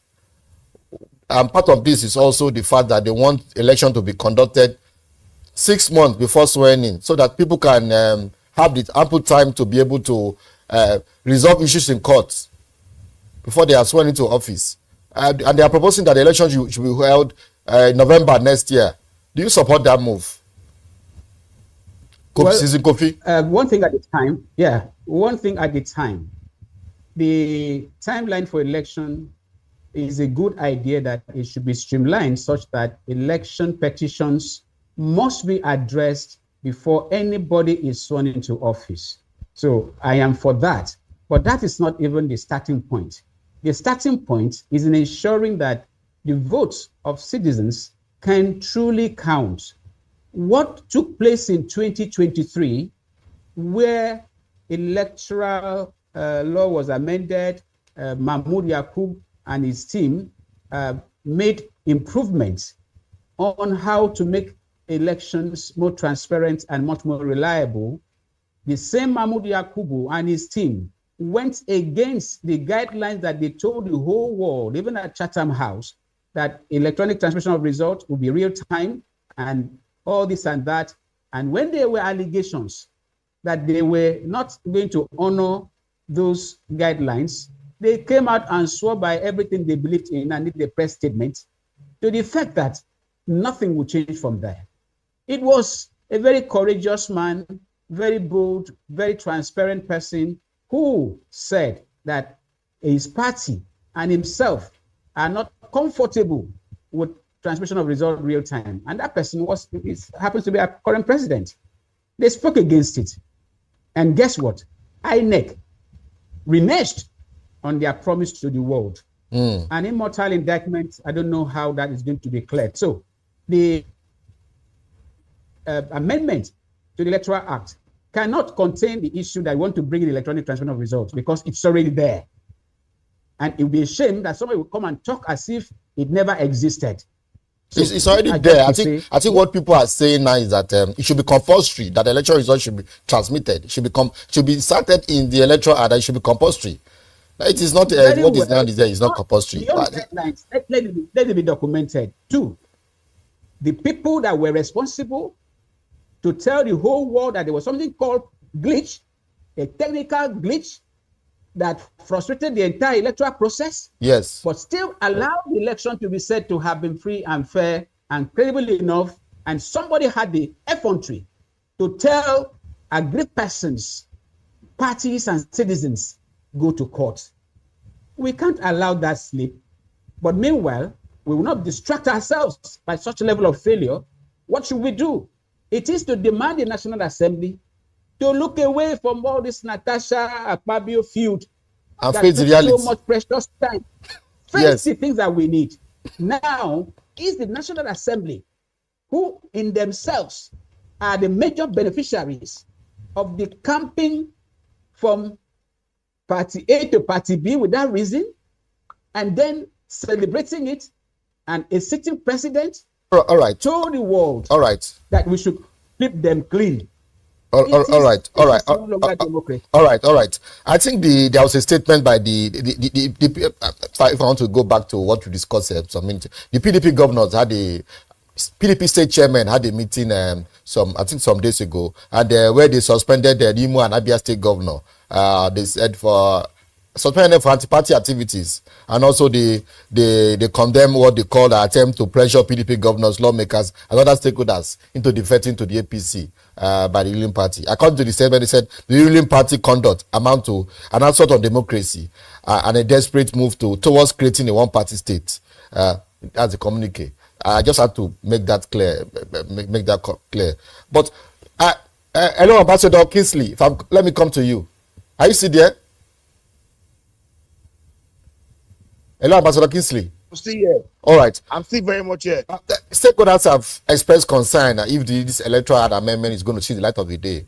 There's the issue of we saw what happened before the 2023 election, where the National Assembly did a holistic amendment to the Electoral Act, and the former president refused to sign some of those. I think it was 2019. Refused to sign some of those recommendations. Are you confident that the incumbent president Bola Tinubu would sign into law any amendment carried out by the National Assembly to the Electoral Act?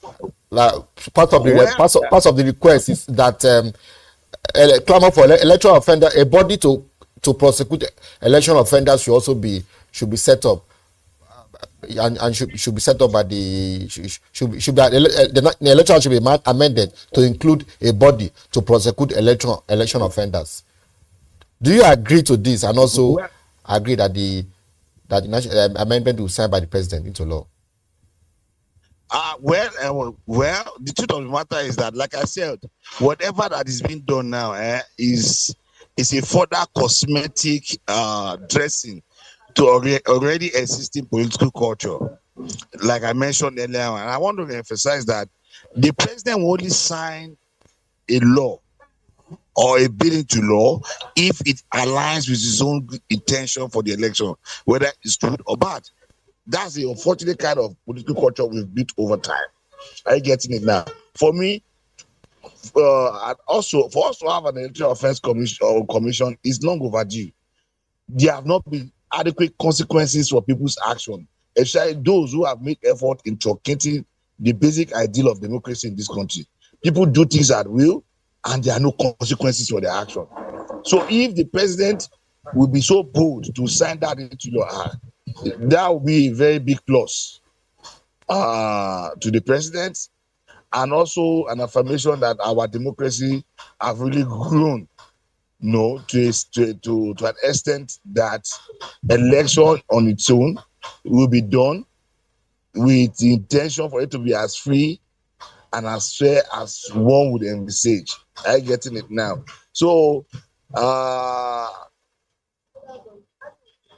what the president, what we're saying, it's very possible if he knows and is convinced that whatever that will be done, we make it, because we know that whatever actions they are trying to do now, even the president and members of the LPC, is to ensure the president's comeback, and every other person, and possibly the governors that will also be contesting on the platform APC, wins their re-election.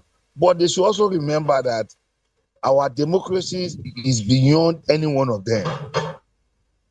It's a system that will still that we've decided will live and stay with us. So also consider the future of democracy in this country. Ambassador Kofi, let me come to you.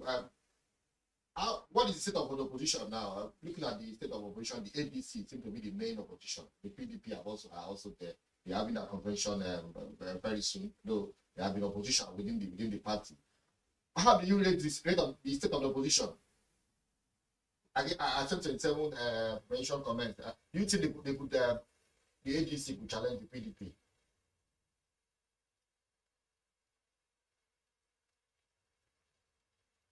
Hello, Ambassador Kofi. Yes. Okay. Do we have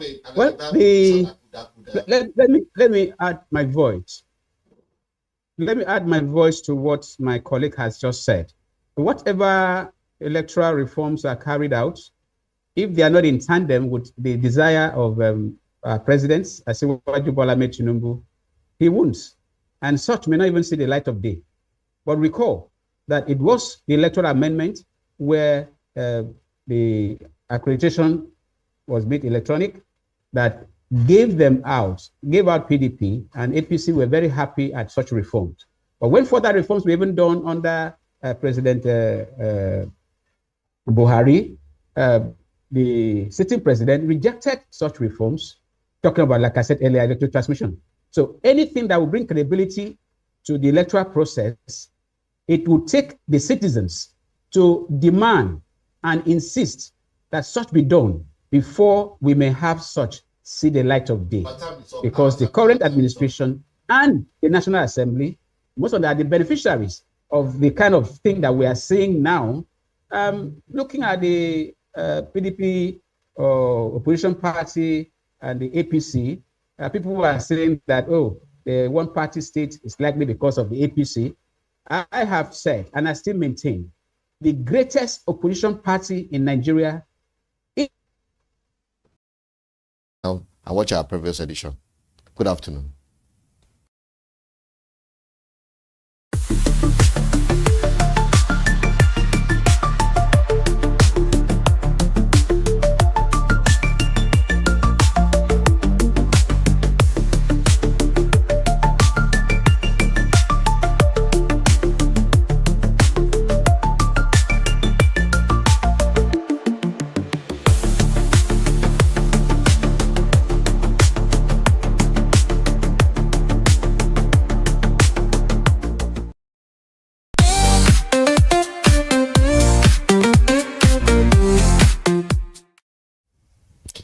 Good afternoon and welcome to bdtv Roundtable, where we discuss economic, social and political issues in our country and even beyond.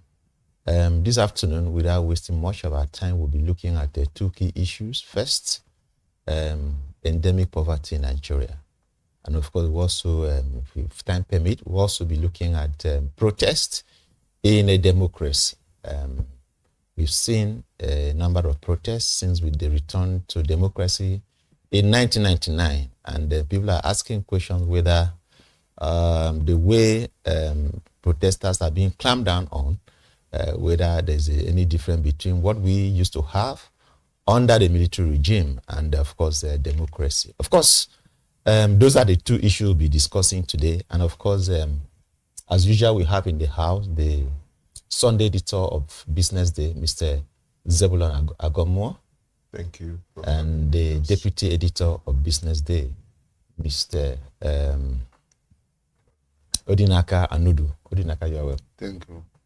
Okay, so without wasting time, if we want to look at the level of poverty in Nigeria, if we look at the World Bank report, the latest World Bank report, says that about 139 million Nigerians fall below the poverty line. And according to the World Bank, the description of poverty here, people who live below $2.50 per day. And that translates to about a little over 3,000 naira in our local currency. And if we go by this figure, this description, it means truly there are several Nigerians, millions of Nigerians who are living below the poverty line. But of course, the Nigerian government is not sitting down idle. They're doing something about it. Of course, under the renewed hope cash transfer, which the current administration is conditional cash transfer, which the current administration is implementing. We've seen about 330 million billion that are so far, set to have been transferred to those who are classified as the poorest of the poor, right? The poorest of the poor. But of course, the poorest of the poor, you can ask a lot of questions. Who are these poorest of the poor? Because the way it is now in Nigeria, as a matter of fact, all of us are poor. But of course, government will focus on the poorest of the poor. But Odinaka, perhaps I should start with you. When we talk about conditional cash transfer to the poorest of the poor, will you say that this is the best approach to fighting poverty in Nigeria, in a country where we have this level of poverty? Well, my answer is straightforward no. Because if you look at the kind of target the government has a target, which is about, in the short term, 15 million, and the medium to long term, 75 million. But if you look at the short term, because long term can be anything in Nigeria, so it can be 10 years. But if you look at the short term, which is actually what they are doing at the moment, you will notice that, first of all, where you have 139 million people, as a matter of fact, it's not different from what the MBS told us some days ago, even though there are structural differences. MBS focused on multidimensional poverty, and we had about 133 million people who were multidimensionally poor. And I can assure you that most people who are multidimensionally poor cannot afford basic things of life, so they're actually poor. So if you also see the World Bank recent report where it said 139 million people, Nigerians were poor, you see that they did their numbers. Even though I saw a spokesman of the government doubting and doing his analysis, and I wondered whether the day he became an economist or an accountant. I never knew him as an accountant, economist, or anyone. So, truth of the matter is that an institution like the World Bank cannot come up with something they are not sure of, because they have a lot of statisticians, economists, this and that. So, and that's now looking at your question directly about whether it is the right policy. I do not think it is the right policy, because how will you be giving 25,000 naira to just 15 million people and expect the poverty to decline in Nigeria? The biggest way to pursue poverty in an economy is, first of all, to make the economy inclusive. That's the first thing you do. Nigerian economy is still not inclusive, because we find that women are excluded. Find that certain groups of people in Nigeria too, if they do continental cash transfer, you probably see when Buhari was here, there were allegations that most of his programs were in the north. So I don't know where this current administration is focusing, because I've never seen anybody who said they got this cash transfer. So 330 billion is still a drop in the ocean, considering the kind of level of poverty we have in Nigeria. But what actually worries me is that you don't throw money at the people. When you throw money at the people, you will notice that, number one, it's not going to have an effect. Rather than distribute this kind of money, what you need to do simply is we have 39 million SMEs in Nigeria. Why don't you set up businesses? Why don't you fund those that already exist? Almost 40 million. You're going to cut down poverty a lot if you begin to fund the SMEs. That woman selling akara there, if you give her extra 200,000 naira, she will employ 2 more people to do it for her.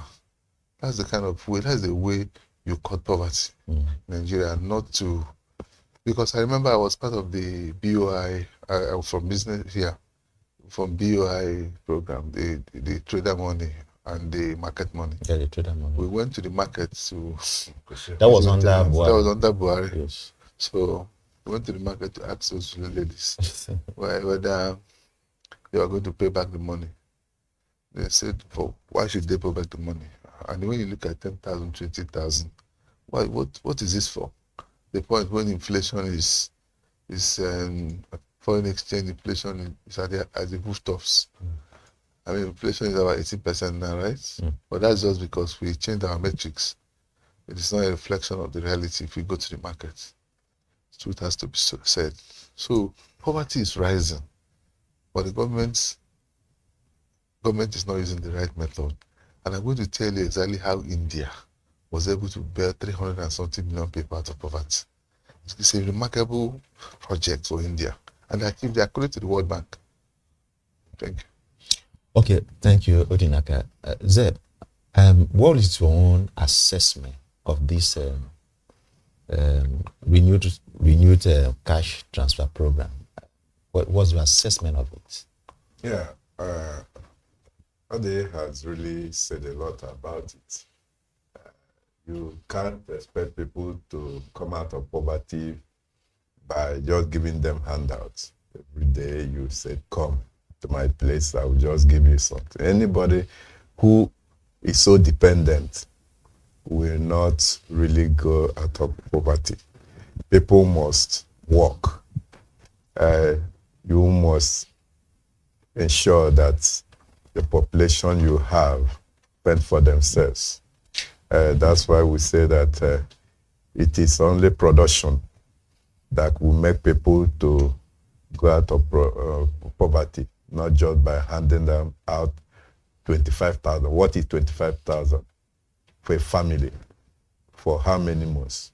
And in fact, by the way, I have never seen anybody around where I live who has said, I received it. And I have been asking questions, and nobody has told me he or she received, or he knows somebody who has received. But that does not mean that there are people who are receiving or who have received. What people are saying that I've heard is that it's a political thing. It's a party thing. People give a party. Some people say some will go and gather some names in the world, up to 10, 20 names with their data, and send out. And they will collect the money, they will act as middlemen and collect the money. Then whatever that they feel that is good, they will now give to those people. That cannot be a way of addressing poverty in a country. Someone said that in a country badly run, wealth is something to lament over. In a country well run, poverty is something to cry about. So I'm not sure that our country is well run.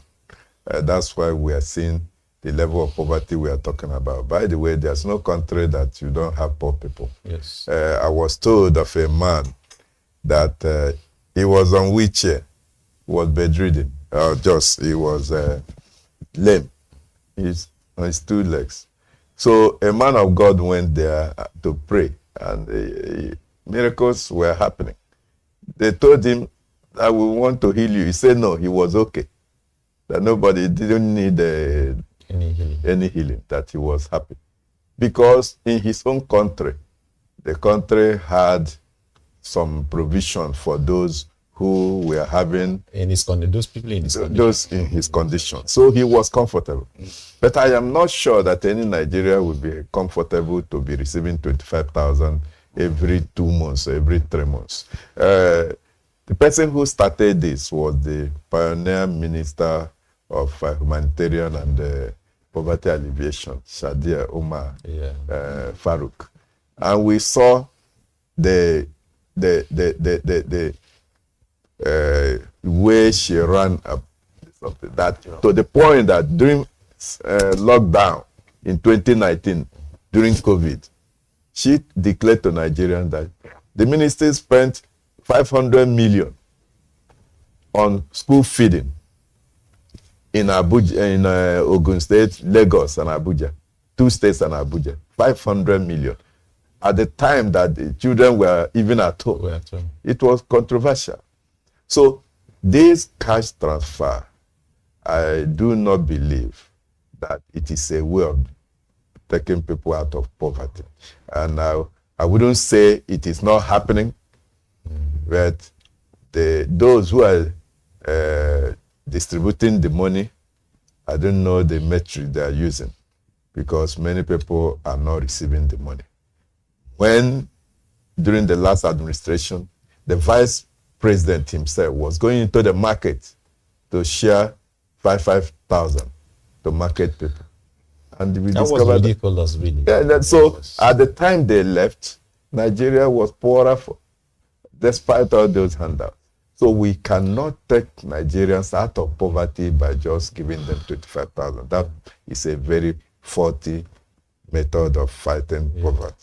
Okay, so Odinaka, I'll be asking you 2 questions in one now. First is the fact that given what Seb, made reference to under Buhari, we saw how controversial it was, even the metrics and the methodology that was used, that people question it, because there was issue around who has received, who has not received, transparency and all of that. People said, look, I have not actually met someone who has benefited. So there was this issue around how are you going about this. I don't know, in your view, whether you have seen any remarkable difference in terms of metric being used from this one compared to what it is that we saw under President Buhari. And then again, really, how sustainable, that's the second question, how sustainable it is that to give handout to people in the government's attempt to, reduce poverty or take people out of poverty. When you give cash, to people, how sustainable is this? Does Nigeria really have the capacity to sustain this? Okay. The first one is about whether I've seen anybody. Yeah, the transparency, the metric being used. Well, the point is that I don't think there is any difference, because the former administration, previous administration, was also giving handouts. So shamefully that some of the, like we pointed out here, went to the market and started during the election period, they were giving people money. At the end of the day, much of that money was not returned from what we did from our own investigations. So there's no difference. And the what actually concerns me is the fact that when you look at World Bank metric, it's $2.15. If you do that by a month, you are getting almost 100,000. 96,000, 97,000. So that means people who are earning 100,000 naira in Nigeria are on the line, on the edge. Do you understand? So, and in Nigeria now, and you know what actually concerns me too, is the fact that there are 42% Nigerians who are earning 100,000 or less. So you have another crisis coming when people are earning money, because sometimes people think that poverty are those who are not earning it. People are earning money, going out of their houses, but they are already in the poverty circle or cycle. So that's the danger. So for 2%, according to Big Invest Savings Report 2024 last year, and if you look at what throws people into poverty, are two basic things. In recent times now, what has thrown many Nigerians into poverty are two basic things. We talk about inflation, talk about foreign exchange. These are the two things that have thrown a lot of Nigerians into that bracket. You don't get your currency right, a lot of people will be poor. If you don't get your inflation, by two, a lot of people will be poor. So secondly, the second question was about whether it is it's sustainable. The long of course, run. the question answers is Shouldn't we focus shift to job creation rather than So it's never sustainable. So that's exactly why I want probably one of the questions is address some of the way India addresses poverty, because India used to be world's highest poverty in the world, but at the point Nigeria overtook them. I'm not sure we've come back. I think there was a time where they said we come back to second, but I think Nigeria is now behind India, despite the difference in population. India is over 1 billion, so you can understand. And India has many things that Nigeria doesn't have at the moment. One of the things they've got right in India is the police. So it is not sustainable. That's what I'm saying. In the sense that it is like throwing. If you get a pure bottle of water now and then you go to the manager and you pour it, nobody notices the difference. So it's not going to make any impact, because one is that we are not targeting the right people.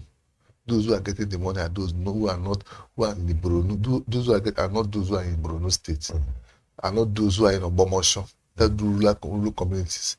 They are not those who are in Yamufu. These interior villages, they don't even go there. Where poor people are. This is where you find poor people. You don't find poor people in Lagos. You don't find poor people in Uyo. You don't find poor people in Oka. You don't find poor people in state capitals. That's the poorest of the poor. Oh, the poorest of people. You go to the hinterlands.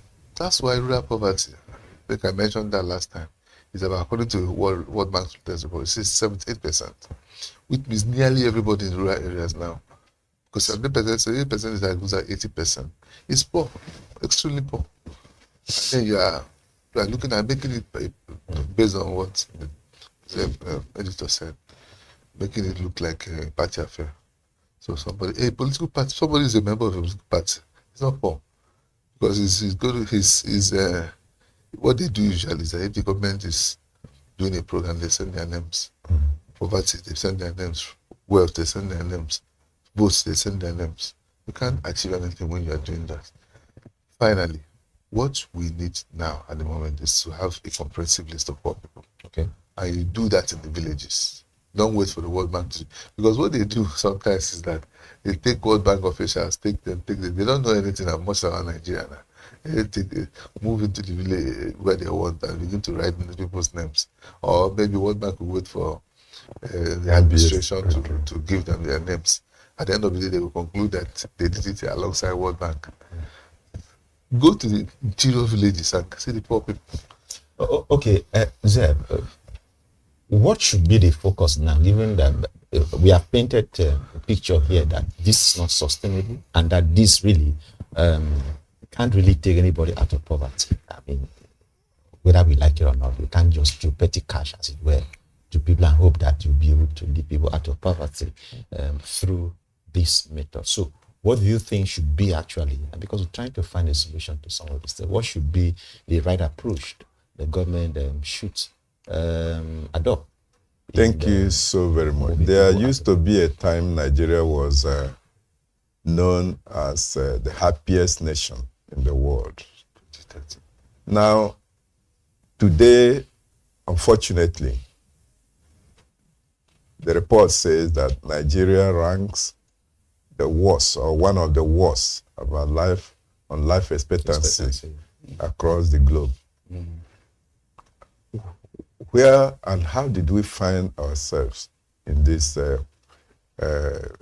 point, at this point?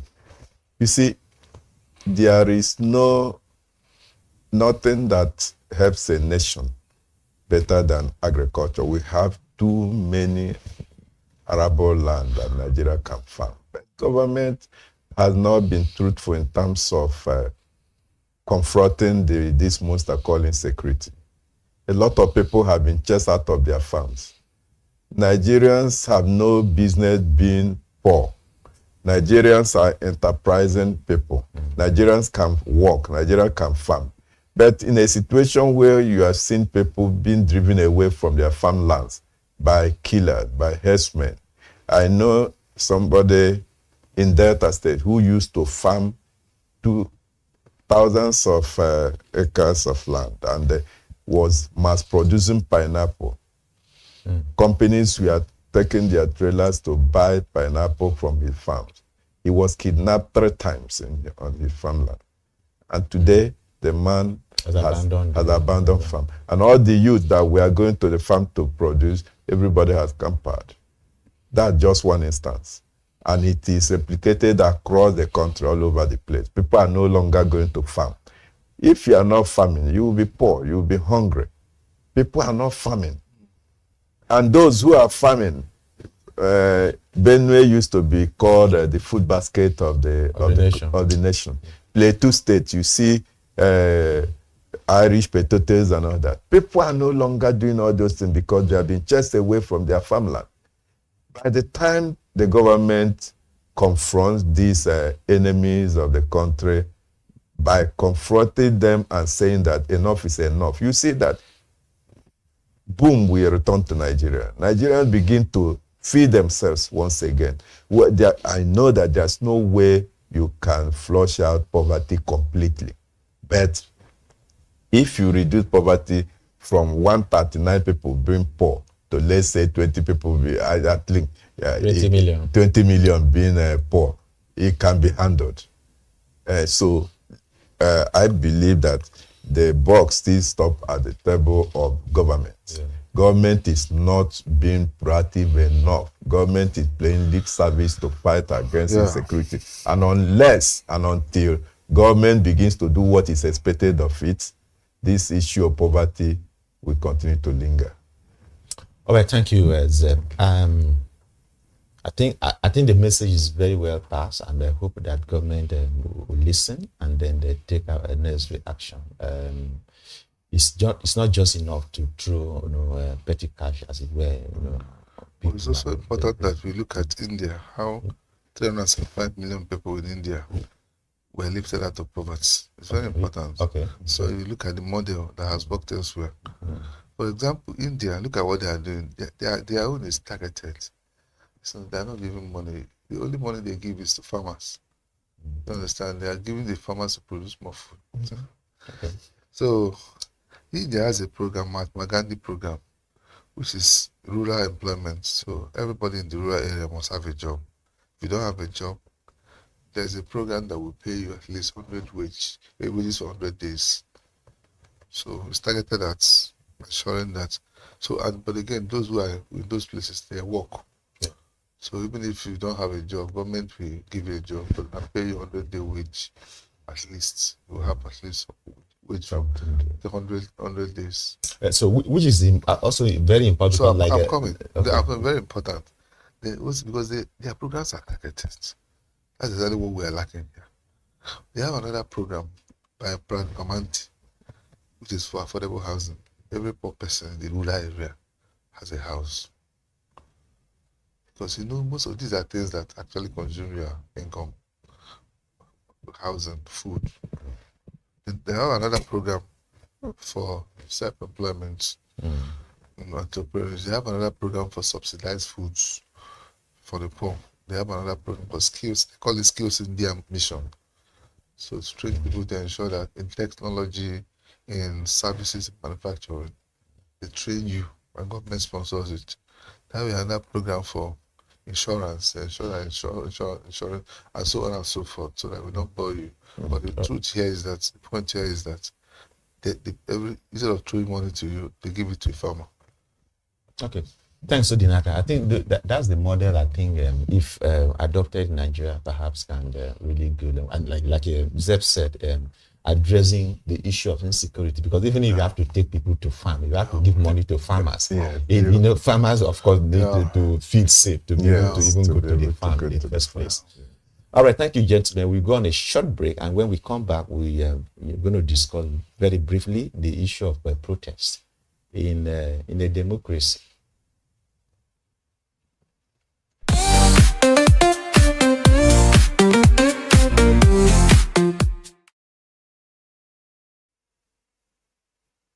Still on BDTV Roundtable, where we discuss issues of poverty, and of course deal with that quite extensively. And of course, before we wrap up, let's look at gentlemen, let's look at the issue of protest in Nigeria. I mean, under the military regime, of course, there's always this saying that the worst democracy is still best, is still better than the military regime. Yeah, it's still better than military regime. And of course, when we talk about democracy, some of the key ingredients you find in democracy is freedom of association, demonstration, speech, and then of course protest and all of that.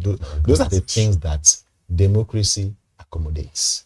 We were not having that luxury, as it were, when Nigeria was under a military regime, and that was a very long time. But thankfully, 1999 came, and of course there was a break, and we've been enjoying democracy in the last 26 years or thereabout. So we've come a long way in our democratic experience. But people are having some kind of headache about the fact that in a democracy, so far as we've seen in Nigeria, there's this tendency to clamp down on the protests, which some people argue that it shouldn't be so. We've seen protests, we've seen police tear gassing, we've seen police using live bullet.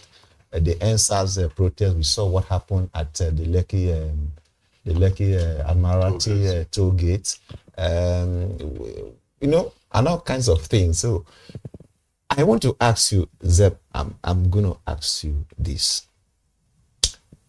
Democracy and protests, are they synonymous?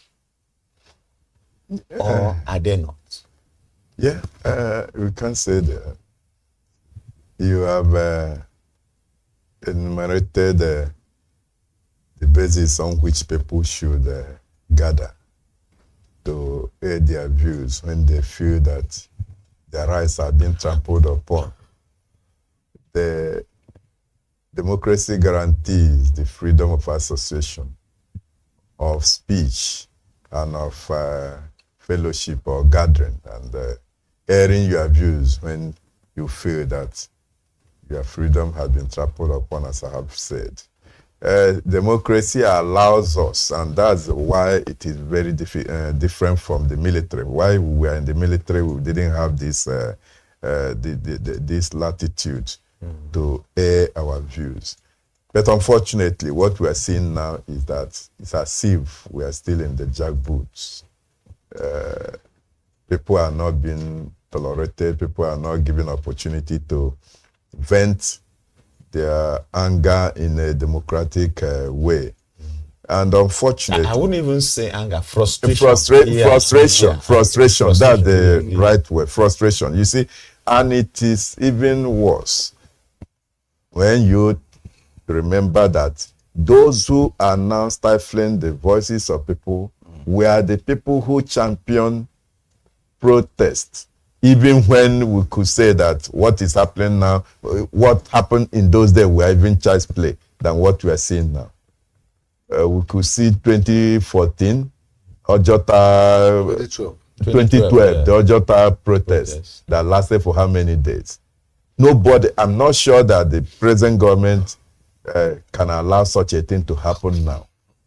So we saw those who were under Nadeko and protested against the military. But today being democratic government, and they are no longer allowing people, which is very bad. Why are people protesting anyway? People are protesting because they believe that their rights have been trampled upon. People are protesting because they want their voices to be heard. People are protesting because what is due them, what they are supposed to get as people, as the citizens of the country, are denied them. People are protesting because the political class continues to flourish while the people continue to languish in penury and in poverty. So these are the reasons why people are protesting. People are protesting because the roads are not motorable. People are protesting because of hunger. People are protesting because the educational system has been broken down. People are protesting because government appears deaf and not listening. So when people are crying out, if you have your children in your house and you return from work and you found out that all of them were crying, as a father, you should listen and say, what is happening? Everybody is crying. If you're a reasonable father, you should listen to them. Not when they are crying, you just walk out and go to your bedroom and you shut the door and go to sleep. Then that father must be an irresponsible father. So the father must listen. The father must listen and hear them out and say, this is the reason why we are crying. Unfortunately, those whom we elected are not listening to the people who elected them. If democracy was government of the people, by the people, and for the people had been defined, we are not in a democracy. We are in a chariot. And unfortunately, I do not see things getting better in the next, because I think the military mentality, we are not yet winning ourselves of such a mentality, and things are degenerating badly. I thought by now things will have even taken a very positive shape, but we are going deeper into the abyss. So unfortunately, and that is not healthy for the country. Can you imagine that even US had to issue out, US embassy had to issue out a warning to its workers, to US citizens in Nigeria and in Abuja particularly, not to go out yesterday. So when we are here seeing and hearing such news, how do you think that people outside will take Nigeria? Every day we claim that environment, our place is good for investors to come in, and we are not tolerant of one another. So it rankles. Okay, thanks, Zeb. Odinaka, I wouldn't want to tie this to the Free Nnamdi Kanu's protest that we saw and the level of security deployment that we saw. Even the military were also deployed in the street, the police were everywhere and all of that. But we're just talking about protests generally, and like Zeb said, in a democracy, protests, people should be allowed to just air their views. And so what do you think the government should do now? I mean, given that, like you said, we are in a democracy. Very simple. The government should actually listen to reasons for those protests and then grant the people their requests. Some of these requests are not difficult. Number one, if you look at the protests under this administration, let's even go back to SARS. Most of those demands of the people were not met. That was under Buhari. Under Buhari. Now in the government last year, people protested twice, August. October. There was an end bad governance protest in August. So now ask yourself, and you know, end bad governance was about poverty mostly. Yeah. So we just talked about poverty. So what has the government done since last August to ensure that the poverty is reduced? If you go to villages, the recent report of the World Bank, like I told you, was about 78% of rural dwellers being extremely poor. Plus, poverty has been rising. It has been on the rise since then. So why don't you focus on ensuring that you reduce poverty?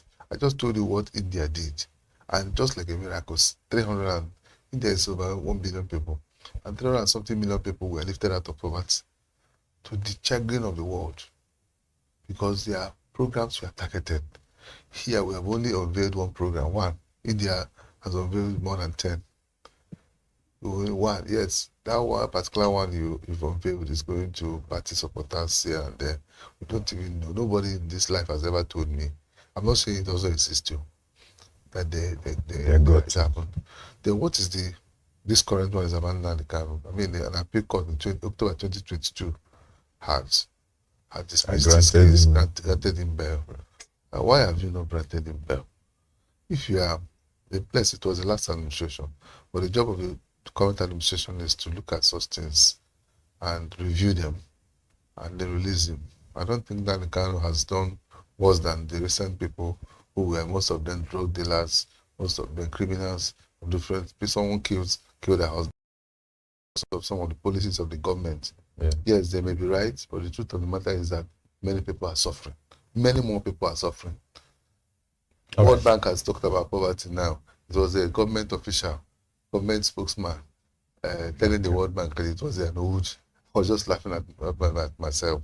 So every time you talk about Nigeria in a negative way, they contest it. But the same thing World Bank is talking about, the same thing you and I are talking about here. Someone who was earning 300,000, let me just use big money. Someone who was earning 300,000 naira last 2 years ago is probably far poorer than that. 300 naira is not going to do much for you. All right, thank you so very much, Odina. And I think this is where we're going to draw the curtain. But just before we go, I think the message is very well passed.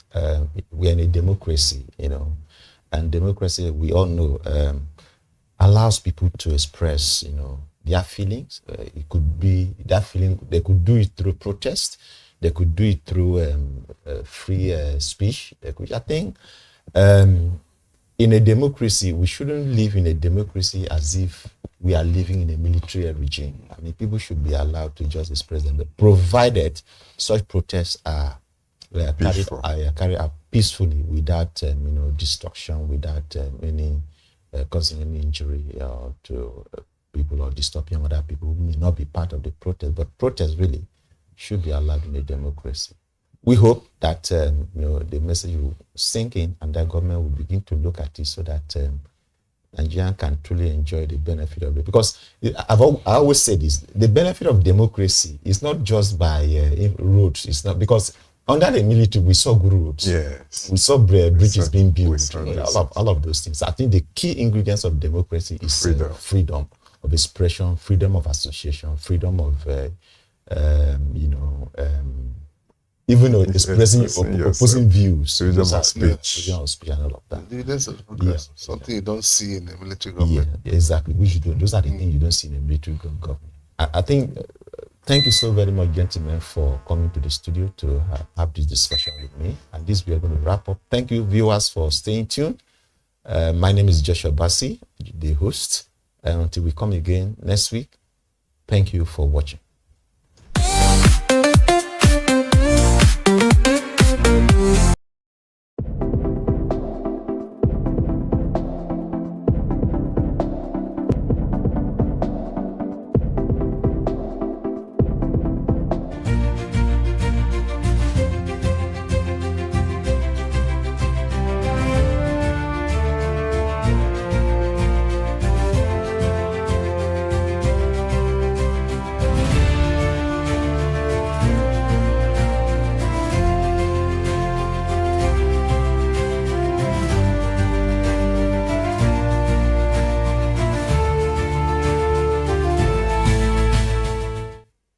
Good afternoon and welcome back. This is BDTV and this is Industry Focus, where we give you updates on various industries, both home and abroad, and how it affects business across the globe. And of course, also locally. And of course, then identifying the pros and cons of different areas, and more importantly, the industries and economy of countries. But let us look at Nigeria, where we are reaching you from. Lagos City. The GDP of Nigeria, yes, industry focus, throws its lens on that and the lives of Nigerians across the globe. Welcome to Industry Focus. So here we give you 4 major segments, and to run this way. 1, we'll give you quote of the day on public relations, which is the topic we're focusing on today. And secondly, our captain's opinion, where our guest, Mr. Tomiwa Talabi, is right here with us in the studio. I'll be talking the PR industry, pros and cons of the public relations sector and how it affects industries in Nigeria. This will come your way as the second segment. And if you stay with us even further, we'll talk about deal or no deal. The 10 golden principles of public relations. You want to find out? Then stay with us right here. You will see. Then after that, retrospect will come your way. We'll look at Lagos PR sector since 1960. So stay with us. This is BDTV. I am Onyeka Valentine. We'll be right back. Don't go away.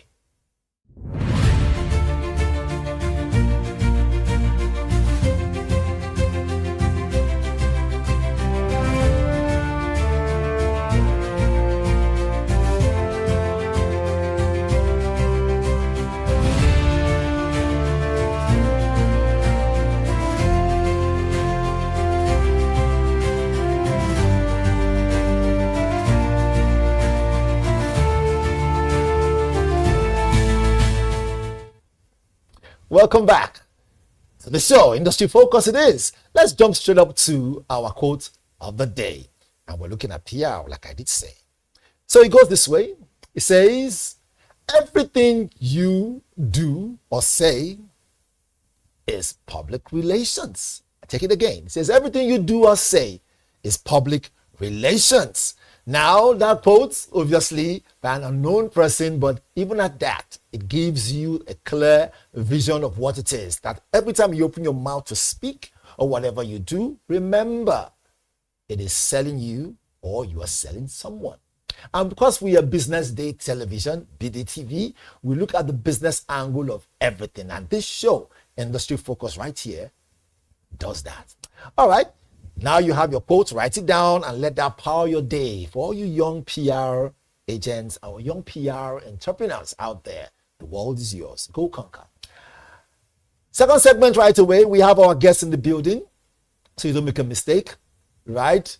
He's someone who understands what it is to do when it comes to, rather what to do when it comes to brand, when it comes to a PR and how to use it to make your business great. I'll read up his profile for you to see. Tomiwa Talabi is the founder of and CEO of Lagos Life, right? For the past 11 years, Tomiwa has been using social media as a tool to engage with diverse set of people on topics that matter to them, which has helped him develop an audience and, of course, pleasurable influence on the online space. He has utilized his help foster the activities of brands online, which includes an excellent public relations strategy. Yes, most definitely. His social media influence has also made partnership in many ways, with leading brands all coming right up to his table. Tomiwa is also a brand strategist. He is, like someone who understands how to put these things in place to enable you get what you want by rolling out campaigns in different years. Ladies and gentlemen, now you have an idea who my guest is. He's a young fellow, but even though he's young, he has gone places. You can see his picture right there on TV, chilling with the governor of Lagos State. Help me welcome my guest, Mr. Tomiwa Talabi. I keep saying Mr. Am I right? Or should I call you something else? Tomiwa is fine. Tomiwa is fine. I mean, Tomiwa, it's good to have you in the studio. I mean, we've been in contact for years, way back my initial platform till now I'm here on BDTV. We see all the great stuff you've been doing. And we cannot miss it for the world because, like they say, when great things are about to happen, great ideas are born. And you've always had that in line. But welcome to Industry Focus, which is very important. People say that PR industry is a make-believe. I'm beginning to wonder, how does it add value to the industries of different places? But let's start by asking you, What do you understand by PR, and how has it really helped you to influence your business and, of course, affect your clients? So I would like to define PR as how you feel or how you see a particular brand or a particular product, like perception. That's how I like to see PR. I would like to define PR to a 12-year-old. Yeah, and to be honest, PR has gone from where it used to be to like greater heights now. Because back in those days, I mean, newspapers, town criers, and whatnot. But now, everybody is the potential broadcaster. Right, everybody is. Anyone who has a smartphone can get on social media. Exactly. But the idea of having the right prompts, knowing what to say, the right write-up makes a whole lot of difference. Definitely. From those who are just passive and those who are actually professionals. Sure. But you're a professional as a brand strategist. But before I jump out of PR, right? I mean, you're a brand strategist, right? Yeah. Why brand strategy? So, I mean, I've been in the space for quite a while. I've worked as an influencer for brands. I've also worked with brands in terms of 9 to 5. Like I've done like office jobs. I've done like all those kind of things. I've also worked as an influencer for those brands. So I kind of like understand brands enough to say, okay, I think this is what works for you and this does not work for you, basically. Now you said what works for who or who works for what. I'll probably have to throw myself and say, oh yeah, what works for me now? Come and be my brand strategist. It depends on how you want to be perceived. Right. It really depends on how you want to be perceived. Like, so personal brand is actually very, very important as well. Like, do you want to be seen as what exactly? How do you want to be perceived? I mean, for example, now you can pass for a great public speaker because of your years of experience in media and broadcasting. So so it depends on how you just want to be branded, how you want to be perceived online, basically. Okay, you guys have heard him. More is coming your way. Let's jump into this one very quickly. This one here says, and these are our listeners and our viewers who really want to, kind of pick your brain a little bit. They say, so let's start with the pros and cons. And beyond just media, how does strategic PR actively create tangible business, right? And creates that value for companies? Yeah, I mean, so when it comes to this, trust is actually very important. So you build trust that then converts into like sales, especially when it comes to luxury, for example. Right. If I need to put out something that is luxury, right? I need to trust you as a person. I need to trust the influencer that's putting it out there. I can't tell me to come and buy something worth 1 billion now, and I just carry 1 billion. I'm gonna put like trust is very important. So for me as an influencer, I've built a community over the years. I've worked with a lot of brands, so you can easily trust my judgment based on past experience. I mean, to a certain extent. So trust is actually very important when it comes to that. So you have to build trust. And also, it also like creates room for investment opportunities, basically. So I would like to use Ojude, for example, like in Ogun State. One video just went viral like 3 years ago, and he became something else. It became a thing. So that alone is just PR. So it now became a festival that people will always want to attend, just based off one video that he just probably just posted. Then the year after, someone went viral just because of how it was on the horse and everything. So that is also PR. I don't think it was paid for at the time. So right now you see lots of brands, because I was there this last one, like you see a lot of brands coming in to partner with Ojude as a festival. So now it gives room for that also. I mean, it also opens like the market for investment opportunities. For example, if you know that Ojude is coming next year, you know that, okay, Ijebu-Ode in Ogun State is that place where people will be social time because of like I went there this year, all the hotels were booked. Wow. I had to book my hotel in another town. So wait a minute now, because you're entering a different angle, which is important now. Yeah. How PR can help boost businesses and even affect hotels. Yeah. So these are the industries we're talking about here. Exactly. So you can't underestimate the power of PR. You can't underestimate the power of PR. We see those pictures on our screen right there. See people having some PR meetings, trying to, navigate through marketing and idea. But do you see PR the sister to, or is it the sister to marketing the sister to PR, or is it the brother to PR? Do they work hand in hand? I would like to think they work hand in hand. I would like to think they work hand in hand because PR is basically how, like I said initially, like how you want people to see or feel a particular product or a particular service. Exactly. So I mean, advertising can fall under definitely going to fall under PR. So influencer marketing is under PR. Okay. I'm sure out of home advertisement is also part of PR. Part of PR. So I think they are both intertwined. Okay, both intertwined. Very quickly, I will jump to our third question because of time. Now, PR and Lagos.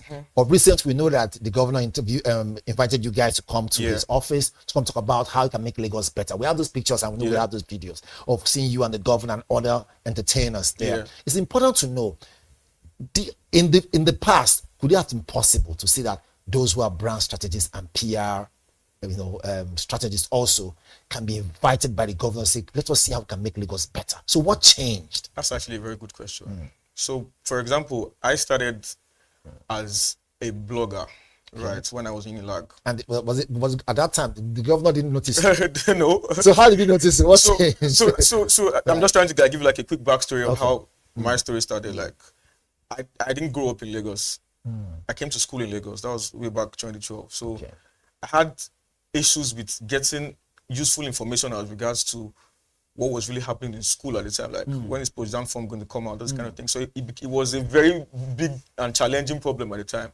So when I eventually got admitted, I didn't want people coming from, because I grew up in Ikenne, I grew up in a town called Ikenne in Ogun State. So getting those information back then was quite hard. So when I go into school, I created a blog just so that people don't have to, have the same challenge I was facing getting information. So with that, over the years, people started knowing the face behind the brand. That, oh, this guy, okay. So it became a big deal. So I started building my own personal brand. And the brand, Lagos Live. Then Lagos Live now eventually came. Okay. Right, because I mean, I was already going towards the end of my stay in Lag and everything. So I decided to challenge myself more than just in Lag. I created Lagos Live, and I mean, now it's a big deal to what social media can do.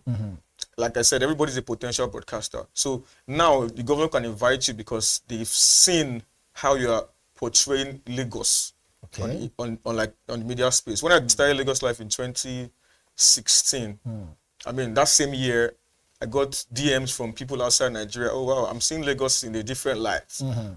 How about we come and you take us on a tour around Lagos? I didn't start it for the sake of that. I just started it based on, like I said, I didn't grow up in I just loved Lagos as a state. And it blew up exponentially. And it became a thing. Coming from Ogun State to Lagos. Exactly. And now, 30 December is already a thing in Nigeria. I think that's another industry entirely. People want to come to Lagos. We'll talk about our maybe in our second bit, but go ahead. People want to come to Lagos in December. And the reason why they want to come to Lagos in December is also because of how Lagos has been portrayed. They see things that, oh wow, so Lagos can be this interesting. Oh wow, I'm coming in December, I'm coming next December. And that's also as a result of PR. So just for jump to the next one. When you guys went to government house, I know I saw Efe there. I also saw Derinle there. I think we have that picture also. I also saw you. I saw like 6 other people. I saw Olori Super Girl there. The conversation, exactly, the conversation you guys had there. That's the picture right there, right? You, the governor, and every other person. That's it, right? Thank you so much, our technical guys. You can see the picture. You can see you on the far right there. So I see you guys really having fun. So is this now a great possibility that PR and brand industry can take any young person far? Yes, it can. It can. So, I mean, we see you got an award there. Yeah, that was a long time ago. That was like 25. Just being a brand strategist. Just being a brand strategist. So like, so they hosted like. That's your handshake, buddy. Thank you very much. All right. So yeah, I feel like back in those days, you can't come and tell your dad that I want to be an influencer or I'm an influencer. What's that? When you can be a medical doctor. It didn't make any sense. You could be a lawyer or something. What is influencer? But right now, we see young children like 8 years old reviewing toys on YouTube and they're making millions of dollars from that. So I feel like it's becoming a thing every single year. It's becoming a thing every single year. We've got our guest, Tomiwa Talabi, in the building.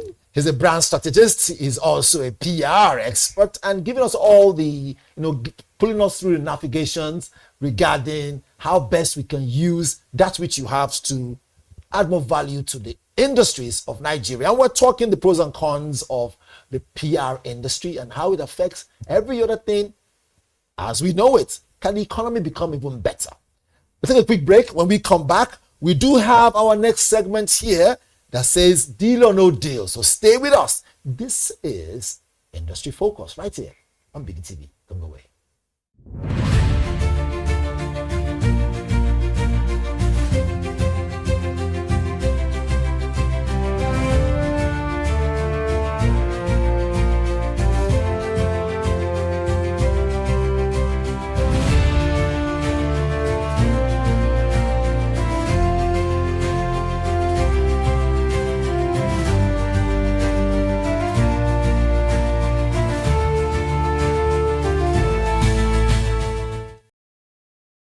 So is that a deal or no deal? Deal. Deal. So I shake your hand again. This is a deal. All right. So number 3 says PR does not end. It doesn't end. Why doesn't it end? I mean, because like I said, the world, everybody's a potential broadcaster right now. It's like as long as you have your mobile phone, it keeps going. So it never ends. Like back to back. Back to back. So even if they pay you for something and the period has passed, will you keep doing PR for the person? I got it there. All right, so is this a deal now or no deal? When we say this thing now and I pay you and they pay you for something, well, and it has passed, will you keep up? From that angle, right? So there's no deal. No deal. There's no deal. So I can't shake your hand. All right. So we have agreed on one. It says number 3 is a no deal. Let's jump to number 4 very quickly. It says the need for collaboration with clients. Deal or no deal? Deal. Deal. Why is it deal? I mean, so when you say collaboration with clients, I need to understand this particular context.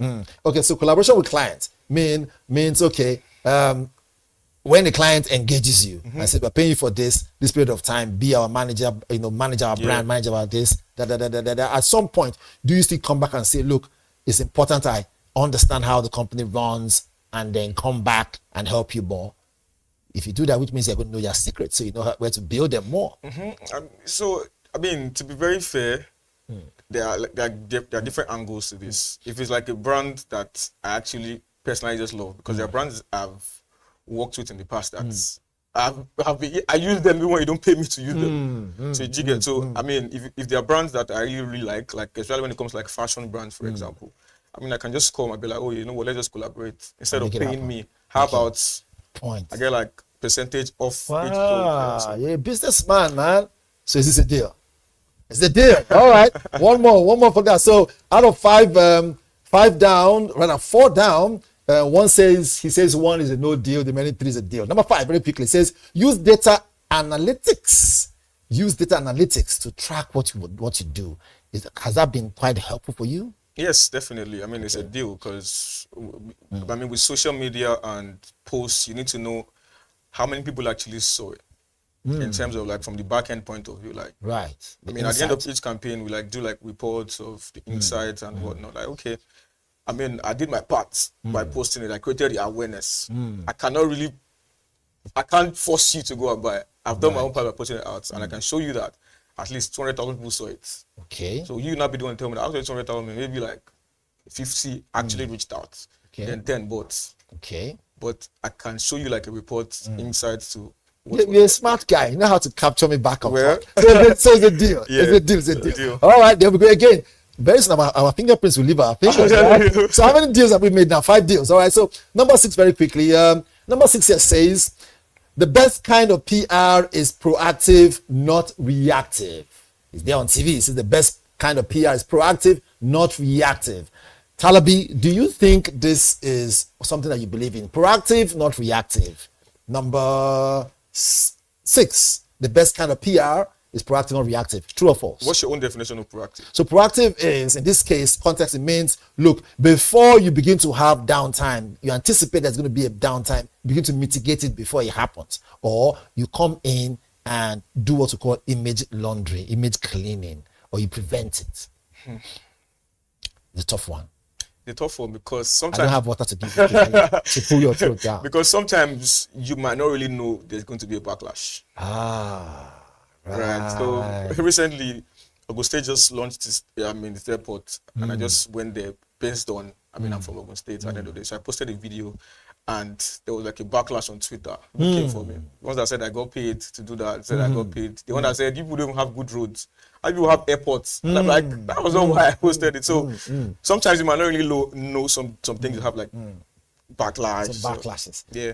Okay. So it's a no deal. No deal. It's a no deal. It says a no deal. I can shook your hand again, but it's a no deal. So fine, it's fine. So out of 6 now, Tomiwa has said 4 is a no. 4 is the deal. 2 is a no deal. Number 7, very quickly. Let's jump into this one. It says focus on inbound PR.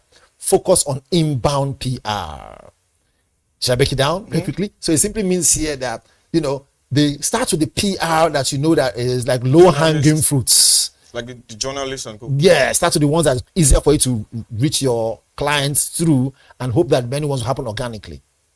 Like for instance, now you have my show. Now you can just simply say something about a brand that you're trying to target now, by not giving me a 10%. I think I agree with that. So you agree it's a deal. Yeah, I agree with it's a deal. Yeah. Why do I think that you've been a bit greedy with that? I think I agree with that. So it's a deal. All right, so it's a deal. Fantastic. So it says a deal. That's number 7 out of, because both hands are being, they're shaking their hands, but there's a deal. All right. So number 8, very quickly, it says be considerate and respectful. Every time you're dealing with your clients, be considerate and respectful. Deal straight. Don't think about it. At the end of the day, they are the ones paying the money. So. They are the ones paying the money. All right, it's a deal. He said again, I'm shaking his hand again. I hope you guys can see it in the public. I'm shaking his hand. It says a deal, it's a deal, it's a deal. All right, very quickly. Number 9 says build and maintain relationships. This is a no-brainer. It's a deal. There's no question there. Yeah. It's a relationship that has kept us this far. 100%, yeah. 100%. Like we see them in the picture, they're keeping relationship, like they said. All right, fantastic. So number 10, final one, says check your facts. When you post something without checking your facts, how bad can that be? Very important. You need to check your facts because it can haunt you. Fact checking. Eventually, exactly. So you need to check your facts. Okay, so that's a deal. That's a deal. That's a deal. That's a 10 out of 8 out of 10. He says 8 is a deal, 2 were not a deal. Hopefully, if we get him again, he'll probably say 5 is a deal and 5 is not a deal. Who knows? We never know. But again, Talabi, thanks for always joining us. This is a debut on this one. But before we go very quickly, retrospect. Very quickly, let me read this one out. It says the Lagos and Nigerian retrospect now is on the PR. It says the Lagos and Nigerian public relations PR sector evolved over time, Talabi, over time, and it has made a lot of strides. Right from the 60s all the way, to our present time where we are. Do you see this as a major plus to, the PR industry? The fact that it is as old as 1960, even though at that time it was a different kind of PR that they had.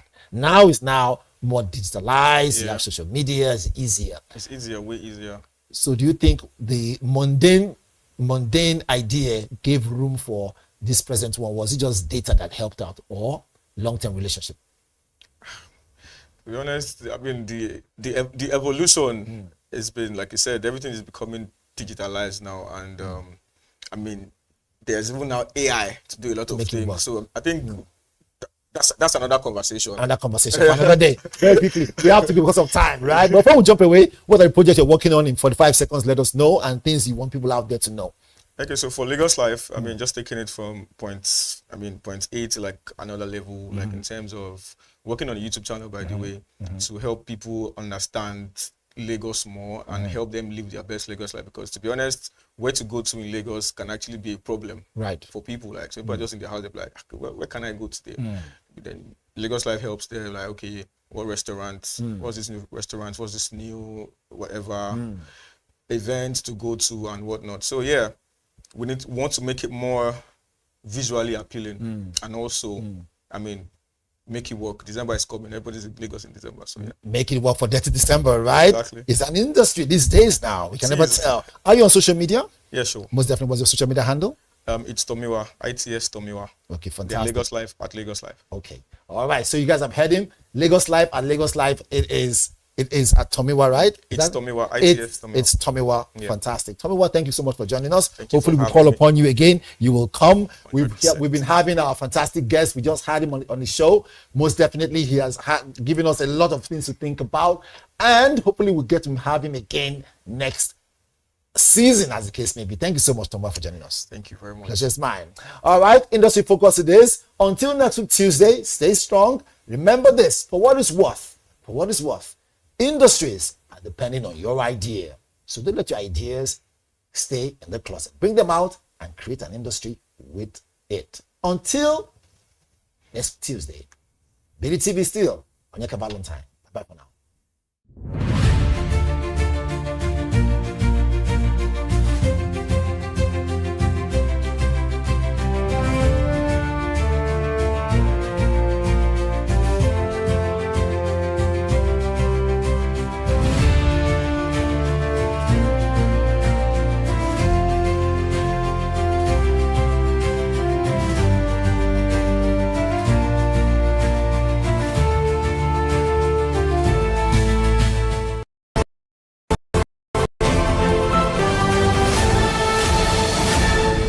You are watching Business Day Television.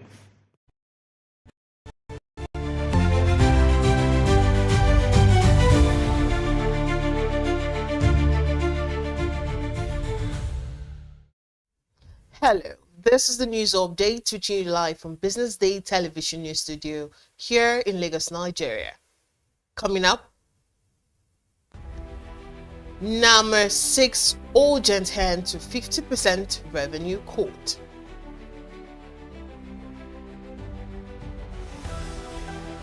Insurance sector posts 49.3% rise in gross premium to 1.2 trillion naira. Oil tax revenue crashes by 53%, FAC report. And lower cadet workers to benefit more from the new tax law, CITN President. Thank you for joining us on News Update. I am Deborah Eze. The Nigerian Airspace Management Agency, NAMA, has appealed to the federal government to suspend the 50% revenue deduction from its internally generated funds, saying the policy is crippling its operations and threatening air safety. Speaking at the 54th Annual General Meeting of the Nigerian Air Traffic Controllers Association, NAMA Managing Director Ahmed Farouk said the deductions limit NAMA's ability to maintain air navigation facilities across the country. Farouk urged the government to grant a waiver, saying it would be a game changer and allow the agencies to channel funds into development. NAMA also reaffirmed its commitment to the welfare and professional growth of air traffic controllers, describing them as key to ensuring the safety of Nigerian airspace. And the Nigerian insurance industry recorded a 49.3% in gross premium written to 1.21 trillion naira at the end of the second quarter of 2025, according to a report by the National Insurance Commission, NICOM. NICOM's insurance market performance bulletin showed that the sector grew, marking a 57.8% quarter-on-quarter rise from 769.2 billion naira recorded in the first quarter. The report revealed that the non-life segment dominated the market with 67.2% of total premiums. Led by oil and gas, the life segment accounted for 32.8%, driven by annuity business, and the industry's asset base also rose by 19.2%, split between non-life and life businesses. While the average net loss ratio increased to 59.4%, the regulator expressed optimism that ongoing effort would sustain the sector's resilience and positive outlook. Also, Nigeria's oil tax earnings fell by more than half in September 2025, deepening fiscal pressure as receipts from production sharing contracts declined sharply, according to the Federal Accounts Allocation Committee report. FAC data showed that total oil tax collections plunged down 53.06% in August and 49.6% below the monthly target of 600.17 billion naira. Non-oil tax revenues also weakened as total fell to a 40.9% drop from August 1.06 trillion naira, largely due to fewer corporate filings outside the June peak tax season.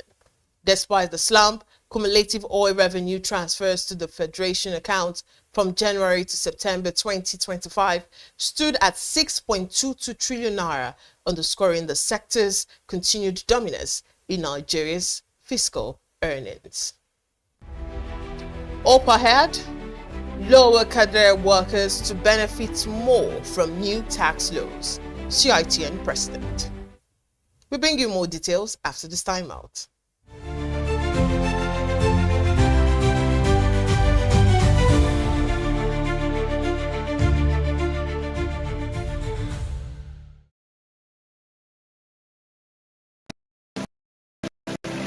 Money never sleeps. Wake up to clarity, insights, and the stories driving business in Nigeria and beyond. From the heartbeat of small and medium enterprises to the pulse of national economic policy, this is where business meets perspective.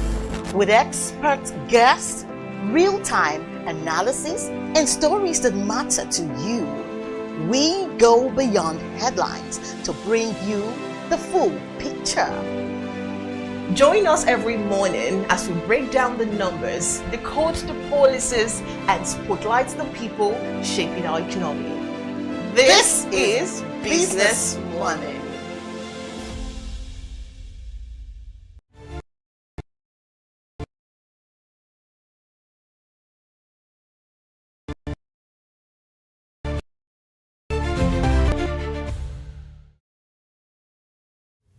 Welcome back. This is still the news update and still on the Nigerian scene. The president of the Chartered Institute of Taxation of Nigeria, Innocent Oagwa, has said that the new tax reform will benefit low-income Nigerians rather than worsen their condition.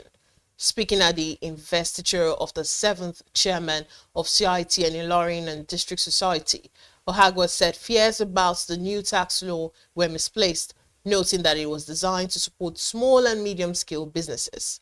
He explained that companies with turnovers below 100 million naira or assets under 250 million naira would be exempted from paying tax, though they must still file tax returns for proper classification.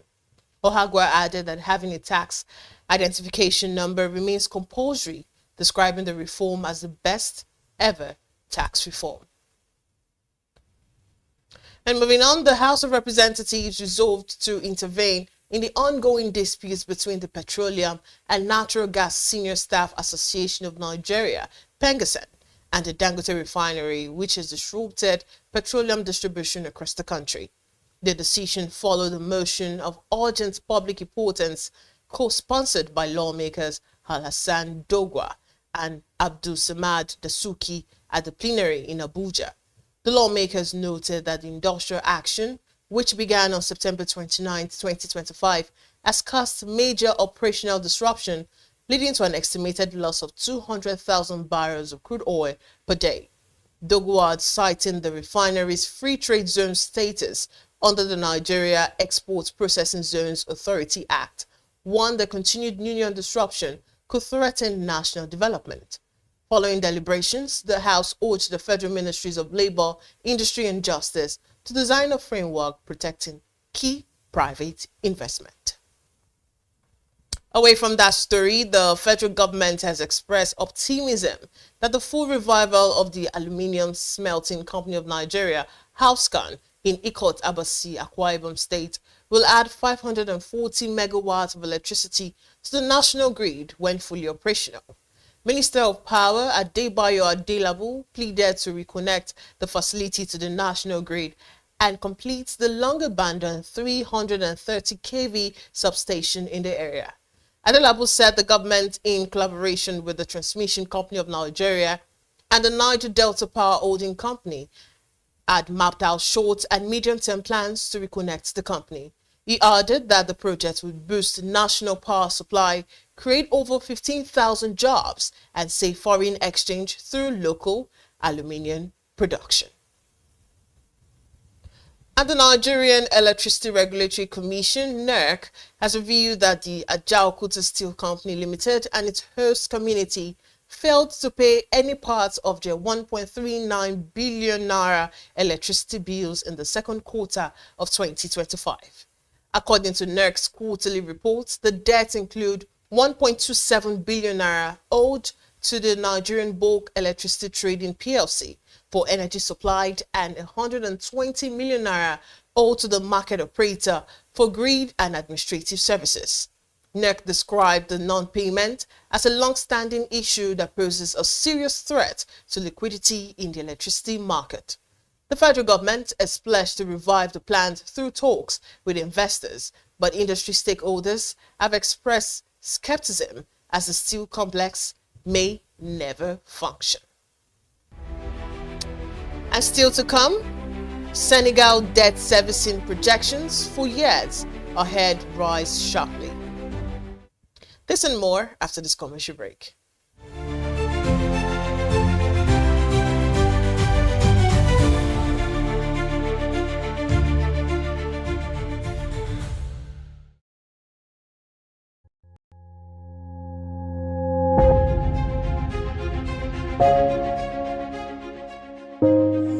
Good morning and welcome to the BDTV Breakfast Show. I am Bethel Ogunjobi. My name is Elizabeth Musa. And this is the social listening segment on the BDTV Breakfast Show. We're talking about the Fly Nigeria Act. Can you give us a background into what this is about?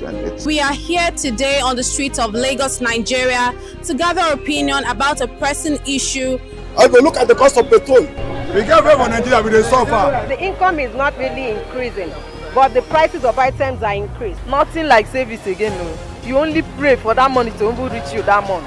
There's a lot of high pressure, a lot of stress. There's a lot of high targets to be met. I was quite strict. In my mind, I said, looking for my hand, my picking go spoil.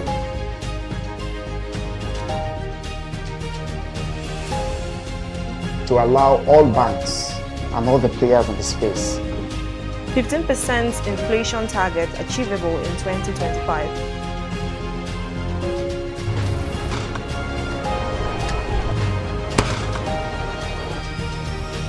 The command and vision philosophy of both the Chief of Defense Staff, the Chief of Army Staff, and indeed all the service chiefs.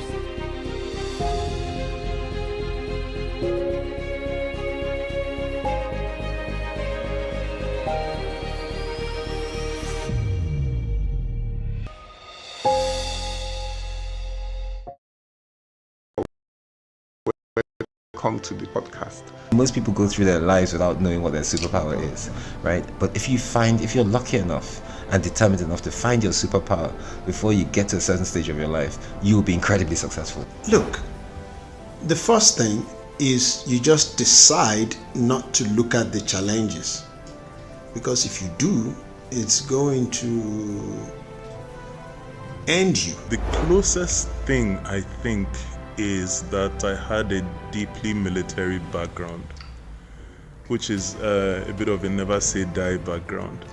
I saw an opportunity in non-interest banking,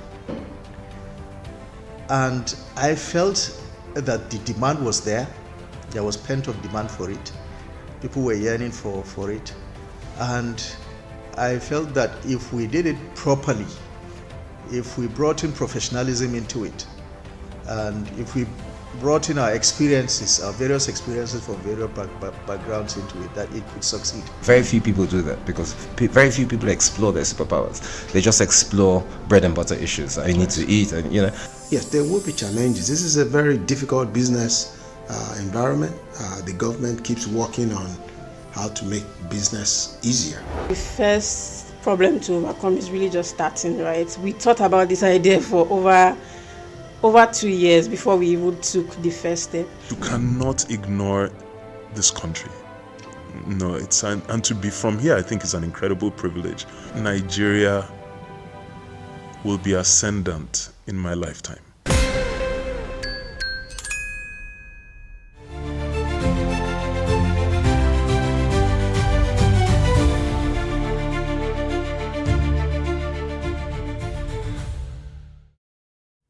Welcome back to the news update. We now head to Africa, where in Senegal has revised its debt service projections upward by about 3.2 trillion CFA. That's roughly 5.8 billion US dollars for the next 3 years.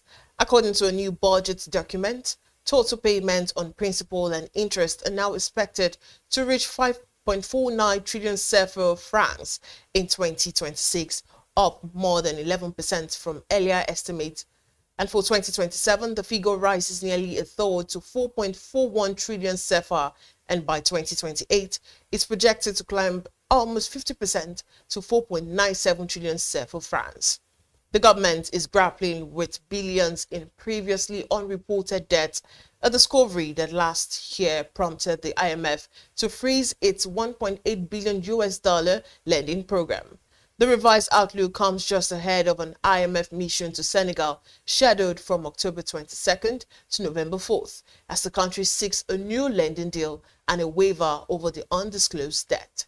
The IMF says Senegal's debt to GDP ratio, including government and state-owned enterprise debt, stood at 132% at the end of 2024. And South Africa's state-owned logistics giant Transnet says it plans to invest 127 billion rand, about $7.3 billion, over the next 5 years to modernize rail lines and upgrade ports. Chief Executive Michelle Phillips made the announcement at the South Africa Tomorrow Investor Conference, saying the company will also seek partners and funders for key projects, including the Richards Bay Dry Bulk Terminal and the Pier 2 container concession in Durban.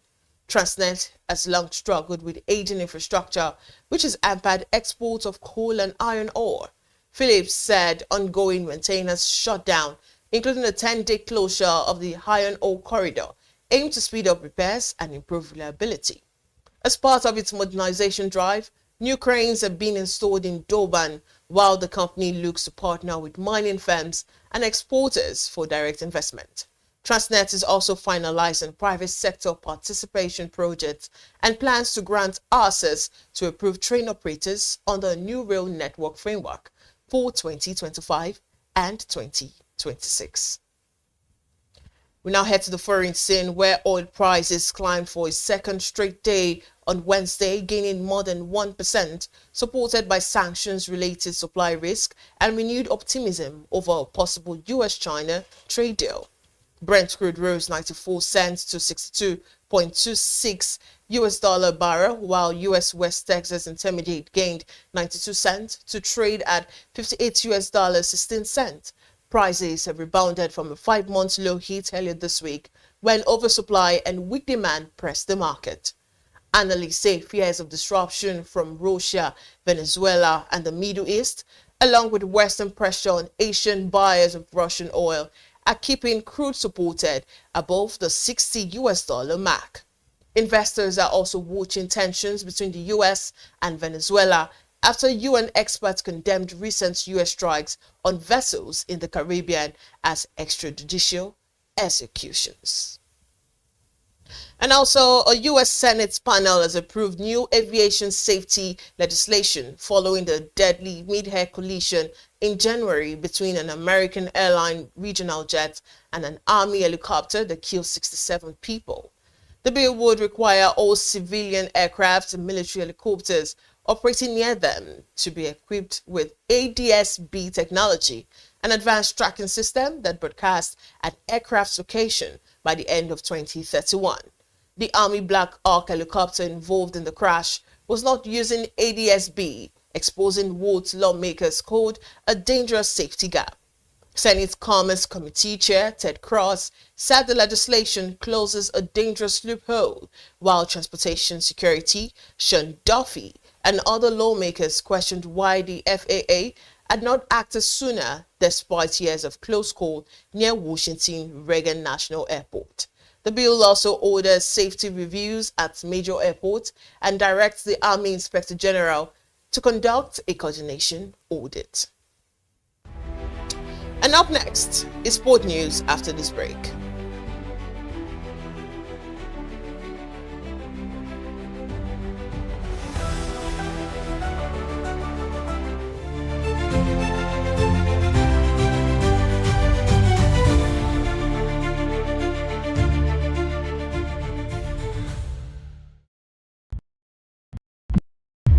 In a world, visionary leadership has become the key for long-term success. This is why you should join hundreds of visionary directors, business and government leaders, change makers, and policy shapers have been converged at the Chartered Institute of Directors 2025 Annual Directors Conference. The theme for this year is Leading through change, building sustainable and inclusive enterprises. It will hold at the Abuja Continental Hotel on the 22nd and 23rd of October 2025. From 10 a.m. daily. We have prepared a rich lineup of keynote speeches and dynamic panel sessions delivered by industry leaders and anchored by seasoned moderators. You do not want to miss out on the great networking and learning opportunities this conference offers. To reserve your seats, visit www.ciodnigeria.org. We look forward to seeing you there.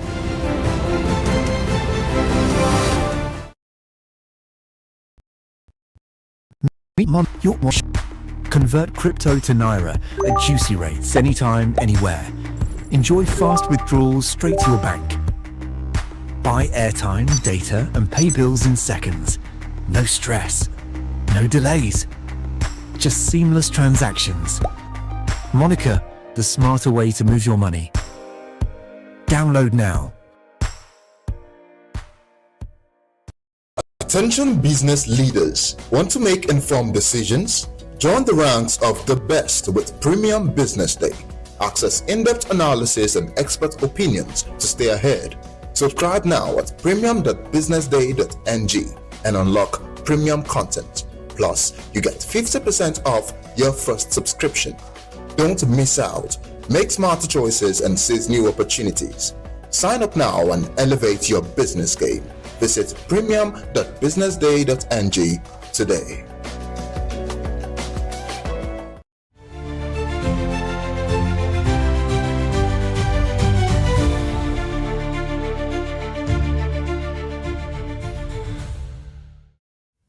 Welcome back to the news updates. We now head to sports, where Manchester City extended their unbeaten run to 9 games in all competitions with a confident Champions League victory over Villarreal.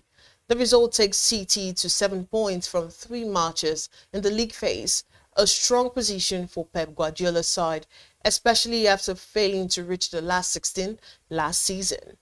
Guardiola attributed their improved form to a fully fit squad, saying last season's struggles were due to injuries that left him with only 15 or 16 players available. City kept a clean sheet and created several chances, but Guardiola urged improvement in forcing opponents to play deeper. Manchester City's next European fixtures comes as they look to extend their strong start and solidify their place at the top of their group. And to end the news, Tottenham manager Thomas Frank has backed Xavi Simons to find his form soon, despite a slow start to life in the Premier League. The £51 million summer signing from RB Leipzig is yet to score for Spurs, with his only assist coming on his debut against West Ham. Frank compared Simons' situation to that of Liverpool's Florino Wirtz, who also joined from Bundesliga in a big money move worth £116 million, but is still searching for his first goal. The Spurs boss added that both players are adjusting to the intensity and physicality of English football, but believe Simons is trending in the right direction. Tottenham will hope Wednesday's European fixture provides the perfect platform for Simons to open his account and build confidence moving forward. And that's the much we can take on news updates at this hour. Remember to follow us across all our social media platforms and on YouTube to get more updates from Business Day Television. I am Deborah Eze. Many thanks for watching.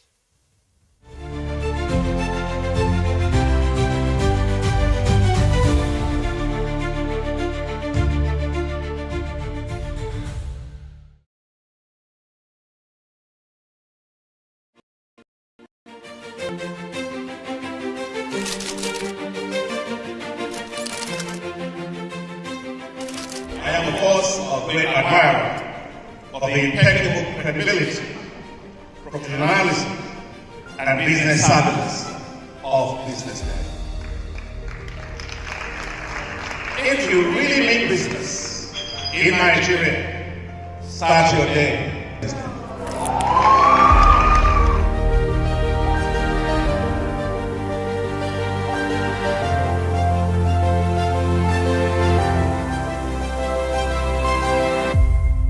BusinessDay is West Africa's leading provider of business intelligence and information, delivering premium content across diversified media platforms, including online, mobile, and print.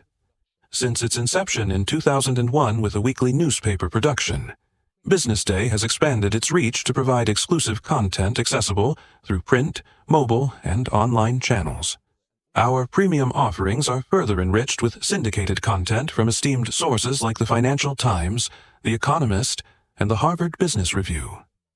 At BusinessDay, our mission is clear: to be the foremost provider of business and financial content, empowering readers to make informed decisions in Nigeria and Africa.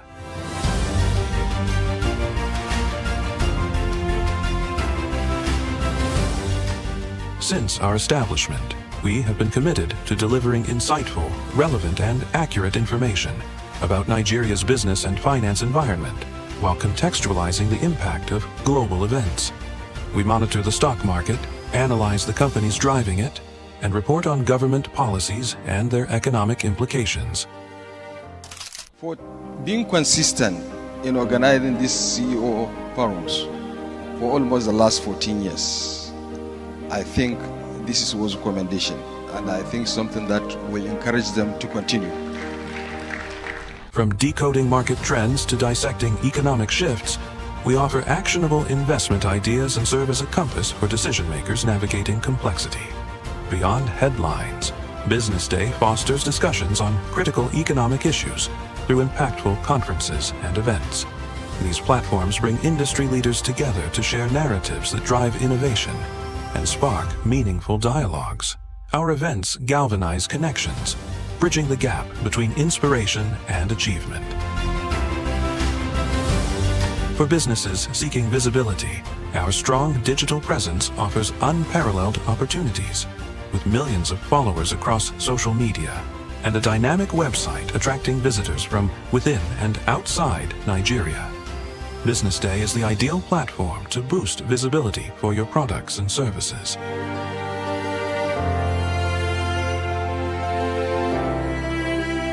If you're looking for in-depth analysis and expert opinions on Nigeria and Africa's business landscape, BusinessDay is your guide.